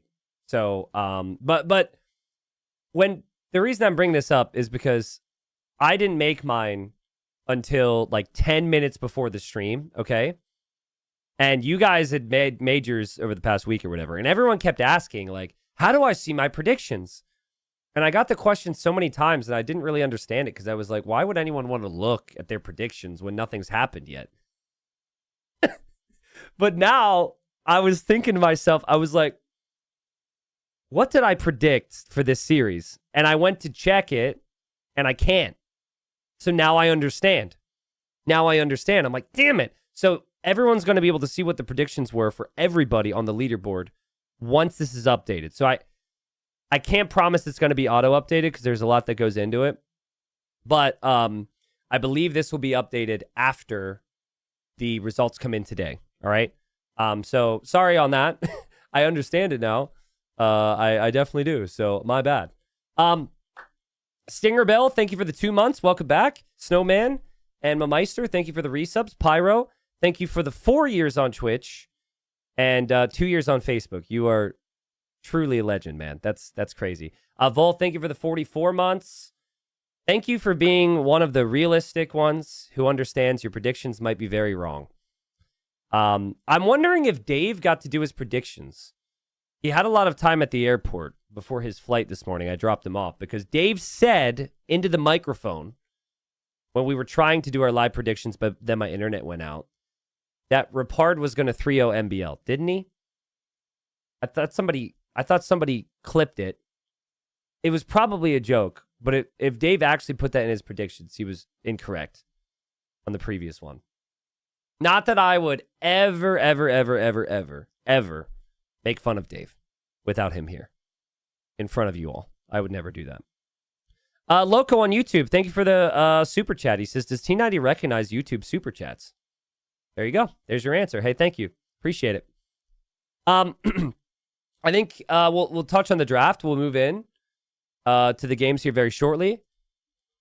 This series, we're trying to do as many live sets as we can, but with so many sets each week, we will occasionally do a series which is Unspoilered Rex. So this was played yesterday, earlier today. I'm not entirely sure, but we're going to be jumping into these games here in a second. I've got Lix as the big underdog here, or I guess Liry is the big favorite. If Lix has a chance of getting wins, though, I think Stranded is a pretty good map for it. And then there also African River has a lot of potential for him with his civs. He's gone Japanese and he's gone Koreans. We saw Yo with Koreans earlier. So Koreans seem pretty strong on that map. And maybe Lix did some training with Mr. Yo. Or at the very least, they shared some insights. Yeah, Hardy, I should have everything set, but I don't want to get your hopes up. And I don't want to get chat's hopes up. So we're not going to say anything. And then we'll find out. And hopefully chat will be really impressed. But yeah, the schedule for Platinum Leagues, Friday through Monday. Today's Friday. We'll have 3 sets every single day, Friday through Monday. Tuesday through Thursday is kind of filler days where I'll cast some of the gold and some of the silver action that's happening. And TTL works its way up with consistent content all the way up till March 22nd, everybody. So you have any questions about the event? You can check Liquipedia. You can check the site we made. You can also ask in chat. But for day one of Plat, appreciate everyone being here. I know you guys are here for games, though. So we're going to move in. I think the goal for Lick should be a win. I know that sounds bad, but not many people are going to get even one win. So I would say aim for a win, maybe draft for that one win. And you get one win against Liry, that could be a good chance of survival in Titans League. Game 1 is going to be Wei against the Chinese. And Liry can't be trusted with colors, so I'll change the colors, and we'll be into the game right now. Also, viewers, thank you for your patience with the channel point bets with my mods. Definitely did not see everyone freaking out when mods were delayed by a minute or two. Definitely didn't see that. Appreciate your patience. Let's go. All right, folks, welcome. We've got the debut series for Liry, who's always at the top level. Liry, who's always has the potential to make a deep run in any tournament. And then we got Lix, who is back in Platinum. So very different stories. Liry, you would almost expect to be near the top of his group, expect to maybe be in that playoff conversation. Lix, 10 years ago when I first started casting, was a top 15, top 20 player, but the game is different now. Everyone's advanced in their strategies. There's more civs. There's just so much more happening, and Lix can be relatively hit or miss. So here's what the group looks like. This is not including the result from earlier, which will be updated, where MBL was able to get the victory over Rapard. The way I look at this group, I think that the bottom two likely to be Rapard and Lix. Lix out here to prove me wrong. I really like the Wei. I think the Wei are a solid civ, but the Chinese are also a solid civ. So, especially in Liry's hands. Both these civs have the villager advantages over the other civs. Wei have to research eco technologies to get the additional villagers, though. So no Dark Age eco bonuses. And Liry started with the additional vills and is managing it pretty perfectly right now. But if you're going to have success with the Chinese, you do normally need to wall up a lot. That's kind of similar to the Wei, and then the other thing is the food income. So there's only one other deer you can push. Usually you want to have 3 or 4, but you don't have that on this map. So I'm curious on if Liry is going to place a mill on the sides to get the food, or if he goes for the berries, which is safer but less efficient. You can make arguments it's more efficient because you don't have to walk far, but yeah, we'll find out soon. But yeah, I think I'll know very quickly what type of Lix we're going to get. But the thing to clarify with Lix, and I forgot to show the Civ draft, actually. Here's the draft for the series. The thing I forgot to mention about Lix, see, why is this flipped? Hold up. We're still working on this. This is incorrect. This is correct. Okay. Lix has drafted very well. Japanese, Koreans are insane for some of the other maps. And then getting Wei 5th pick, I really like. But he doesn't play that crazy style all the time. When he worked his way through golds, he worked his way through golds playing completely meta, completely standard. I think people want him to go forward and they want him to tower rush, but all that stuff is not meta for a reason. So I think what you will see from him, and you'll probably see the same from like someone like Vivi, another Chinese player, I think you're going to see extremes in Castle Age. So I would foresee some pretty defensive feudal age games, lots of cav archers, maybe the occasional like siege push or something, but that's what I would want to do with the Wei. Get the eco upgrades, wall up, make a couple scouts, and adapt. And Dennis the Menace says, we can judge when he's against Liry, though. Judge what exactly? You mean like judge his form? I mean, you try not to take it personal as a tournament host, but I actually took it personal how out of shape Lix was last Platinum. This was 2 seasons ago. I don't know what was going on, but like I'm still scarred from it because Lix is such a fun player to watch. I would be really surprised if it's what it was. We had instances where he clearly had no clue of what the maps were. His Civ draft was weird. I just think the guy was going through something. Maybe he was sick. I don't know. But we just get used to consistency at the high level, and that doesn't always happen. So Liry's just, he's built different. He can spend less time on the game than many other people do and still be very sharp. He's played Lix a lot, so you should understand what Lix is capable of. Is Slopes just a weirder valley? I don't think it's comparable to Valley, really. You got food more positioned to the sides. Your wood lines are more exposed on the sides. Stones and golds are kind of scattered with tiny little hills in the middle. If you meant to say a wider valley, I mean, I guess technically this could be considered a valley, but if we're talking the maps, I think they play out fairly differently. So I guess it could be weirder and it could be wider, but it's still different gameplay aspects. Liry does have the mill on the sides. Lix should be scouting for that. Lix already saw that. Lix sees the barracks now, so he's on form. At least with the key timings with the scouts.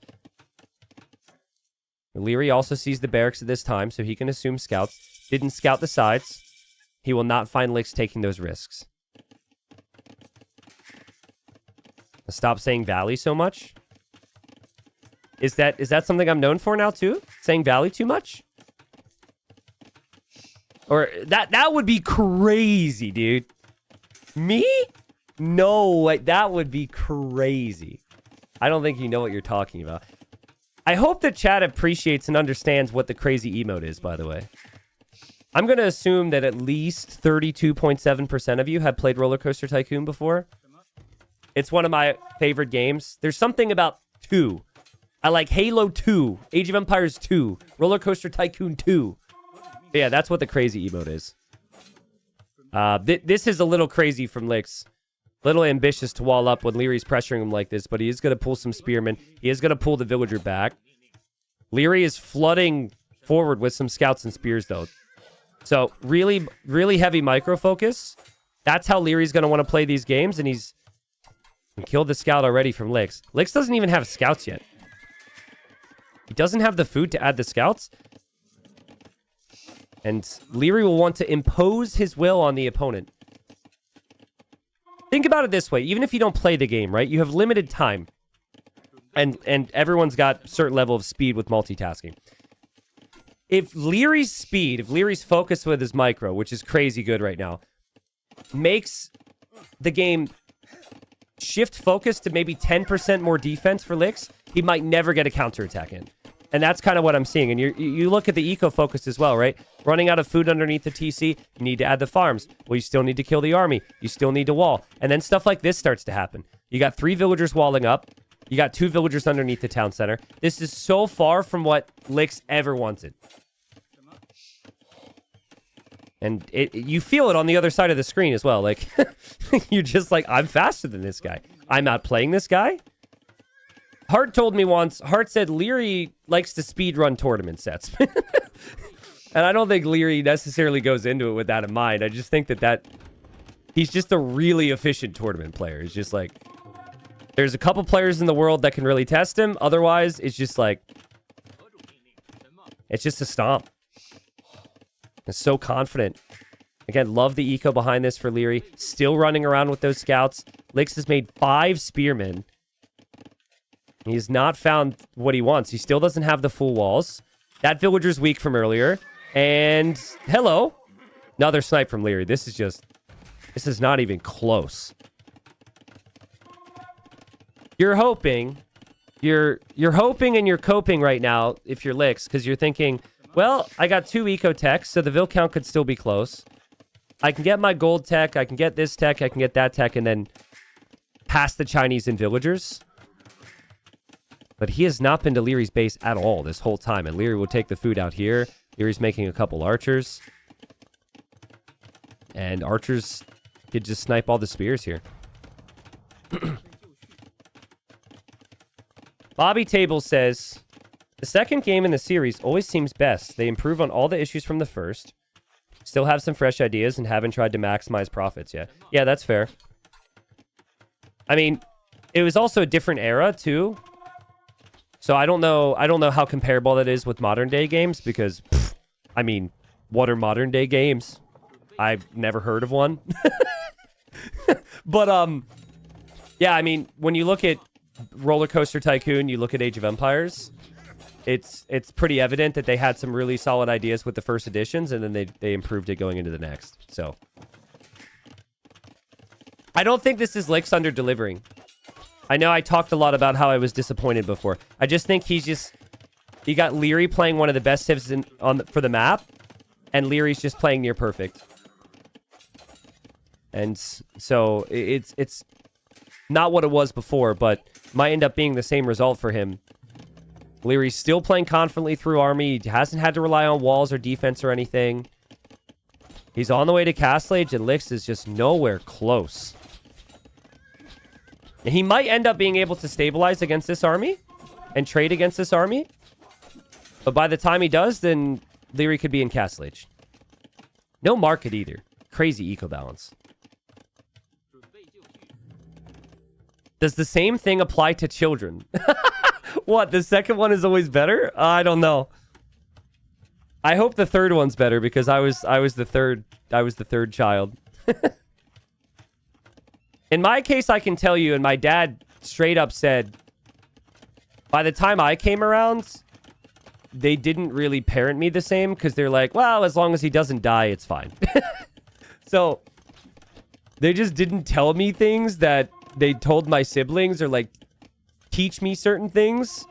And I found out way too late in life, like, oh, that's not how you hold a fork. Or, you know, that's not what that word means. They just didn't care at that point.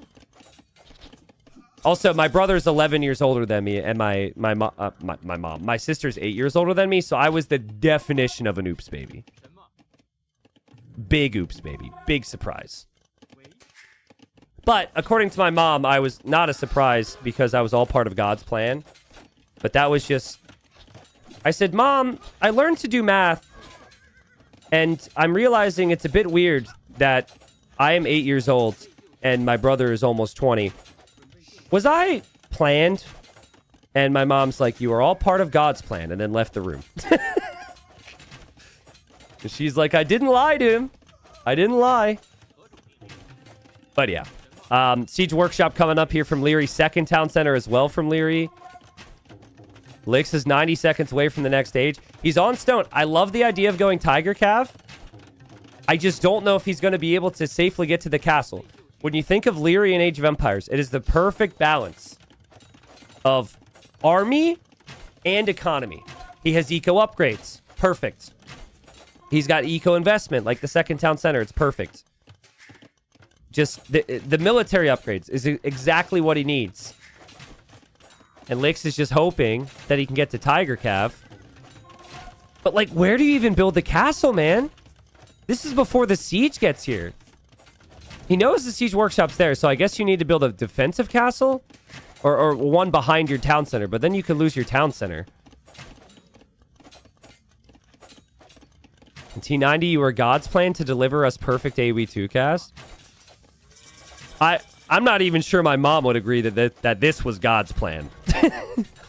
And my... Actually, that's not true. My parents would maintain that this is all part of his plan, but...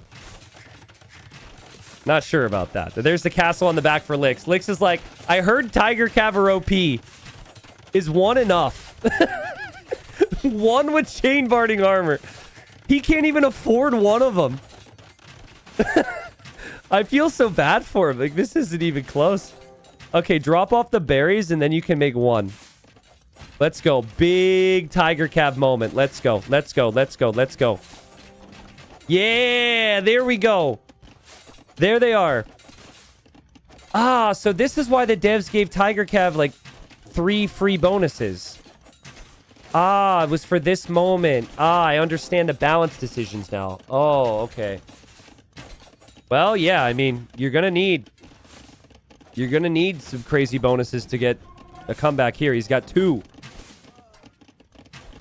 Monastery at home for Liry. And... Okay, the monastery could be forward. Siege gets sniped. All right, go back. Oh, that's so hype. Let's go, Licks. He's obviously... I hope you guys realize he's obviously not in a good spot. But He only lost 3 vills, and maybe he could raid Liry. I don't know. Liry will drop town centers. I think Liry's plan is just to wait around the home with monks. And the food eco is taking a hit for Lix, so he doesn't exactly have a lot of food. He'll have to use the market, but here he goes. I would play Eye of the Tiger right now if I could mute the track on YouTube and on Twitch. I could sing it, but we've had a lot of subs today, and I really don't want to lose them. But it's 39 villagers versus 56. Bloodlines is on the way. So they'll have all the HP they can get for Castle H, at least until they get a couple kills, and they'll also have the armor. I don't really think Liry's going to be surprised by this. Liry's mill actually gives him vision there. And he does have town centers in pretty much the perfect locations. He is hoping to get relics with that monk, so that monk's not in position. And, well, I mean, maybe I'm wrong. He is clearly getting a little bit surprised by this. But now the monk is there. He's been ramming down the houses on the front. He's just preventing Lix from ever expanding and moving out. And he's even dropping a town center up here. Lix is going to get devotion now. Respect to Lix for continuing to fight here. Tiger Cav is a really strong unit. Yeah, I will actually never play, I would never play Eye of the Tiger on stream. Because I do not trust. The last time there was an issue, do you guys remember the clip situation with Twitch? They basically told people that they were like, yeah, you should probably delete all your clips because we might get sued and we are going to basically like throw you under the bus if we have to. Is what the word. That's not what they said, but that's what I thought they meant. And yeah, it's not worth the risk, right? What if you sing it? I could sing it, but I don't think you guys actually want me to sing it. You think that it wouldn't be that bad, but it's pretty rough. So. And you can mute the tracks so it's not in the VOD, but if you're still doing it live, man, you could, I'm telling you. I just don't trust it. It's not worth it for 15 seconds or 20 seconds or a minute. Lix has been found. This is really bad. He is going for the two-pronged attack. This better be the biggest two-pronged attack you've ever seen. He's going for kills here. He has devotion, so he's hoping he won't get converted. He gets converted anyways. Over on this side, the Tiger Cav are underneath the TC, and he's trying his best, but he just lost his whole wood line. 35 villagers versus 83. My issue that one season where Lix got relegated was lack of fight. He's got the fight here, but he's probably just trying to get the nerves out of his system. That was just so well played from Liry. That wasn't even close. Now, realistically, if Chinese are played to their absolute potential, that is maybe a result that one could expect. I do think the Wei are very strong, but on this map, with the resources you have available on the sides, Chinese can be dominant, but Liry's just that good. Liry just kind of sets the standard at the top. Chinese was third pick on the draft as well, which is interesting. So, not bad if you can get Chinese third pick, especially after all the bans. We'll see. I still think for Lix, the target should be 1 win. Up next will be his home map. So I'm kind of expecting that he's going to send it. And we saw Yo, Lix's teammate, play earlier today, and he played Koreans on African River. So my guess would be African River is going to be coming up. But sometimes Lix can tilt you. It can be frustrating. It can be annoying. And then it can get in your head. That was not that at all. Liry, he just feels like the better player right now until something changes. Yeah, guys, we had a schedule change. The posted schedule was that it was going to be Hera versus Lucho right now. But that's been moved to tomorrow. So we moved, Lix and Liry was supposed to be tomorrow. And thankfully, we had a recorded game set to cast. If we didn't, we would have probably had a bigger headache. But yeah, we got Liry versus Lix for now instead. Goal for Liry, 3-0. Goal for Lix, maybe 1 game. And we're going into game number 2 on African River. How are the 3 maps selected? I'll explain that in the Dark Age. It's a little different than what we did in the past, and I personally really like it, but let's just get the intro in, and then we can get there. All right. Game 2, Liry's playing Dravidians. Lix is playing Burgundians. Ooh, okay. I don't hate it. I think Lix's plan is to go for Flemish Militia. I mean, he has to be going for Flemish Militia. They've been proven to be very strong.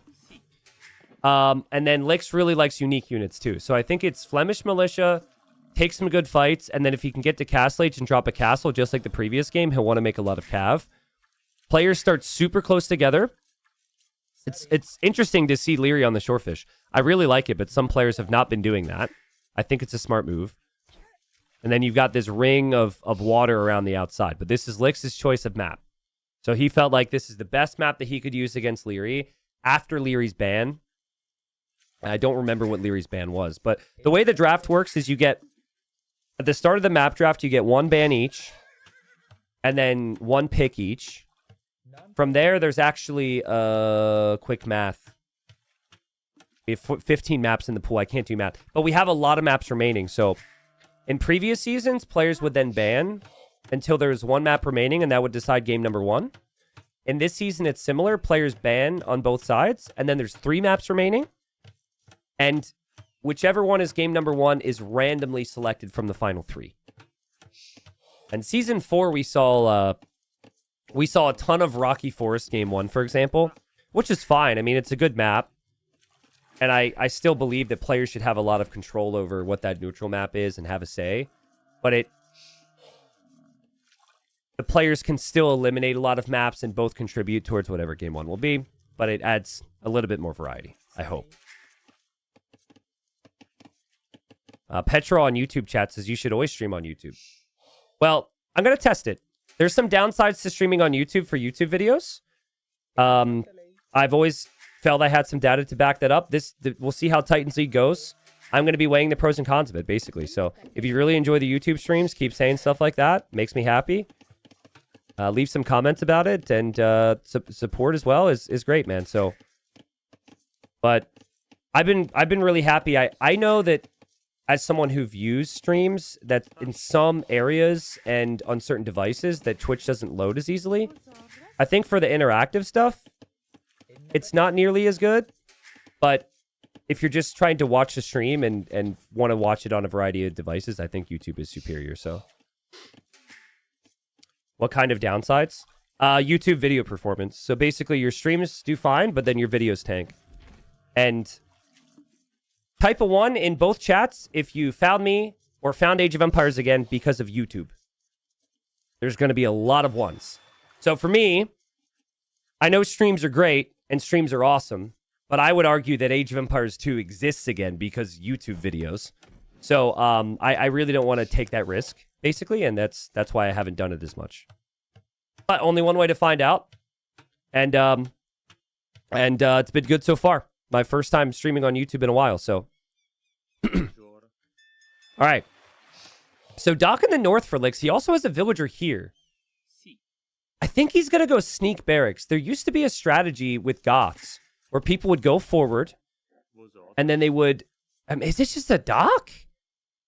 I really don't know what he's about to do because this is a weird timing on it. But they would go forward with a loomed Ville and they would build a barracks in the back of the opponent's base. I wouldn't mind that here. You build a sneak barracks and then maybe another dock over here. Liry's dock is in the north. There's 2 possible dock locations. So maybe... you know what? I think Lix is trying to find the dock villager. But Liry didn't dock here. Liry docked in the north. But this is what Lix is about. Like, this is what Lix got his reputation for. Sneak vills. I do think you have to do something different to beat Liry here. But Liry had the much cleaner build. Dravidians have the extra carry capacity for their fishing ships. They get all the extra wood when they hit the next stage. Like, their eco is much cleaner in the Dark Age as well with the extra pop space from the dock. Dravidians are made for this map. Dravidians are top 3 on this map, in my opinion. I'd say Dravidians, Japanese. I think those are probably my 2 favorites. It's actually hard for me to get 3. I think maybe Koreans in there. You could say Malians, Georgians, Armenians. There's some good civs. But yeah, Villa's chilling here. This one says, couldn't you just make a VODs channel and stream from there? No, because it's all how the YouTube algorithm works. It doesn't matter what channel you're on. Like, if I were to do it on my... It's all because the algorithm speaks based on the category and how viewership goes. So, trust me, I've done a lot of research on it. It's an understandable question, but that's the answer why I haven't done it in the past. So, I'm going to have to weigh the pros and cons. We'll see how the viewership goes. And so far, it's really good, like I said. So let's try to kill a fishing ship. That didn't work. And now he might end up sacrificing his scout. But the barracks is going up on the back. And Liry's scout was brought home to chase that scout. Liry has no reason to look back here. I think he's assuming it's going to be Flemish militia. And he wants to play archers. But he doesn't know where they're going to come from. And if Lix were to also go... No way Liry finds this. No way, dude. Liry is sending a fishing ship down here, and he will find the barracks now. I mean, it's something that maybe you have to consider in the future if you try this. That is maybe a little lucky for Liry, but if someone's playing water, they might naturally discover it that way. Liry will be very happy. He won't be shocked by and surprised by this now. Nice quick walls. And it's not going to end there. With Lix, you got to kill that villager or life is going to be misery. He loses the spear. He gets more quick walls. Just because this is found does not mean you have an answer to it yet. Oh, this is really nice for Liry, though. Look at him use the scout there to dish out some extra damage. He won't even lose the scout. He won't even end up losing the scout. That's so good. Now he can kill the fishing ships from Lix. Lix has not been investing into water. He'll lose all 3 fish. Liry will have 5 fishing ships, so it has to be about this forward now. I mean, Lix is going to try and fight back on water. He's making some fires, but it's just how they chose to invest their res at the start. Liry hasn't lost any vills yet. Has his gold. Water buffalo underneath the TC is an option. Berries are still an option. I think if you clear this, you might even be able to just take down the buildings with the fire ships as well. Yeah, archers are here. Lix needs to notice. And Lix, he has the skirms. He's still streaming in Flemish militia. He's still streaming in skirms. But food eco should be rather rough. He's actually towering at home in case there's a counterattack. And the scout comes over from Liry, which honestly should be dead. But he's still getting value from it. It's crazy. I just love to watch Liry play. The thing is, when you play like Liry, if you make one mistake, because he always tries to play as little army as possible and then faster castle age. If you make one mistake, you get overwhelmed by this stuff. Because Lix is just counting on you to make one error and then it can be game over. And honestly, I really like the economy from Lix for someone who doesn't have a lot of fish. These 2 fish are just standing there, but he's doing a good job. Liry was able to get through there. He actually could escape from that. And so those villagers end up surviving, but sneak villager is still there from Lix. Still not sure if Lix will go for a tower or something, but Liry still hasn't gone for his own tower. And Liry finally loses the villager. I feel like armor on the Flemish militia is needed. If you can get armor on the Flemish militia and just keep streaming these bad boys with a couple skirms, this could get really dangerous for Liry. He still believes this micro is going to be good enough. I don't know, guys. Lix just keeps coming with the military flood. And Flemish militia kill villagers very quickly. There's also a second range, so it could be archers. Again, he doesn't have the armor, and these are Dravidian skirms, so they're firing pretty quickly here. It's very sloppy from Lix. Very messy. It's no micro, it's just spam units. It's like the feudal age equivalent of just spamming knights or something. Liry microing. There's the armor for Lix. When you have Liry under pressure, you don't really want to be patient. But imagine if he shows a little bit of patience, backs up. Liry won't have wood, actually. Where will Liry go for wood? Oh, he's down here. Right now, we've got about 700 food left with the fish down there. So it's still a lot of food. There's also still the food here. That fishing eco is so good. I feel like if Licks could also come back onto water, that could be a huge swing, but it's such a big investment to retake water when you've committed this much to land. It's very unlikely. Liry's still chasing this army down. Archers are behind this to help against the Flemish militia. Licks is hoping the units are strong enough for this to work out.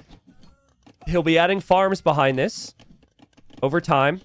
He only has one, but he'll be adding farms. He'll have a really solid economy with the Burgundians. He still has Bowsaw. He's still pressuring Liry. Every time Liry thinks he puts a stop to this, the Flemish militia and the skirmishers keep arriving to his base. There's a lot of weak villagers in here. Liry still hasn't clicked up the Castle Age. But okay, completes the tower. Welcome to Lix's world, guys. This is what Lix loves to do. I think Liry's got a lot of experience against it, though. I think he understands that as long as he doesn't take game-ending damage in Castle Age, the game will change. He'll sneak down here with the Vil. That's a really nice touch. I don't know if adding too many more fishing ships is needed, but you can at least have this dock so these fishing ships can move and be more efficient. Yeah. What Liry should do here, because he's got good food eco and he's Dravidians, is he should go man-at-arms into longswordsman. You have the best civ for it. It's cheaper to get the upgrades. You've got the perfect eco for it. That is not what he's going to do. That is not what he's going to do. He's going to play ranged units. He's going to boom. He's never going to play longswords. He'll probably just play crossbows and play siege. Which I would do the same, to be honest. The longsword play just can hit a wall at times underneath towers and underneath town centers. It's just a tricky unit to justify. But, I mean, Liry's just so far ahead right now. And, guys, the idle TC from Lix, that's kind of expected when you try and do everything he did all at once, right? This would be an amazing YouTube thumbnail right now. Like, that's ridiculous. But yeah, that's not necessarily a mistake. Him losing his fish so early and trying to make skirms and Flemish militia with early upgrades is just stretch the eco a little too much. If you're going to do that, you need to have more efficient fights against Liry. And the GG's called 2-0 up for Liry. And game number 3 will be on Liry's home map. I will say, Liry's home map could very easily be Lix's home map. It is a nomad start. It is a map that's pretty difficult to play, but yeah, Liry's just looking one step ahead right now. There's tiny details in early feudal, like Liry finding the buildings with the fishing ships. That was good fortune, but that's maybe something that you have to think about if you're Lix. If you're going for the sneak, it's very likely your opponent is going to find it if it's near the water. Not many areas you could really put it and still be sneaky, though. But yeah, Liry found that. Liry then walled in his Vils nicely. I also like the play from Liry here with the Fire Galley and the Scout. That was crazy value. If that Scout's not there doing that, they maybe trade 50-50 there, and the fishing ships for Lix stay alive at least an extra minute or two, and Liry needs to invest more focus there. So, 2-0 for Liry. And, yeah, Lix is going to have to go nuts in the next one. I think he's going to go Koreans. And hopefully we have a banger on our hands. He is Japanese. He is Koreans. Both those civs are pretty good. Liry's probably going to go... What would you go, chat? Normally we see a lot of archer civs. Archer and water civs. So Italians would make sense. But Persians are like... Persians are also really, really good. There's no shortage of options here, I guess. Ziv says I would go home. That's not what I meant. That's not what I meant. He can't go home. He has to play the third game. I don't know. I think I would probably play Italians. But all these civilizations could work pretty well. Khmer is actually not a bad pick either. And Lix, like I said, still has his top 2 picks available. So, a bit weird to me that he's playing with his final 2 picks. But part of this drafting strategy could have been denying civilizations from Liry as well. and you do get 5 picks for a play all 3. So I just don't like I don't like Persians on this upcoming map because of the army. The knights can be really strong if you get the mass of them, but I just find with Liry's skill set, you probably want to rely more on crossbows and monks. It's a really good map for archers in the middle and monks, so that would be my guess.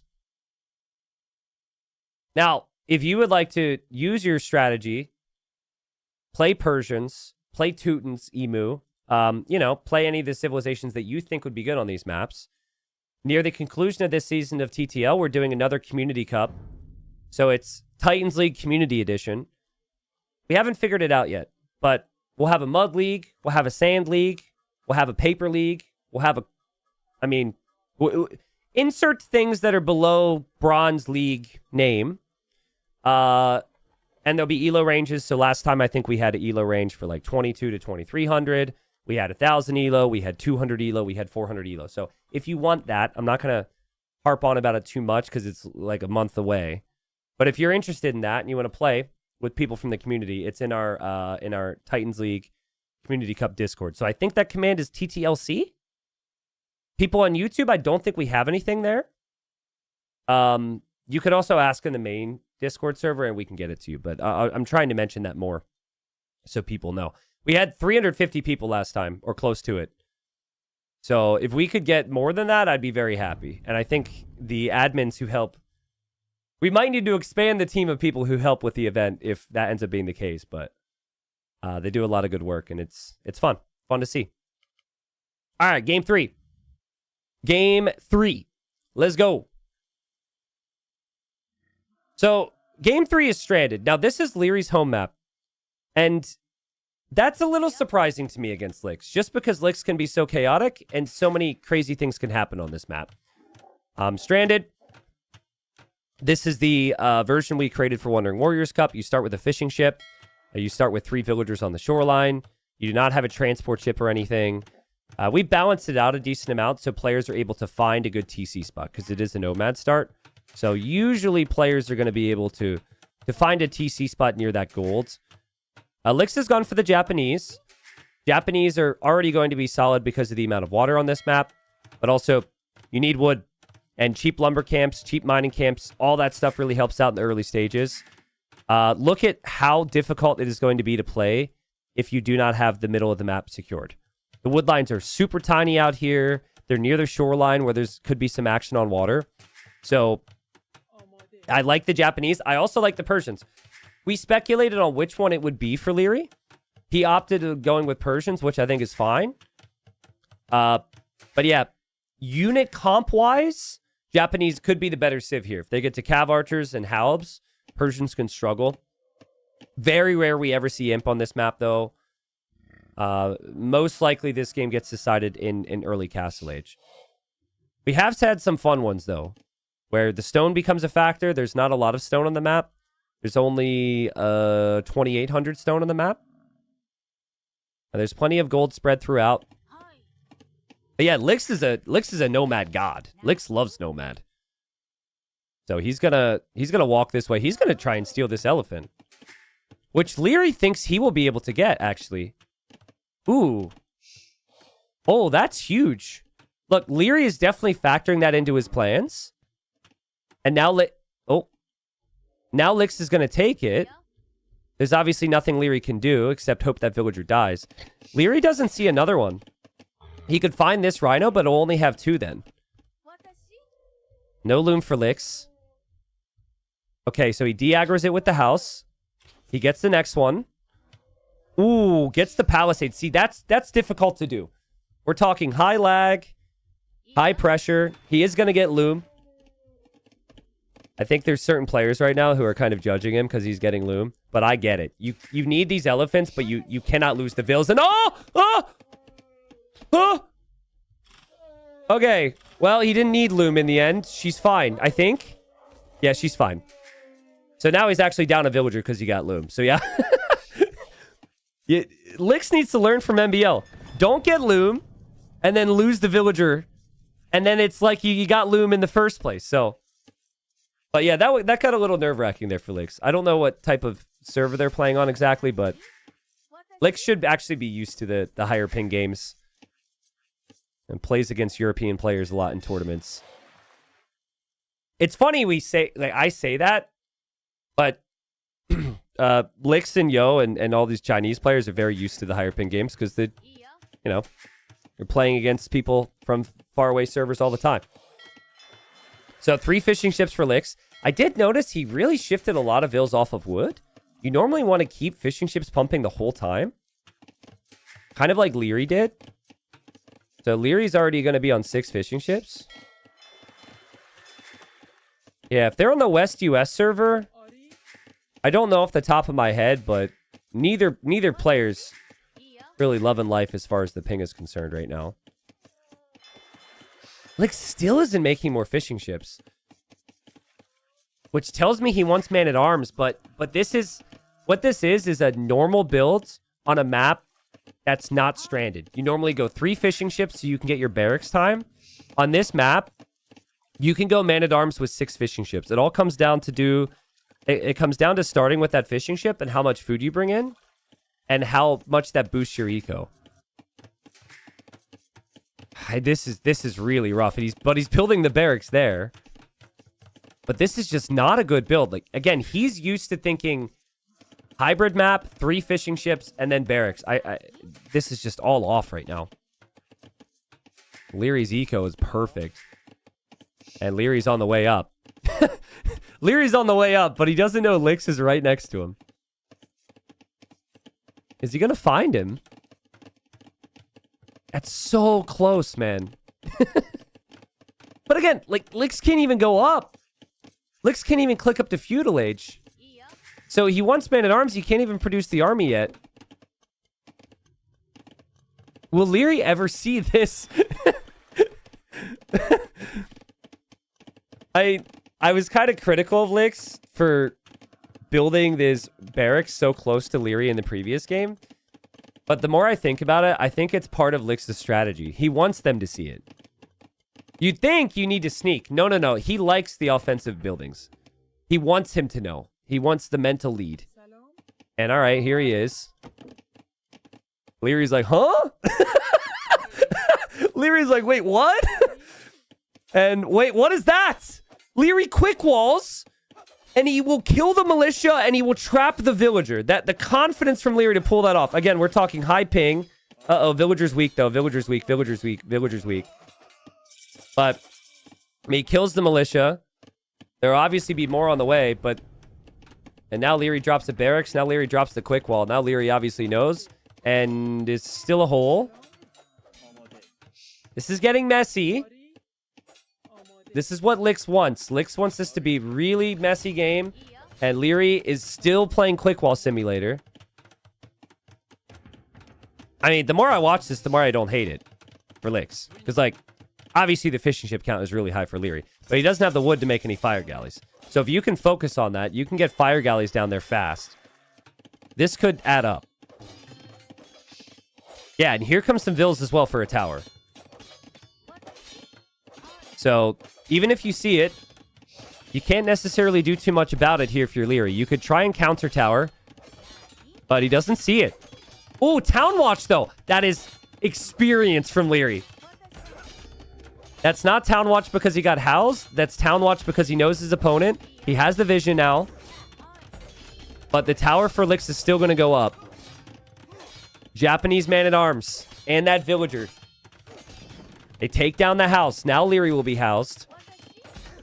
And Liry will send 2 vills behind. Liry's tower will have the ability to fire on these man-at-arms. I don't know if I like this for Lix. I feel like this could be very good or very bad. He's either going to be trapped or he's going to move around, and now Liry has gone too far. Let's see. There is a fire galley out for Lix. Liry really wants to take this tower down. Lix is bringing more villagers.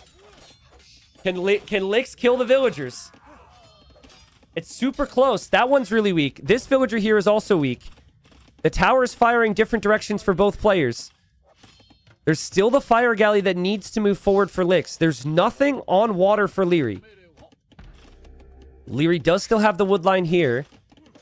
Liry's fishing ships could start to go down very quickly if he's not careful. Yeah, he's producing the fires. You kind of have defensive advantage. Even if Lix was moving forward, Liry should still have enough time. But, like, the eco side's still not great for Lix, but I love the energy. I don't know if the energy's going to be enough, but this is why I said Stranded against Lix is kind of crazy for a home map choice for Liry. Lix loves maps like this. But so far, Liry's dealing with this. The archer range also could be denied. Lix definitely needs to complete the range so he can get some units out. Tower. The tower was firing on the archers and already killed one. The villager's still standing there from Liry. Fire ships are just passing. Liry didn't patrol. So he didn't patrol. He's losing that fire. And Lix adds another man-at-arm. Lix will lose his tower, and now his range is up. But those vills are so weak. Oh, no. He needed an archer range up on the hill. He needed the range up faster than this. Ultimately, he needed to keep his tower up. I think the best chance for Lix right now is maybe to win water and just defend the middle with skirms. Man-at-arm will take an archer. That's good. That's really nice. These villagers will all fall back. He has lots of water buffaloes underneath the TC, which he must have collected with the vill. And one fire goes down for Liry, but Lix needs to repair now. Yeah, I think it's also likely that someone lost a villager to a boar or something. This is extremely chaotic, and Lix probably did underneath the TC. It says he has lost 3 eco, and Liry only killed 2. Range at home now for Lix as well. It seems playable. Honestly, it seems playable. Obviously, like, the score line's amazing for Liry. Liry's the favorite, but I think he's got the army to defend from the archers. Water is still just the big lead for Liry. And his eco. It's like, how can all of that happen, and then Liry can balance out his eco to almost click up to Castle Age? It's crazy. T90, can you win in this position? In Liry's position? Oh, yeah, for sure. I think I could, yeah. If he just does all of that for me, I'd be an incredible player. All I need is for Liry to play for me for the first 18 minutes. That's all anybody needs. Yeah. Unless you meant Lix's position. Lix's position, absolutely not, dude. This isn't Low Elo Legends where I have a chance to bring it back from, you know, 2 700 Elo players. But no, I think you need a big engagement on water.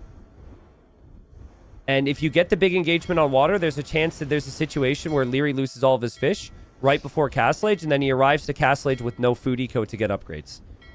Just doesn't seem like he has enough. There's always enough resistance there. That's a detail Lix would have loved to have noticed. That's a 1 HP fire galley.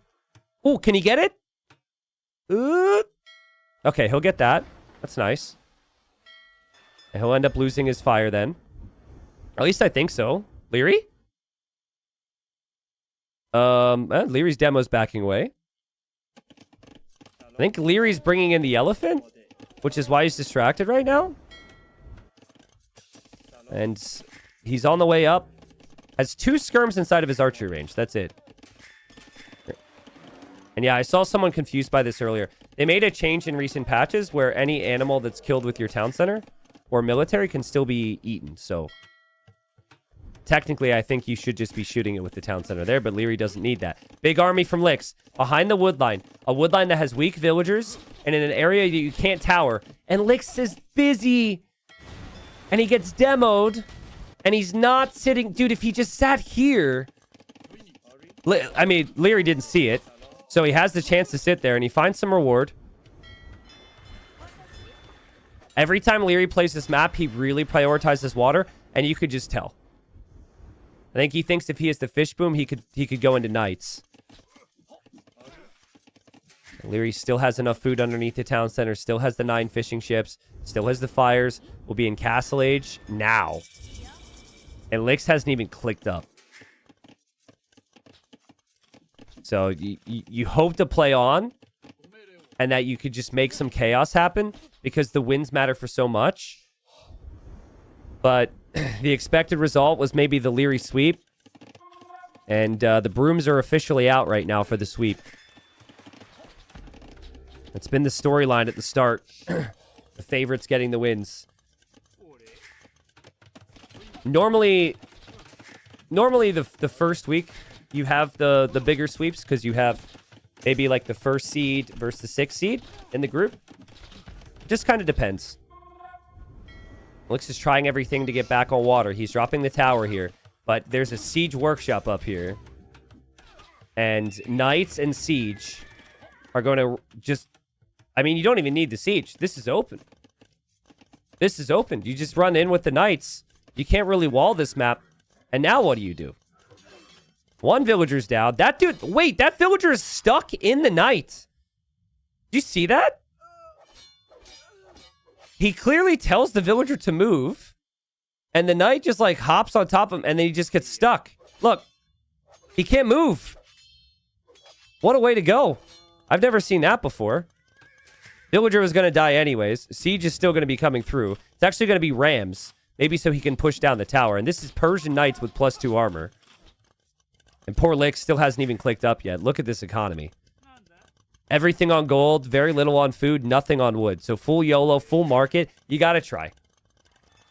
I respect it. I wonder what would have happened in this game if immediately after he had 2 to 3 skirms, he came forward with towers then. I guess that means he's not pushing on water. But I feel like maybe you could open up an opportunity on water for a sneaky demo if that was happening. Liry really wants to put a stop to this. He's running out of wood lines. He's losing some villagers. He's bringing the Knights in. And the Knights are just going to massacre this army, guys. It's not even close. Persian Knights against Feudal Age units. It's just not fair. The weak one gets microed away. Of course it does. The tower is going to go down. More quick walls from Lix to try and hold on. On the left side, Lix is actually killing some fishing ships. But he's losing the towers as quickly as he builds them. He would need to kill all the fishing ships right now for me to really have faith in his position. It is still kind of awkward for Liry. But no, the towers are just going to be gone. Liry can just move to this wood line for now. He can move to this wood line. He still has his gold. And he can take down the archer range as well. This is nice, though. This is nice. Because Liry does not have a lot of food eco. He only has 2 farms. This is why I would not play Persians. Because the second you lose your food eco, you can't make Knights anymore. And then you don't feel like you're in your comfort zone. And quick walls everywhere from Lex. Actually missed this. But yeah, nice quick walls. I mean, still a lot of idle time. But he's holding on. Population somewhat even. Oh, but now there's a mangonel. Oh, God. One thing after the other, man. Where can Lix go for resources? He could take his gold until the mangonel arrives. Then he has to fall back, and he's going to be on the shoreline. Yeah, and he's losing this tower as well. Liry's just too good, man. He's just too good. There's very few players who you could just expect this type of play. With Liry, it's just the expectation. But the feudal builds, the castle builds are going to be clean. Everything's going to be super sharp. Then you start to talk about placement. Like, it's expected. Liry goes to playoffs. How far in the playoffs? I'm always saying top 4. Top 4 minimum for him. I mean, a lot of the times it's been second place, right? Like, is more second place finishes than anyone. He's come closer to winning more finals than not winning them than anyone ever in our S tier events. So it's kind of the unfortunate thing for him is he is that good. And he's just come so close to winning more titles. But yeah, he's ahead here. Somehow the eco count says it's close. I think the game plan from Lix to go for monks and go for cav archers is good, but his eco is just horrible, man.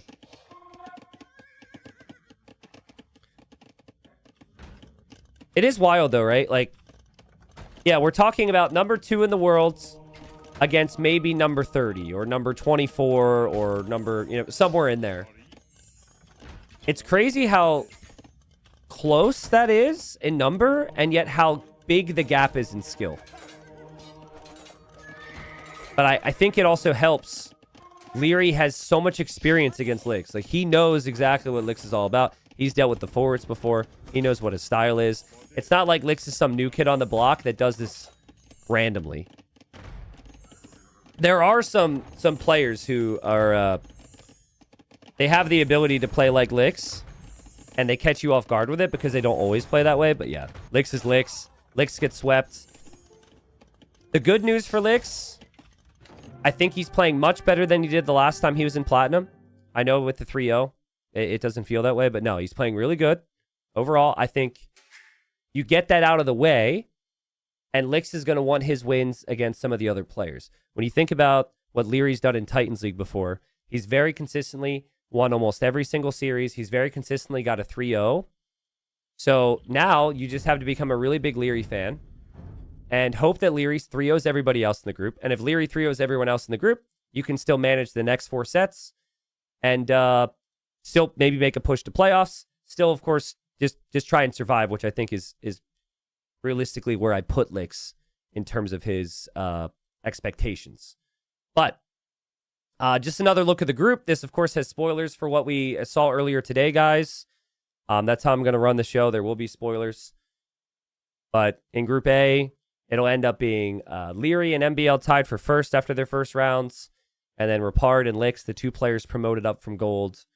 They'll be sitting in the relegation zone to start. We still have a lot of time. And then the big set will be Tato Barros for this series. I think that's the closest one for this group. I don't know when that is. It's in the next 3 days. Okay, apparently that's in 3 days, basically. So we'll see that. Wait. Yeah, we'll see that one then. Lots of games to come. Lots of games to come. The way that this works is we have games Friday, Saturday, Sunday, and Monday. This week, next week. Would it be helpful for you guys if I just made like a 5-minute video where I was like summed up the next month and a half? Because it's not actually... It's kind of tricky because we have Platinum Friday through Monday. But then there's a break in Platinum, so we can do Gold and Silver playoffs. And then Platinum's Friday through Monday again. I think I should just make like a 3 to 5 minute video showing the Google Calendar and talking about it. In fact, I'd actually be fine with doing that now, but I think I'll open it up to other questions and make a video. So, but yeah, lots of Titans League to come. Thank you everyone for the support today. Both like collectively, but also as a whole in terms of just viewership. Appreciate it. We had a couple individual people gift subs today. I was very tired. I think I got 5 hours of sleep last night. Dave was here this week with family, and last night we stayed up till like 2 or 3 a.m. by the campfire catching up and telling stories and all that. So, sorry if my casting wasn't as high energy as it typically is, but I wanted to hang out with him, and I'll be on the TTL grind. I'll be better rested for the rest of the days. Yeah, any questions, ask away, both on YouTube and on Twitch. Ask away. I'll answer them. I know there might be a lot of questions, and it's a complicated format, but we have the TTL command, which has our site with a lot of the info. And there's also the information all in Liquipedia, which should be able to answer the majority of your questions with a little bit of reading. So, yeah, to those on YouTube for showed up and watched live on YouTube, thank you. All the sets are going to be uploaded in 4K to YouTube Extras, as we've always done. So please keep that in mind as well for anyone who misses a series. You can always catch it on the Extras channel. Are you surprised by the amount of 3-0 this TTL today? No. I mean, these sets were all pretty clearly big favorite versus big underdog. So these 3-0s, I think I had those 3-0s in my predictions. So I think that's exactly what I would have predicted. Some of the other sets that are coming up, things get a little bit closer. So tomorrow, ACCM versus Lewis. I'm not sure about a sweep there. Hera versus Lucho tomorrow. I could see Hera sweeping, but Lucho's playing really sharp. Dark versus Mihai. Again, kind of up in the air for me. So you have first seed against 6th seed in the first round for the most part. And then you have the occasional like 3rd versus 4th. So there'll be some sweeps. There'll be some 2-1s. But it's kind of unique, right? It's like, it's either 3-0 or 2-1 scoreline. All of group stage. Obviously, it can go other ways, but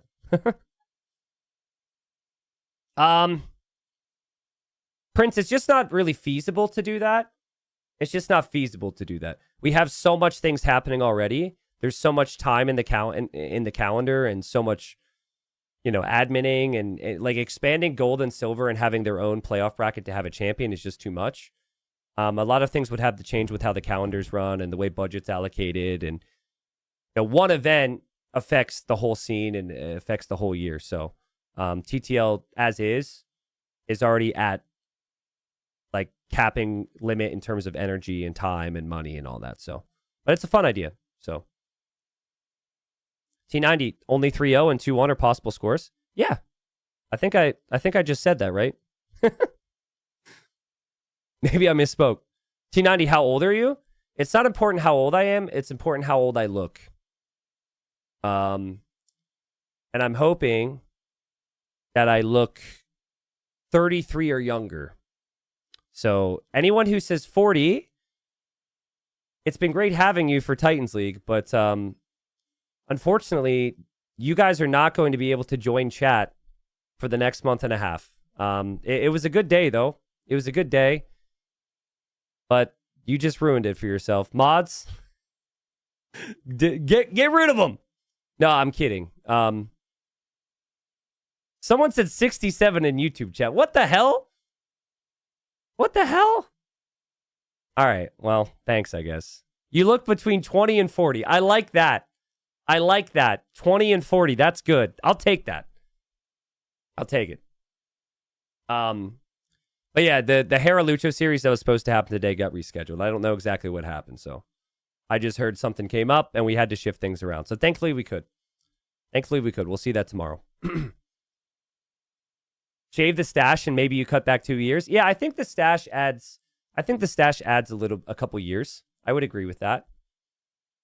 I'm not sure I want to know what I look like without the stash. The stash is kind of, I've grown used to it. So I know my fiance likes the stash, so it'll probably stay for a while. But do you anticipate your Sunday stream ending before the Super Bowl? Yeah, I mean, for these play all threes, it'll probably take 90 minutes for a series. 90 minutes to 2 hours if some of the games are longer. So most of the streaming days should be roughly 6 hours. That can change, of course, because it depends on game length, but I think it should be fine. We start at, what's the GMT time now? I think 16 GMT, 11 a.m. Eastern every day. So we'll do that, and like I said, the YouTube uploads will be there for people who want to catch it later on.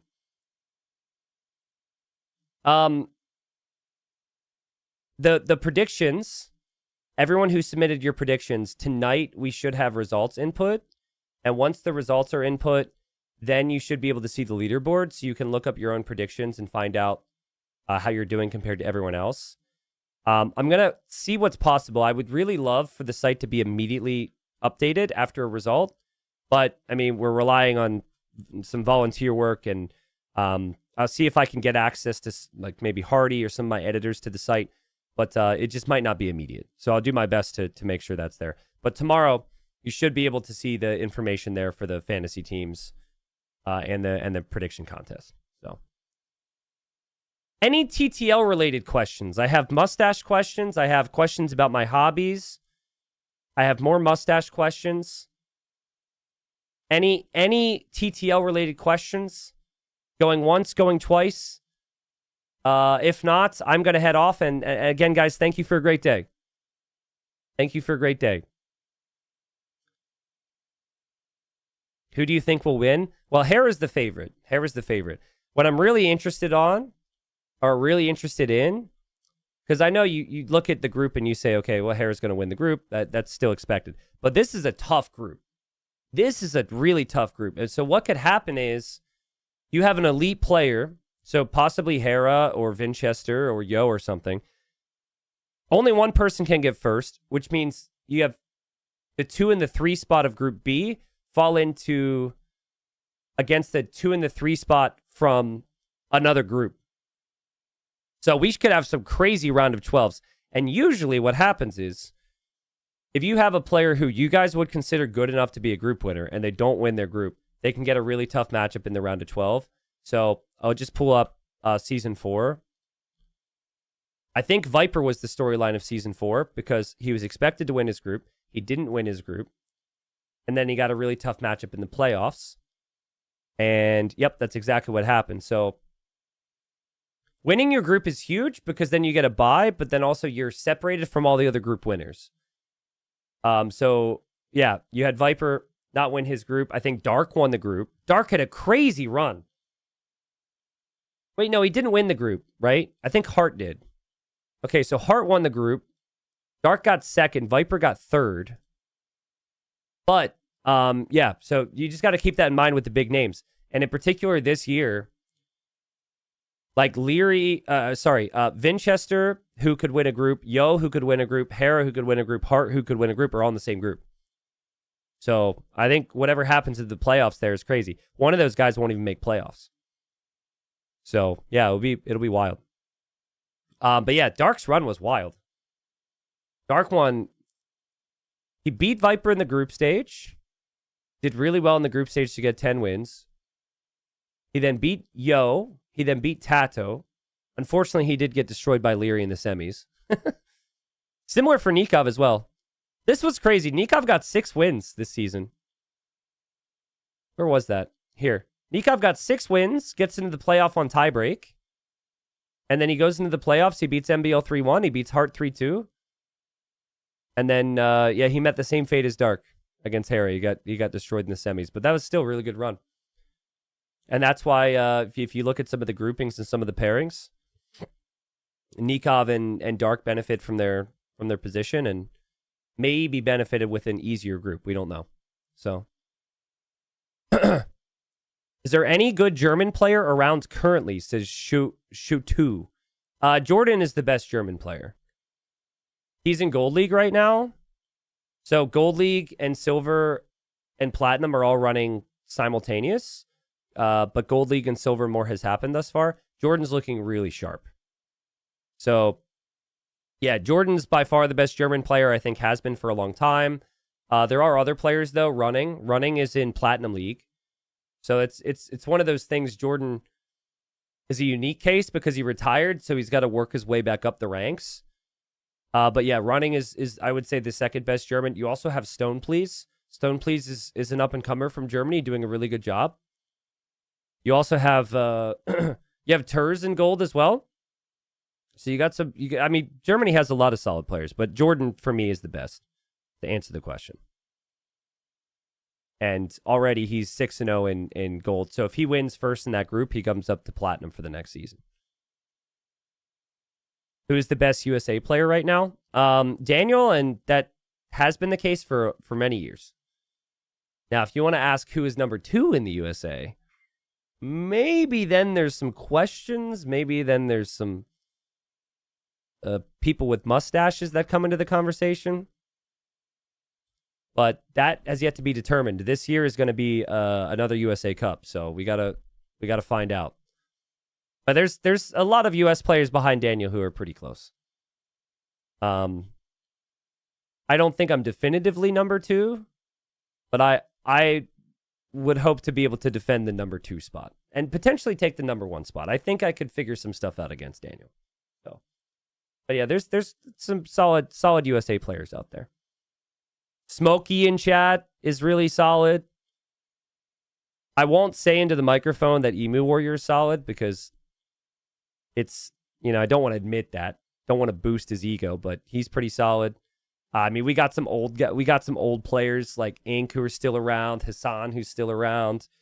If you look at the Age of Empires 2 scene for the States, we have the most players, and we have a lot of players over 2K, but what we lack is we lack a lot of like top 20, top 30 talents. So the top guys has mainly been Daniel for a long time. All right. I'm tired, guys. I had a lot of fun. I appreciate you all. Seriously, it was fun. If I missed you guys, sorry. Seeing the donos coming in from Late Blue and Alexander on YouTube. Appreciate you guys. Thank you for the kind words. There will be an Unk update. I will still be recording and uploading YouTube videos. Don't you guys worry. But yeah, catch you guys tomorrow. Same time, same place. You know the drill. And yeah, take care, everybody. See you soon.